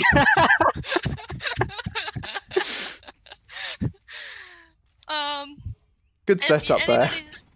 Since we're nothing's happening. I- If anybody is interested in who couldn't make it to this tournament and wants to be in another, hopefully the next one will be held 2 weeks from now. Probably the same time, probably a different format. Another Check Pugs. out. Yes, another Ah. one. Keep an Maybe eye I'll on actually the be in Smite this Little- instead of casting. No, you probably won't be. Keep an eye on the Smite Little League Discord for we're gonna run a Updates. vote for the format. So And if you type in exclamation Anybody? mark Discord, it gives that. I assume that gives the Discord. Or they're looking for the Does. ball demon, and blue team does secure it even with the Chiron ults. But the red team, that's a Zhongkuei ult. The Bancroft sustain is so strong, it actually out-sustains the Zhongkuei ult. And now he falls. Despite the shell, it's just not enough. Noodle is almost full HP again. This is the power of Bancrofts. Cucullin just chases down Chiron. He doesn't care. oh my gosh. Cucullin is just sitting there. He's got that glad shield. He does not ever want to die. Red team have no anti-heal to speak of yet, and it's just letting this soul sustain up. This is a free Phoenix for blue team here. It looks like, are they going to look forward to pressure this Titan? It looks like they might be. They're trying to get a pick off on someone, as opposed to the Titan itself. It's just going to be an awkward little parlay between these two teams here. Parlay. What kind At of the end person of the- uses that word? Me. Oh, big burst. Big burst on that Chiron. The anti-heal does no longer affect the Titan, but Tony is now transformed. Are they going to look for Titan damage or kills? It looks like they're looking for kills, not Titan damage. They're getting poked out quite a lot, but this is a Bancroft soul. Her health is just going to burn up. Look at that Radiant sustain. That's 50 HP a tick. Already back to half HP. She's got the 11 HP 11 health from the Bull Demon too. Cucullin's like, you want to stop my back? We'll see what happens when you stop my back. I will kill you. Oh, big damage out of that Zhongkuei. The protections means that the soul cannot actually lifesteal as much as she needs to stay alive. It looks like Tony's about to transform again though. And Zhongkuei used his 1 on Cucullin as opposed to the wave. He cannot sustain off it now until it comes back up again. Cucullin looks to be chasing down this Zhongkuei. He wants this pick. The Zhongkuei misses his slow. Cucullin gets that extra movement speed from his 2. He can catch up to this Zhongkuei. But Zhongkuei's 1 is back up again. He's going to use it. He's going to sustain up. That's a lot of damage. A lot of damage from both teams. Oh, but the Zhonghui just about wins that trade. He's going to try and chase. He sees that the Kukulkan only has enough mana for one ability. He's going to throw out that one, but it's not enough damage to finish off Kukulkan. It will get him low, but not low enough. He shells anyway. He would not have fallen from that, but he did shell. That was a net gain from Team Midgardian. However, I don't know if they know the shell's down now. They didn't see it, so they might still think it's up. They seem to still take fights regardless. Chiron gets that red buff. The soul lags completely towards him. Quite convenient, but alas cannot hit anything. Oh, they're lagging around. I feel like Noodle might have lagged out. This is an interesting fight. Oh, away he goes. I cannot move fast enough to cast this. Can you stop flying around, please? But fortunately, it's Soul with the Bancrofts. He's back to full HP again, even after that little mess up. That's Anchile down on Kukulkan with that little bit of poke from the Zhonghui one. We're going to see the Titans on 60% HP. What are Blue Team going to decide to do with it? It seems like they're pressuring out a little bit, but they're focusing Zhonghui, not the Titan. That is a Zhonghui ult, but there's the Soul ult, the Soul 2. It's so much sustain. Oh, but the Phoenix spawns and the Phoenix takes out the Soul. Oh, that was very good. Very lucky for Red Team, or was it planned? Kukulkan just beating down this Chiron. That's his Aegis down. He jumps in, he gets the kill. He is relatively low, but he can live. The Zhonghui does not have the damage. His ult has been expended already. This was staggered by Red Team. It's just, they have not let Blue Team win yet. This is a lot of damage on Kukulkan, but he's going to transform soon. There's the transformation. He's going to focus out the Titan a little bit. Oh, but now he's looking for the Zhonghui. Zhonghui positions back, cuts off the escape for Kukulkan. But don't forget, this Kukulkan's 2 has so much movement speed. He has that route available. Zhonghui 1 will not reach him. He cannot slow it and keep him away. So here, the Kukulkan's just going to back off. Titan's now down to 50% HP. And Red Team are looking in a tough situation. They're going to have to try and prevent the Soul from getting close enough to the Titan to kill it. Seems like the Chiron's just going to push the wave. They're not aware of the Soul doing the blue. They might be able to hear it now after the Soul used her too. So they're going to play relatively aggressive here, looking for the Soul pick. But the Kukulkan dashes in. Half healths this Chiron. But he dashes out, knocks the Kukulkan away. He's going to have to go back to Titan to try and sustain back up. The Kukulkan's on half rage. He wants to transform. He's looking for it. Red Team still have no anti-heal. They're going in with that Aegis Zhonghui to try and prevent the Soul lifestealing. But she still has her Radiance heal. She has that Incorporeal. She can just sustain. She can live. She's back to full HP again. Red Team sustain back up themselves. However, here, Kukulkan has been poked out a little bit. The only sustain he has is from that Glad Shield. But it looks like he's close to transforming, even with that Chiron poke. Titan down to 50% HP. They're looking... Red Team are successfully keeping Blue Team away from this Titan. And that's what they need to do. They need to wait for that Phoenix to spawn again and poke him out. That is a lot of damage from that Kukulkan ult. Kukulkan 3, half health to 0 with those Kukulkan combos. And it looks like, despite Noodle's lag, he might actually land an auto on the Titan. And there he does. He lags and kills Titan. That's a 7-0 Kukulkan right there. Incredibly fed. Very little you can do against it. Attacker's Blessing, power from Glad Shield, power from Power Boots, power from Anchile, power and pen from Void Shield. It just leaves them on 0 HP. This is the potential of a warrior with thorns and shell. Kukulkan just does so much damage. Anything to say, Mick?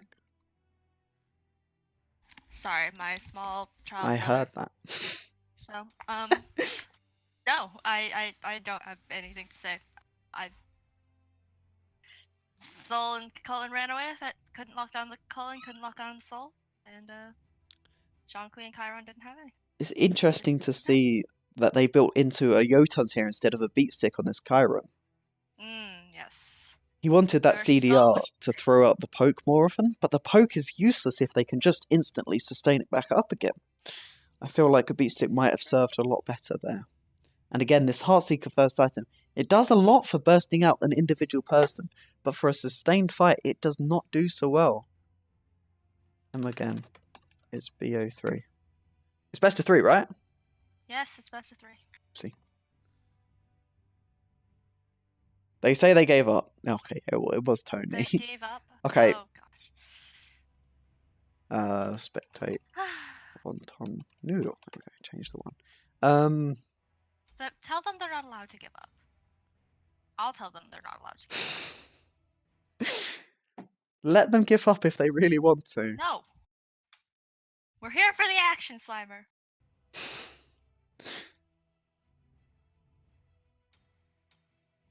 This is my Tony. No, this isn't my Tony. This is the Smite Little League. I'm just casting it. This is Orange Lubes and Enum's tournament. It's the whole thing is meant to be a tournament where you have all the players below plat level all get assigned teams, and they have a proper 5v5 conquest tournament. And you get assigned coaches. It's a proper league, and you get assigned coaches, and you work together to try and win the tournament and prove to yourselves. And it's just to try and make a competitive experience for the less experienced players. Yes, that's the point. It's the Smite Little League. You know? It's because a lot of if you've ever played ranked as a gold or silver player, it's toxic and terrible and horrible, and there's nothing to learn. And this just is a lot of people competitive yelling at each other. experience. So this is supposed to be competitive, while also friendly and learning and guiding and helpful. Because you're normally assigned a coach of Diamond or Masters level. Yes. Yeah, but pickup games like this Turkey Tourney and the one in 2 weeks do not have rank restrictions because they're just supposed to be a fun thing to keep us going. It's to keep the server alive. Days. To keep this channel alive. And it's fun because we get to watch gold players fight diamond players. Technically, I'm not ranked, so can I join? No, you have to be qualified in below plat, and I think 20. Is it 25 games of ranked? You have to play the split. 25, yes. 25 games of ranked, so that you have to remain below plat with those 25 games. So basically, you're too good, Grim. So don't join, because don't join if you're too good to be there. It's not fair. This is meant to be a competitive experience for below plats. It's not meant to be, I'm Masters, let's go make an account and then mess around. It's Please not don't. right. Please don't. It's just a cuntish thing to do. But you can coach, which is a lot of fun. Coaching is a lot of fun. Slimer was a coach last season, even though he was out with the stomach flu for most of it. And Slimer, how was that? Your team went all the way to the finals. They did not go to the finals. They went to the semi-finals. They did. No. Oh, well, close enough. He got knocked out in the semi-finals. Yeah. They did real good. It was a lot of it was nice seeing all the team like building up the teamwork with each other, because you're not actually assigned roles to start with. Once you join the team, you then decide what roles you're going to be. And so it was a lot of I just kind of looked at everyone, looked at what they played, and I asked them, what kind of roles do you prefer, like in order? And then from there it was like, oh, so you want to play this? My one surprisingly worked out really well. But it's also quite a good team building experience to like find that compromise. Like, oh, we're all play mid. Well, I mean, I can do this as well. And in a way as well, especially with these silver gold level games, a lot of people are like one tricks. They only play one role. And it's another way of people learning more roles. They get that competitive experience. And if they're all mid players in the team, then you kind of get given you choose your own role, probably. It depends on how the coach decides it, but it's all sort of that hot coach with no mic. Yeah, that's a bit awkward. Don't do that. Okay. So you do decide the teams, Wait, and you can play a role you don't know. I've got some updates. Nightmare, Mr. Nightmare Spino got tilted and has left. Yeah. So we will now be moving on to the next match, which is the finals match, which is Desert Fox 1943 and Tony Bravo, which is Wonton Noodle and Toyota. However, Tony Bravo has had to leave and will have a sub, and that sub's name is RPG for Dinner. because this ended up running longer than they anticipated. Hooray! Alright. This has been a lot of fun, guys, though. Like, It has. There've been some very competitive games. yeah, it's been good. Good. Okay. Scintillating. Scintillating. Stop using dumb words. God. That's how I speak. Leave me alone. I know, it's disgusting. You're disgusting. How could You're you? Disgusting. True. I'm just going to leave that. I'm not going to say anything about it. There is not a tournament for PlayStation. This is a PC exclusive tournament. But there will be crossplay soon, so There will be crossplay in the so far season- future. So SL Like half a number year. 3. So SL number 3, we console players will be able to join us because crossplay will be a thing then. for now. Console. Now, that is Yes, Tony. I'm always speaking of Black Ops. The greatest streamer to have ever lived. Who does not play Black Ops. is what I had a thought. It left. It's gone. No thought to be had. I'm surprised you had a thought to start with, to be honest. Shut up, you hoe. I don't know. You see, this is How the most about the common Mets? phrase you hear out of Meg's mouth. I don't know. How about I those don't. sports balls? the ball. It was a good ball game last night, right? Yeah. I don't even watch sports. Really showed them up. I don't know. Really surprised that that team Here. won, right? I'll- That thing they I'm did. gonna so we won't be hosting another tournament next week because the folks over at Exilium are doing their tournament, and I'd love it if you guys could go watch them. They're doing a conquest tournament, big competitive conquest stuff. It's over 2 days. It's the 1st and 2nd of December. Be good fun. Also, I have a wedding to go to on that day, so Oh, is that why I don't have to deal with being on your team anymore? yeah, that too. Thank God. So these are the finals, right? These are the finals. This is a best of 3 finals The smackdown. Ulla pick. I love it. I love it to bits. I've been waiting so long for this Ulla pick. Hell yeah. Let's have some Can it fun. live up to Slimer's standard? Nothing The answer is no. can. I can't live up to my own standards. So here we've taken away that Cullen and that Soul. They have evidently watched last game, and they were not happy with that comp at all. Little do they know that Noodle and Tony, they're not really their picks anyway. They are happy to have those two banned out, and they will play anything. Yeah. Anything. I'm interested to see if there's something that can take advantage of this Ulla's lack of CC immunity, and the fact that he needs to change stance to jump away. We're going to see if they're going Grim's to calling draft you in something out. like that. Grim's calling you out. He just called you Slimer's a on one-trick. Ulla one trick. I wish it was wrong. It is wrong, actually. I can't play Ulla either. An Ulla no trick. That's what I am. Noodle and Tony very much deliberating over what they're going to pick up here. I'm wondering if I might see a Daji out here with Tony, but with that lag, does he want to play such a in-your-face god, something that does get affected by lag to that extent? I imagine I'm going to see Noodle pick up a tanky mage. But we will see, won't we? When it actually loads. So this RPG for dinner has replaced Tony Bravo. the other The other Tony. Tony. Yeah. Yeah. So this is an Ajar pick. Another thing that can still shut down this Ulla. He's got no CC immunity. If he But doesn't have the beads, other- he's going to be pulled. Are we going to see The that other mage burst Tony- at the bottom? Shh, Slimer, I have words to say. Once the other Tony said he'd be back in an hour before the last match started, so he might be back after this match.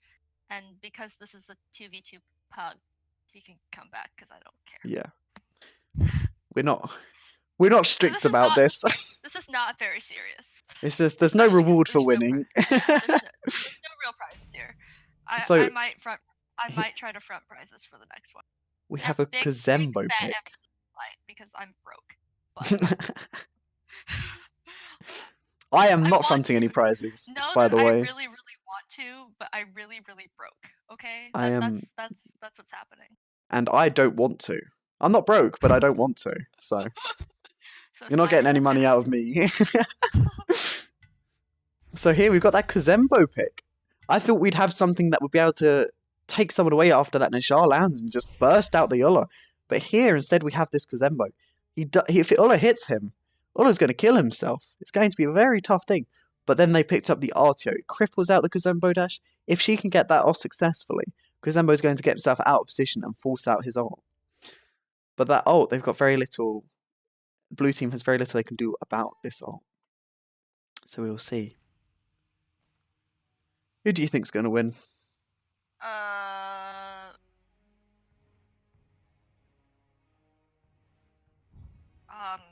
don't know. God. I like the team with the Artio because Artio is my favorite god of the 4 that are here. That's what I'm saying. This is decision making at its finest. I feel like Blue team has outdrafted Red team though. This Kazembo pick is quite strong into Ulla. It's very underrated, Kazembo, at the moment. He does so much, and he has so much potential. But it's just that Artio is also very good at shutting him down. They don't really have a pick on Artio either. They have no burst. They have the Najar damage, and they have the Kazembo. It's 2 relatively supporty, relatively tanky gods. Together, they do enough damage to kill people, but it's not really bursty. If this Najar builds full damage, he's going to just get caught out by an Ulla combo and suffer the consequences. We see the bees picked up by Ulla. He does not want to get Sash ulted. Bees by the Najar, not gone for the blink, he's gone for the beads. He knows that this Artio cripple is going to be quite a nuisance for his Sash. And he doesn't want an Ullarax just to burst him to death. They have a root on the Artio. She's got a stun, you've got an Ullarax. You've got the slow as well with the Artio dash as well as her root. It's all just so much CC, and he does not want to deal with it as an assassin. And then we have meds with both of the Guardian picks. It's interesting to see Guardians now. They've gone for this. Kazembo goes for the pushes the Ulla through his minions, a lot of damage off on him. But that is a lot of clear, and don't forget about Artio's 1 sustain. That's med down for Red team. Noodle's lagging away, he does not want to take that damage. Good ring toss. It does a little bit of damage to both of them. This Ulla's health sustain is mostly reliant upon this Artio hitting the enemies with their 1. And if he's close enough, then that's a position he does not want to be in, where he can get healed by that Artio 1. It's not something he's going to want. There's a go. There's that Kazembo push. So much damage. You push it through 3 enemies, or into a wall with 2 enemies. It is a very bursty ability. And other than an Ullarax or Artio cripple, there's very little they can do about it. Red team going to look for the red buff again. We're going to see if possibly they can secure it. They do end up securing this. Artio is That Sash actually did damage to the Artio too. It does an AoE at the end of it, regardless of who you hit. So it was a little bit of damage. That forces out Blue team's med too. There we have a lot of damage on that Najar. A lot of damage on Artio, and she's completely out of position now as well. But Noodle is There's very little he can do. He's just going to lag away. Well, we'll lag away into safety. It looks like Red team might actually be looking to contest this blue buff here. It'll be a risky decision. But that Kazembo has his ult available to him now. And Najar will soon too have ult with that blue buff. They don't... Ulla just tries to go for a sneaky hail of arrows still. Does not succeed. It was worth a try. He loses nothing to try it. And now Red team have this lead. Have this ring toss missed. They're going to go for blue buff. Make sure the enemy can't steal it. Blue team most likely going to go for Bull Demon King minions here. Or back. Artio is just going to sit back. Does not want to see that Najar Kazembo appear from the jungle. She's going to stand close enough to get the XP from the minions, but far enough away that she does not get picked off. Waiting for that Ulla to come. Does not want to steal his XP. Interesting enough, you've got 2 stance changes on blue team here. You've got Artio and Ulla. They have no ults. So that's not a cooldown that they need to play around from red team. So But once... They both have 6 abilities. Yeah, they have 6 abilities. So once red team use up their ults, blue team has that natural advantage where they don't have to worry about their ults being down. As long as they have their cooldowns, they'll be fine. Just a simple RTO route into a hill. Tony gets poked out a little bit. Not too much sustain on that Kazembo. He's got a health chalice. He's got multi-pots. It's okay. He should sustain a little bit. Go for that clutch bounce on the Ulla. A little bit of damage, just 116. It's not too much to speak of. RTO looking to root Najjar. Najjar's too fast. Just zooms away with his lag and ring toss movement speed.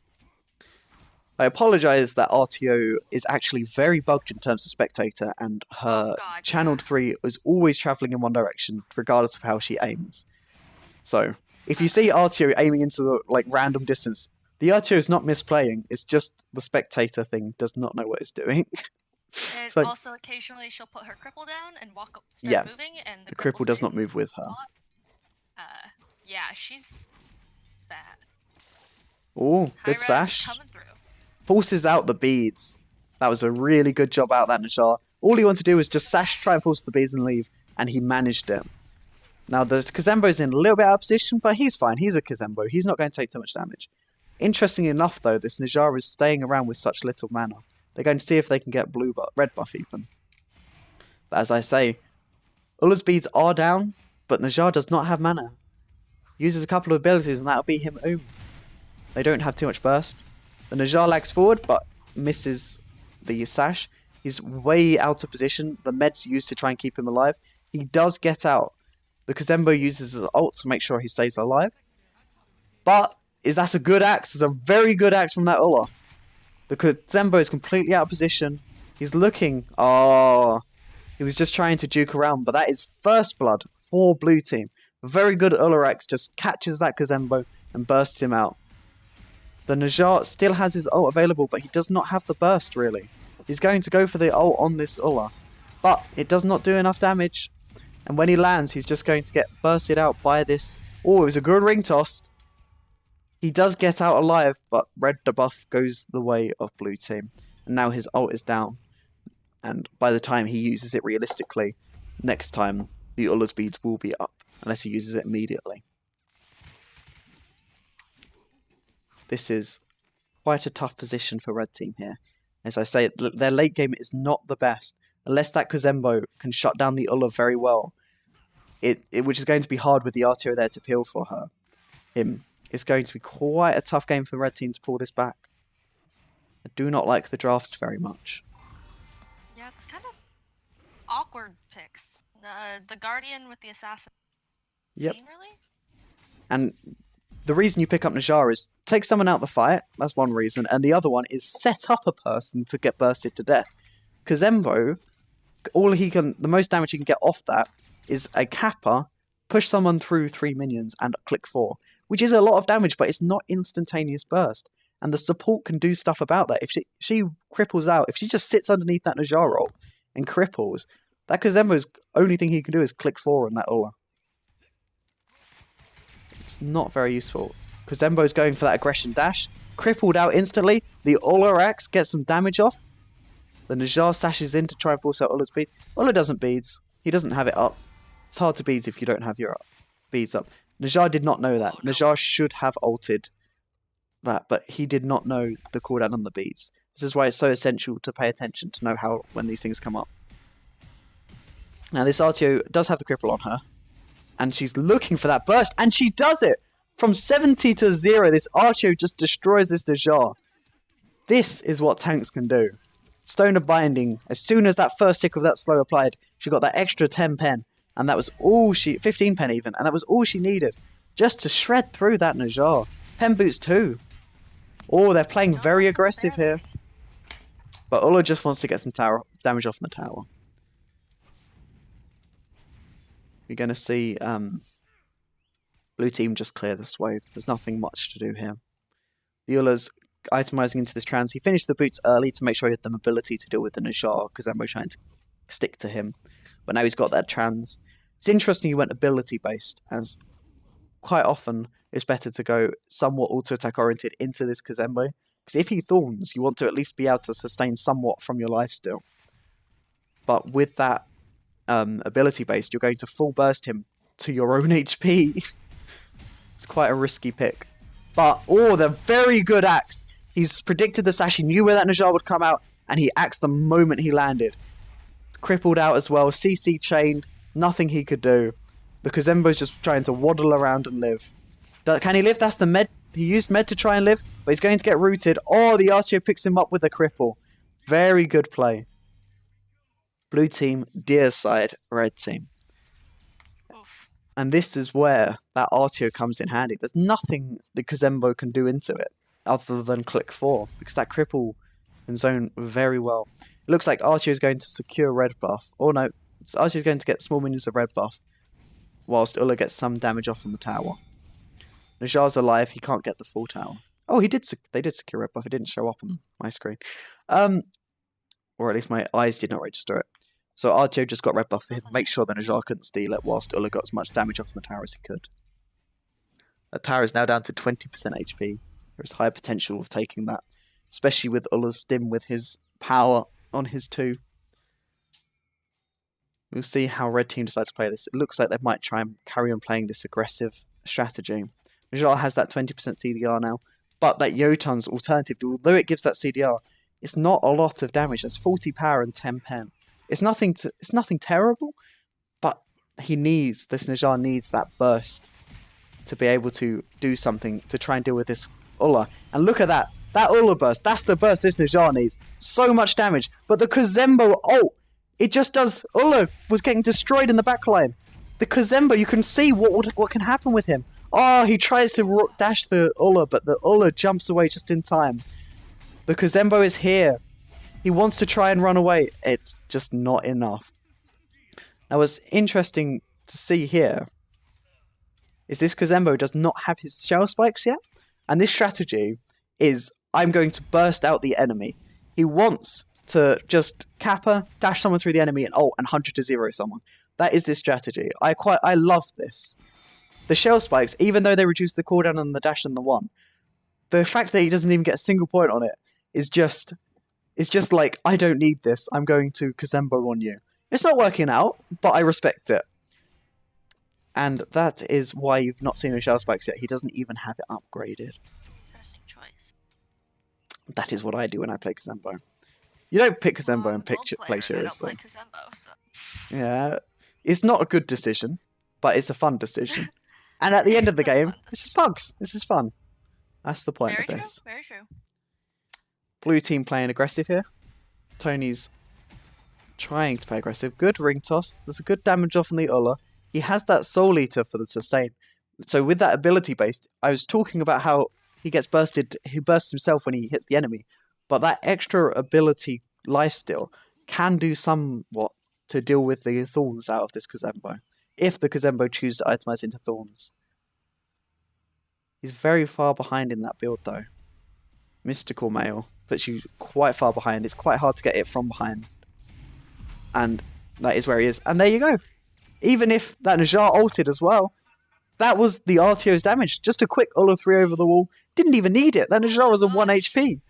This is the power of RTO. This is why you don't pick an Assassin Guardian into a Guardian Hunter. The Guardian Hunter just lock you down. And here we go. RTO is just this is all she does. She just sits on you. She has 4 damaging abilities, all of which with a low cooldown because there's no ult. And she has a slow.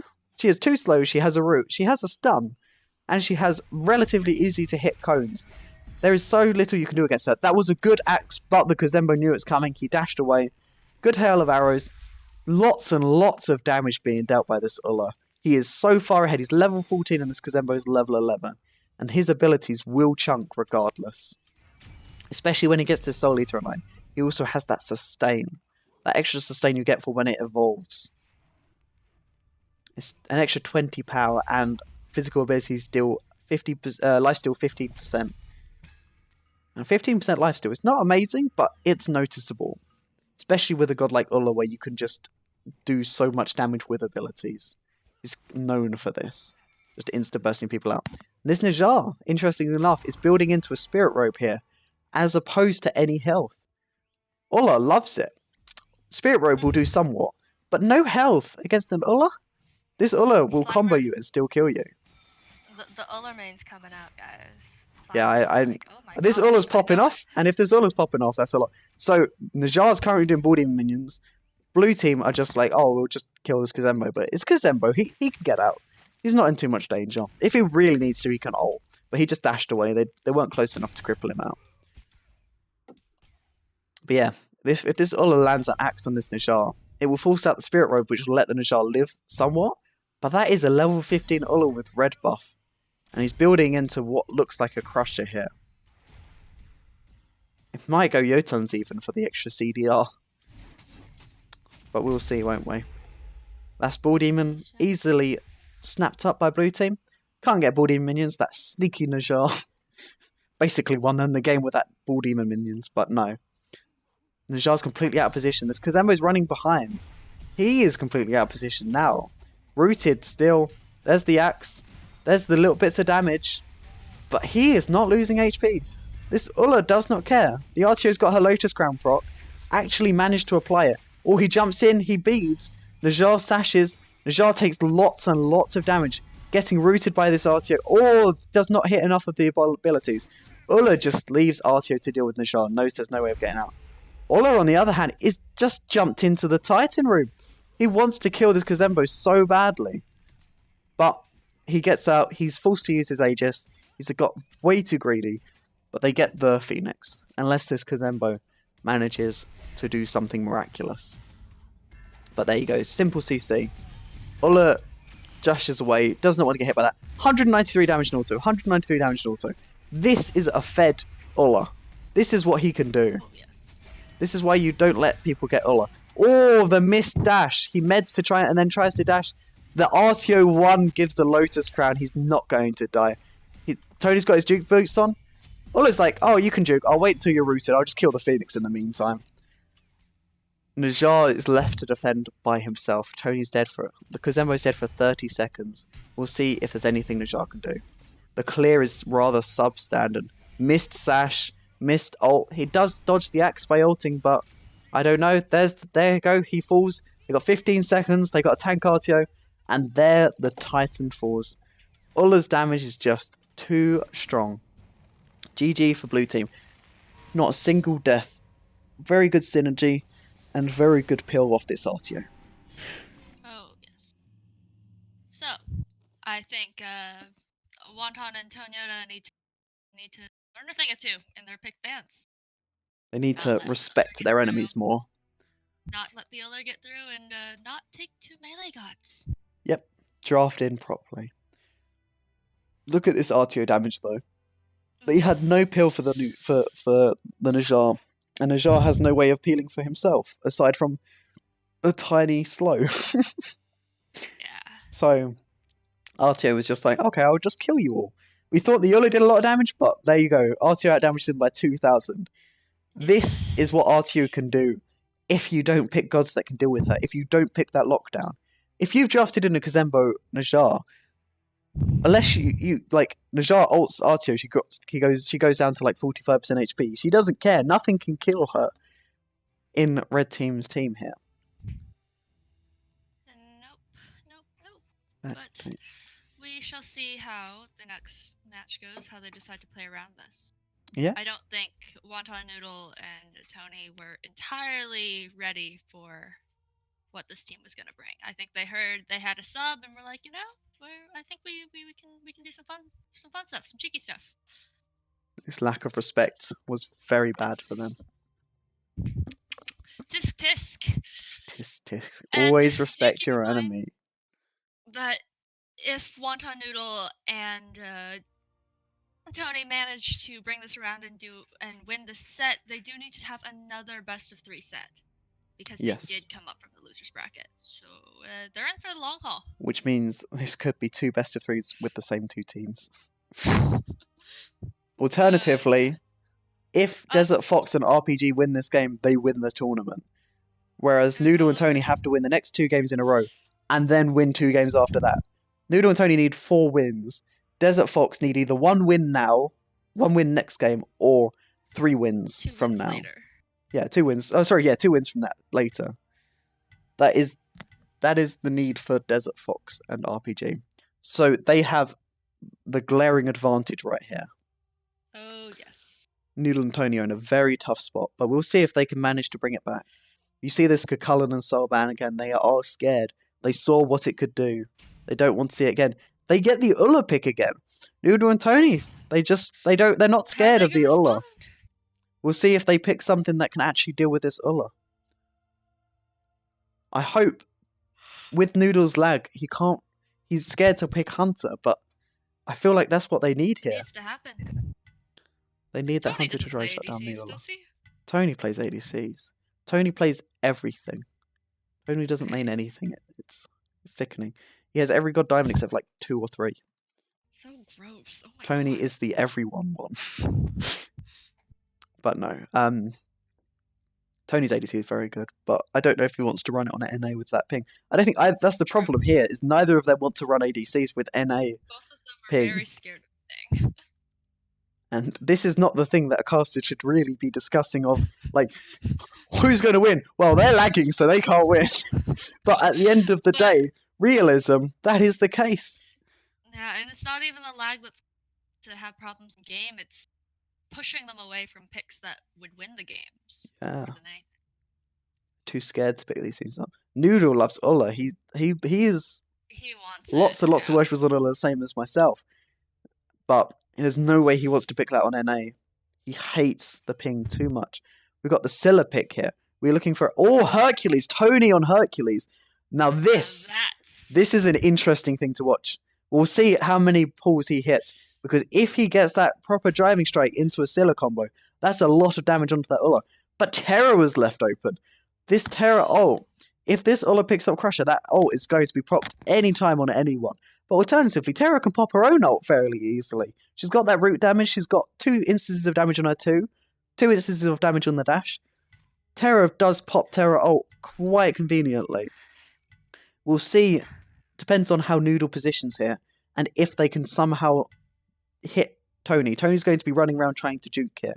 And if they can somehow lock him down, they could do a lot of work.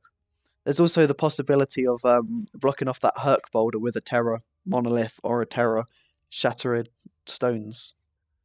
What's it called? Something like that. Yeah, Stone. I think it's just... Whatever the case, either her 2 or her 3. And we'll see how Blue Team decide to deal with this.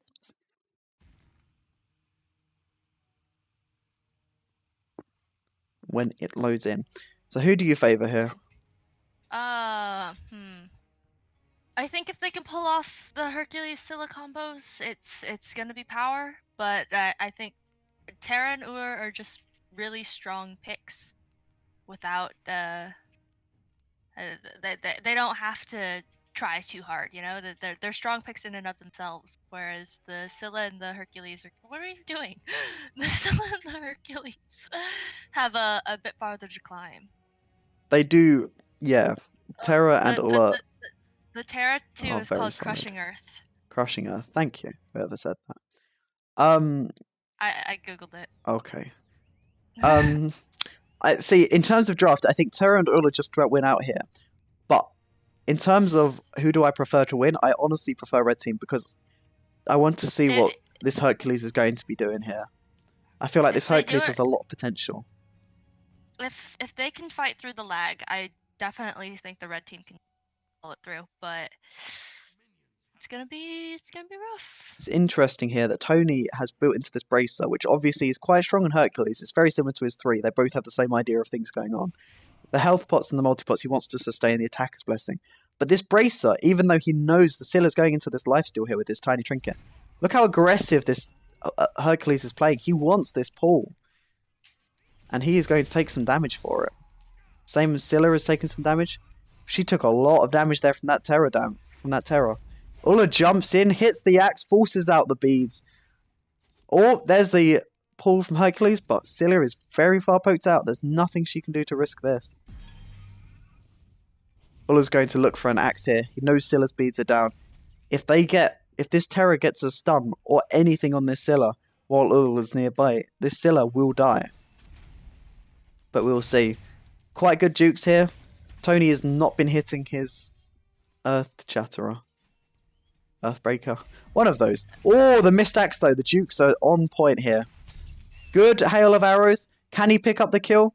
The bracer has been used. There we go. Ola picks up first blood onto this Hercules. Now this is really good. The later this game goes, the better it is for this Ola Terra. It's surprising that they won this early game so hard against this Hercules, honestly. They secure this blue buff, make sure that Noodle doesn't get it. Noodle has no kill potential. The early game on Scylla is not a lot of damage. They need that. They need those items online to be able to get that crush damage. It's mostly reliant on their Hercules. But this Hercules is level 3. He's running at these level 5 Ulla and Terra. And he's only level 3. You're going to see how this goes. There comes the Terra ult. It's going to go in. That's... Oh, the axe is not going to connect. The Terra ult damage is strong, but it's not strong enough. They managed to get out and live. That was Terra ult for absolutely nothing on red team. But they do get red buff from this. There's no way Tony can contest it with this low HP. But this Ulla is out of mana now. Everyone's just going to back, reset the fight, come back with items.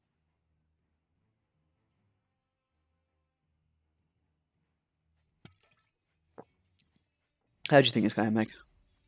Oh, I have a headache and this is lasting for... It is lasting for a long time. You tried to make it last for longer. It's been 4 hours. I know, Meg. I've been talking non-stop. My throat is burning. The reason it was double elim format was because I thought like 3 people were going to sign up. So 10 people signed up. And now we have like this really long thing happening. And it's great. And I'm glad it's competitive and it's fun. And I'm sure y'all are enjoying it at home. But I'm dying a little. I had to get up. So I'm West Coast, so I had to get up early for this. Like I had to be up before 10 to get things started. And yeah. I am EU, so I had to be up at 5 in the afternoon. 5 in the afternoon. It's too early. How dare you? Well, I mean, to get myself ready. Mind that Limer went to bed at 6 a.m. So. Like, you think it was that early? Funny. I don't remember, honestly. That's like what. The vampire goes to bed at different times. We don't try and keep track of this. Oh, good pull from the Hercules. But Ulla Bees and the Terra ult, are they going to be able to pick off the Hercules from this? There's a good route. The Hercules ults, but it's nowhere near enough damage. The Ulla just does so much. There's the med trying to give some mana, but Ulla does not have his cooldowns up. There they are. There he goes. Finishes off the Scylla. This is a 3-0 Ulla in less than 4 minutes. This is going to be very painful for Red Team to deal with. They do not have that ADC to contest. This guy is a man after slime. Yes. I do like these Ulla picks. Quite a lot. If you don't know Slimer, if Slimer picks and anything, it means he wants to win. Like... I mean, I want to win every game. Hello? But no, it means but it means he's like he's ready to finish this game in 10 minutes. Like that's what. I just enjoy your life. Oh, Scylla ult, but it's not enough. Surrender vote started? Where did you say that? I just saw a surrender vote has started. Oh, you are correct. Who surrendered? What? Hello? Did Tony and Noodle give it up? I think the lag is the Lannisters' victory. Well, as that was the winners team. That was underwhelming. That was a 4.5 minute end to the tournament. I wish that the finals of the finals would have been a bit longer, but there we go. Anticlimactic. There we go. So congratulations, Desert Fox 1943, RPG for dinner, and the other one. Tony Bravo. Because combined, all 3 of you have won the tournament. Good job. So, you get the reward of satisfaction. You are the supreme champion. And yeah. That's what this is. The supreme champion. Yeah. Supreme champion. DDK and Nightmare retrieves the title of maybe next time. And Noodle and Toyota get to be worthy rivals. Worthy adversaries. Fuck. I forgot how they worded it. You're so dumb. But congratulations. We hope to see you guys back. Keep an eye on the Little League Discord and Twitter. I run the Twitter, guys. I'm so cool. I get to talk to Barracuda on the Twitter, and it's great. I love it. It makes me really happy. But keep She's an eye easily there. pleased, she is. It's so exciting. Keep an eye there. We'll be putting up a vote for the next pickup game. We'll hopefully be holding in 2 weeks on the 8th of December. Probably the same time, same place. Formats to be decided by y'all, the fans. Maybe we'll see some conquests, 3v3 joust maybe, if we're feeling try-hardy. On her mirrors are popular for some reason. I don't get that because I don't play on her. But yeah, check it out. Smite Little League Discord. Meg wants the Kepri mirrors. Yes, guys. No one else wants the Kepri mirrors. We won't let this happen. We're not letting the Kepri mirror happen. I am not casting a Kepri mirror in any way. I will just quit. It's not happening. Mr. Slimy's gonna cast. Maybe he'll. It's good games, Tony. Maybe I'll let him leave and participate, but I really don't want to because if you hadn't noticed, I'm a bad caster. But I'm glad everyone was here. You guys did so great. It was so fun. There were some very Check out interesting the Smite games. Little League. Come sign up for the Smite Little League. Tell your friends. Tell your family. I still haven't signed up yet. I hate you. I keep forgetting. I'm like, I'll do it later. I got loads of time though. You got a couple of weeks or something, right? You have 2 weeks. You have 2. That's what I said. Got a couple of weeks. Got 2 weeks. I'll do a full 10 Kepri mirror. No Kepris. We're not having. I'm not casting a Kepri mirror. I think you have 3 weeks. Hey, we got loads of time. Like 2.5 weeks. You have 2.5 weeks. December 13th is when the Little League signups close. But guys, check it out. We do fun stuff. Tell all your friends. LATAM players can play if they want to play on NA. Somebody asked me that today. I don't know if you know any LATAM players. Also, tell all your anyone EU can friends. play anything. Anyone can play anything if they can play on EU or NA servers and accommodate EU and NA time zones. But that's not the point. Tell all your friends. Tell all your EU friends especially. Make EU friends and tell them because we need EU players, guys. There are a significant less There's a lot more NA EU right now than there are NA. And that happened last time around too. But no, it's not all on NA, Mr. Gamer Karisu. We have a EU league and an NA league. And they're completely separate because we can't run LANs and bring them all together. Really? It's not got the funding, eh? What a surprise. We could potentially, we batted around the idea of having a finals kind of the NA winners versus the EU winners, but that'd be just a fun thing. But check it out. Come be our friends. We'll be back next week. I don't know how to end this. And again, congratulations to RPG for Dinner, Desert Fox 1943, and the Tony that won, for winning the tournament and being the supreme 3 winners. And thanks to all of our thank you for watching the tournament. Yay! Goodbye.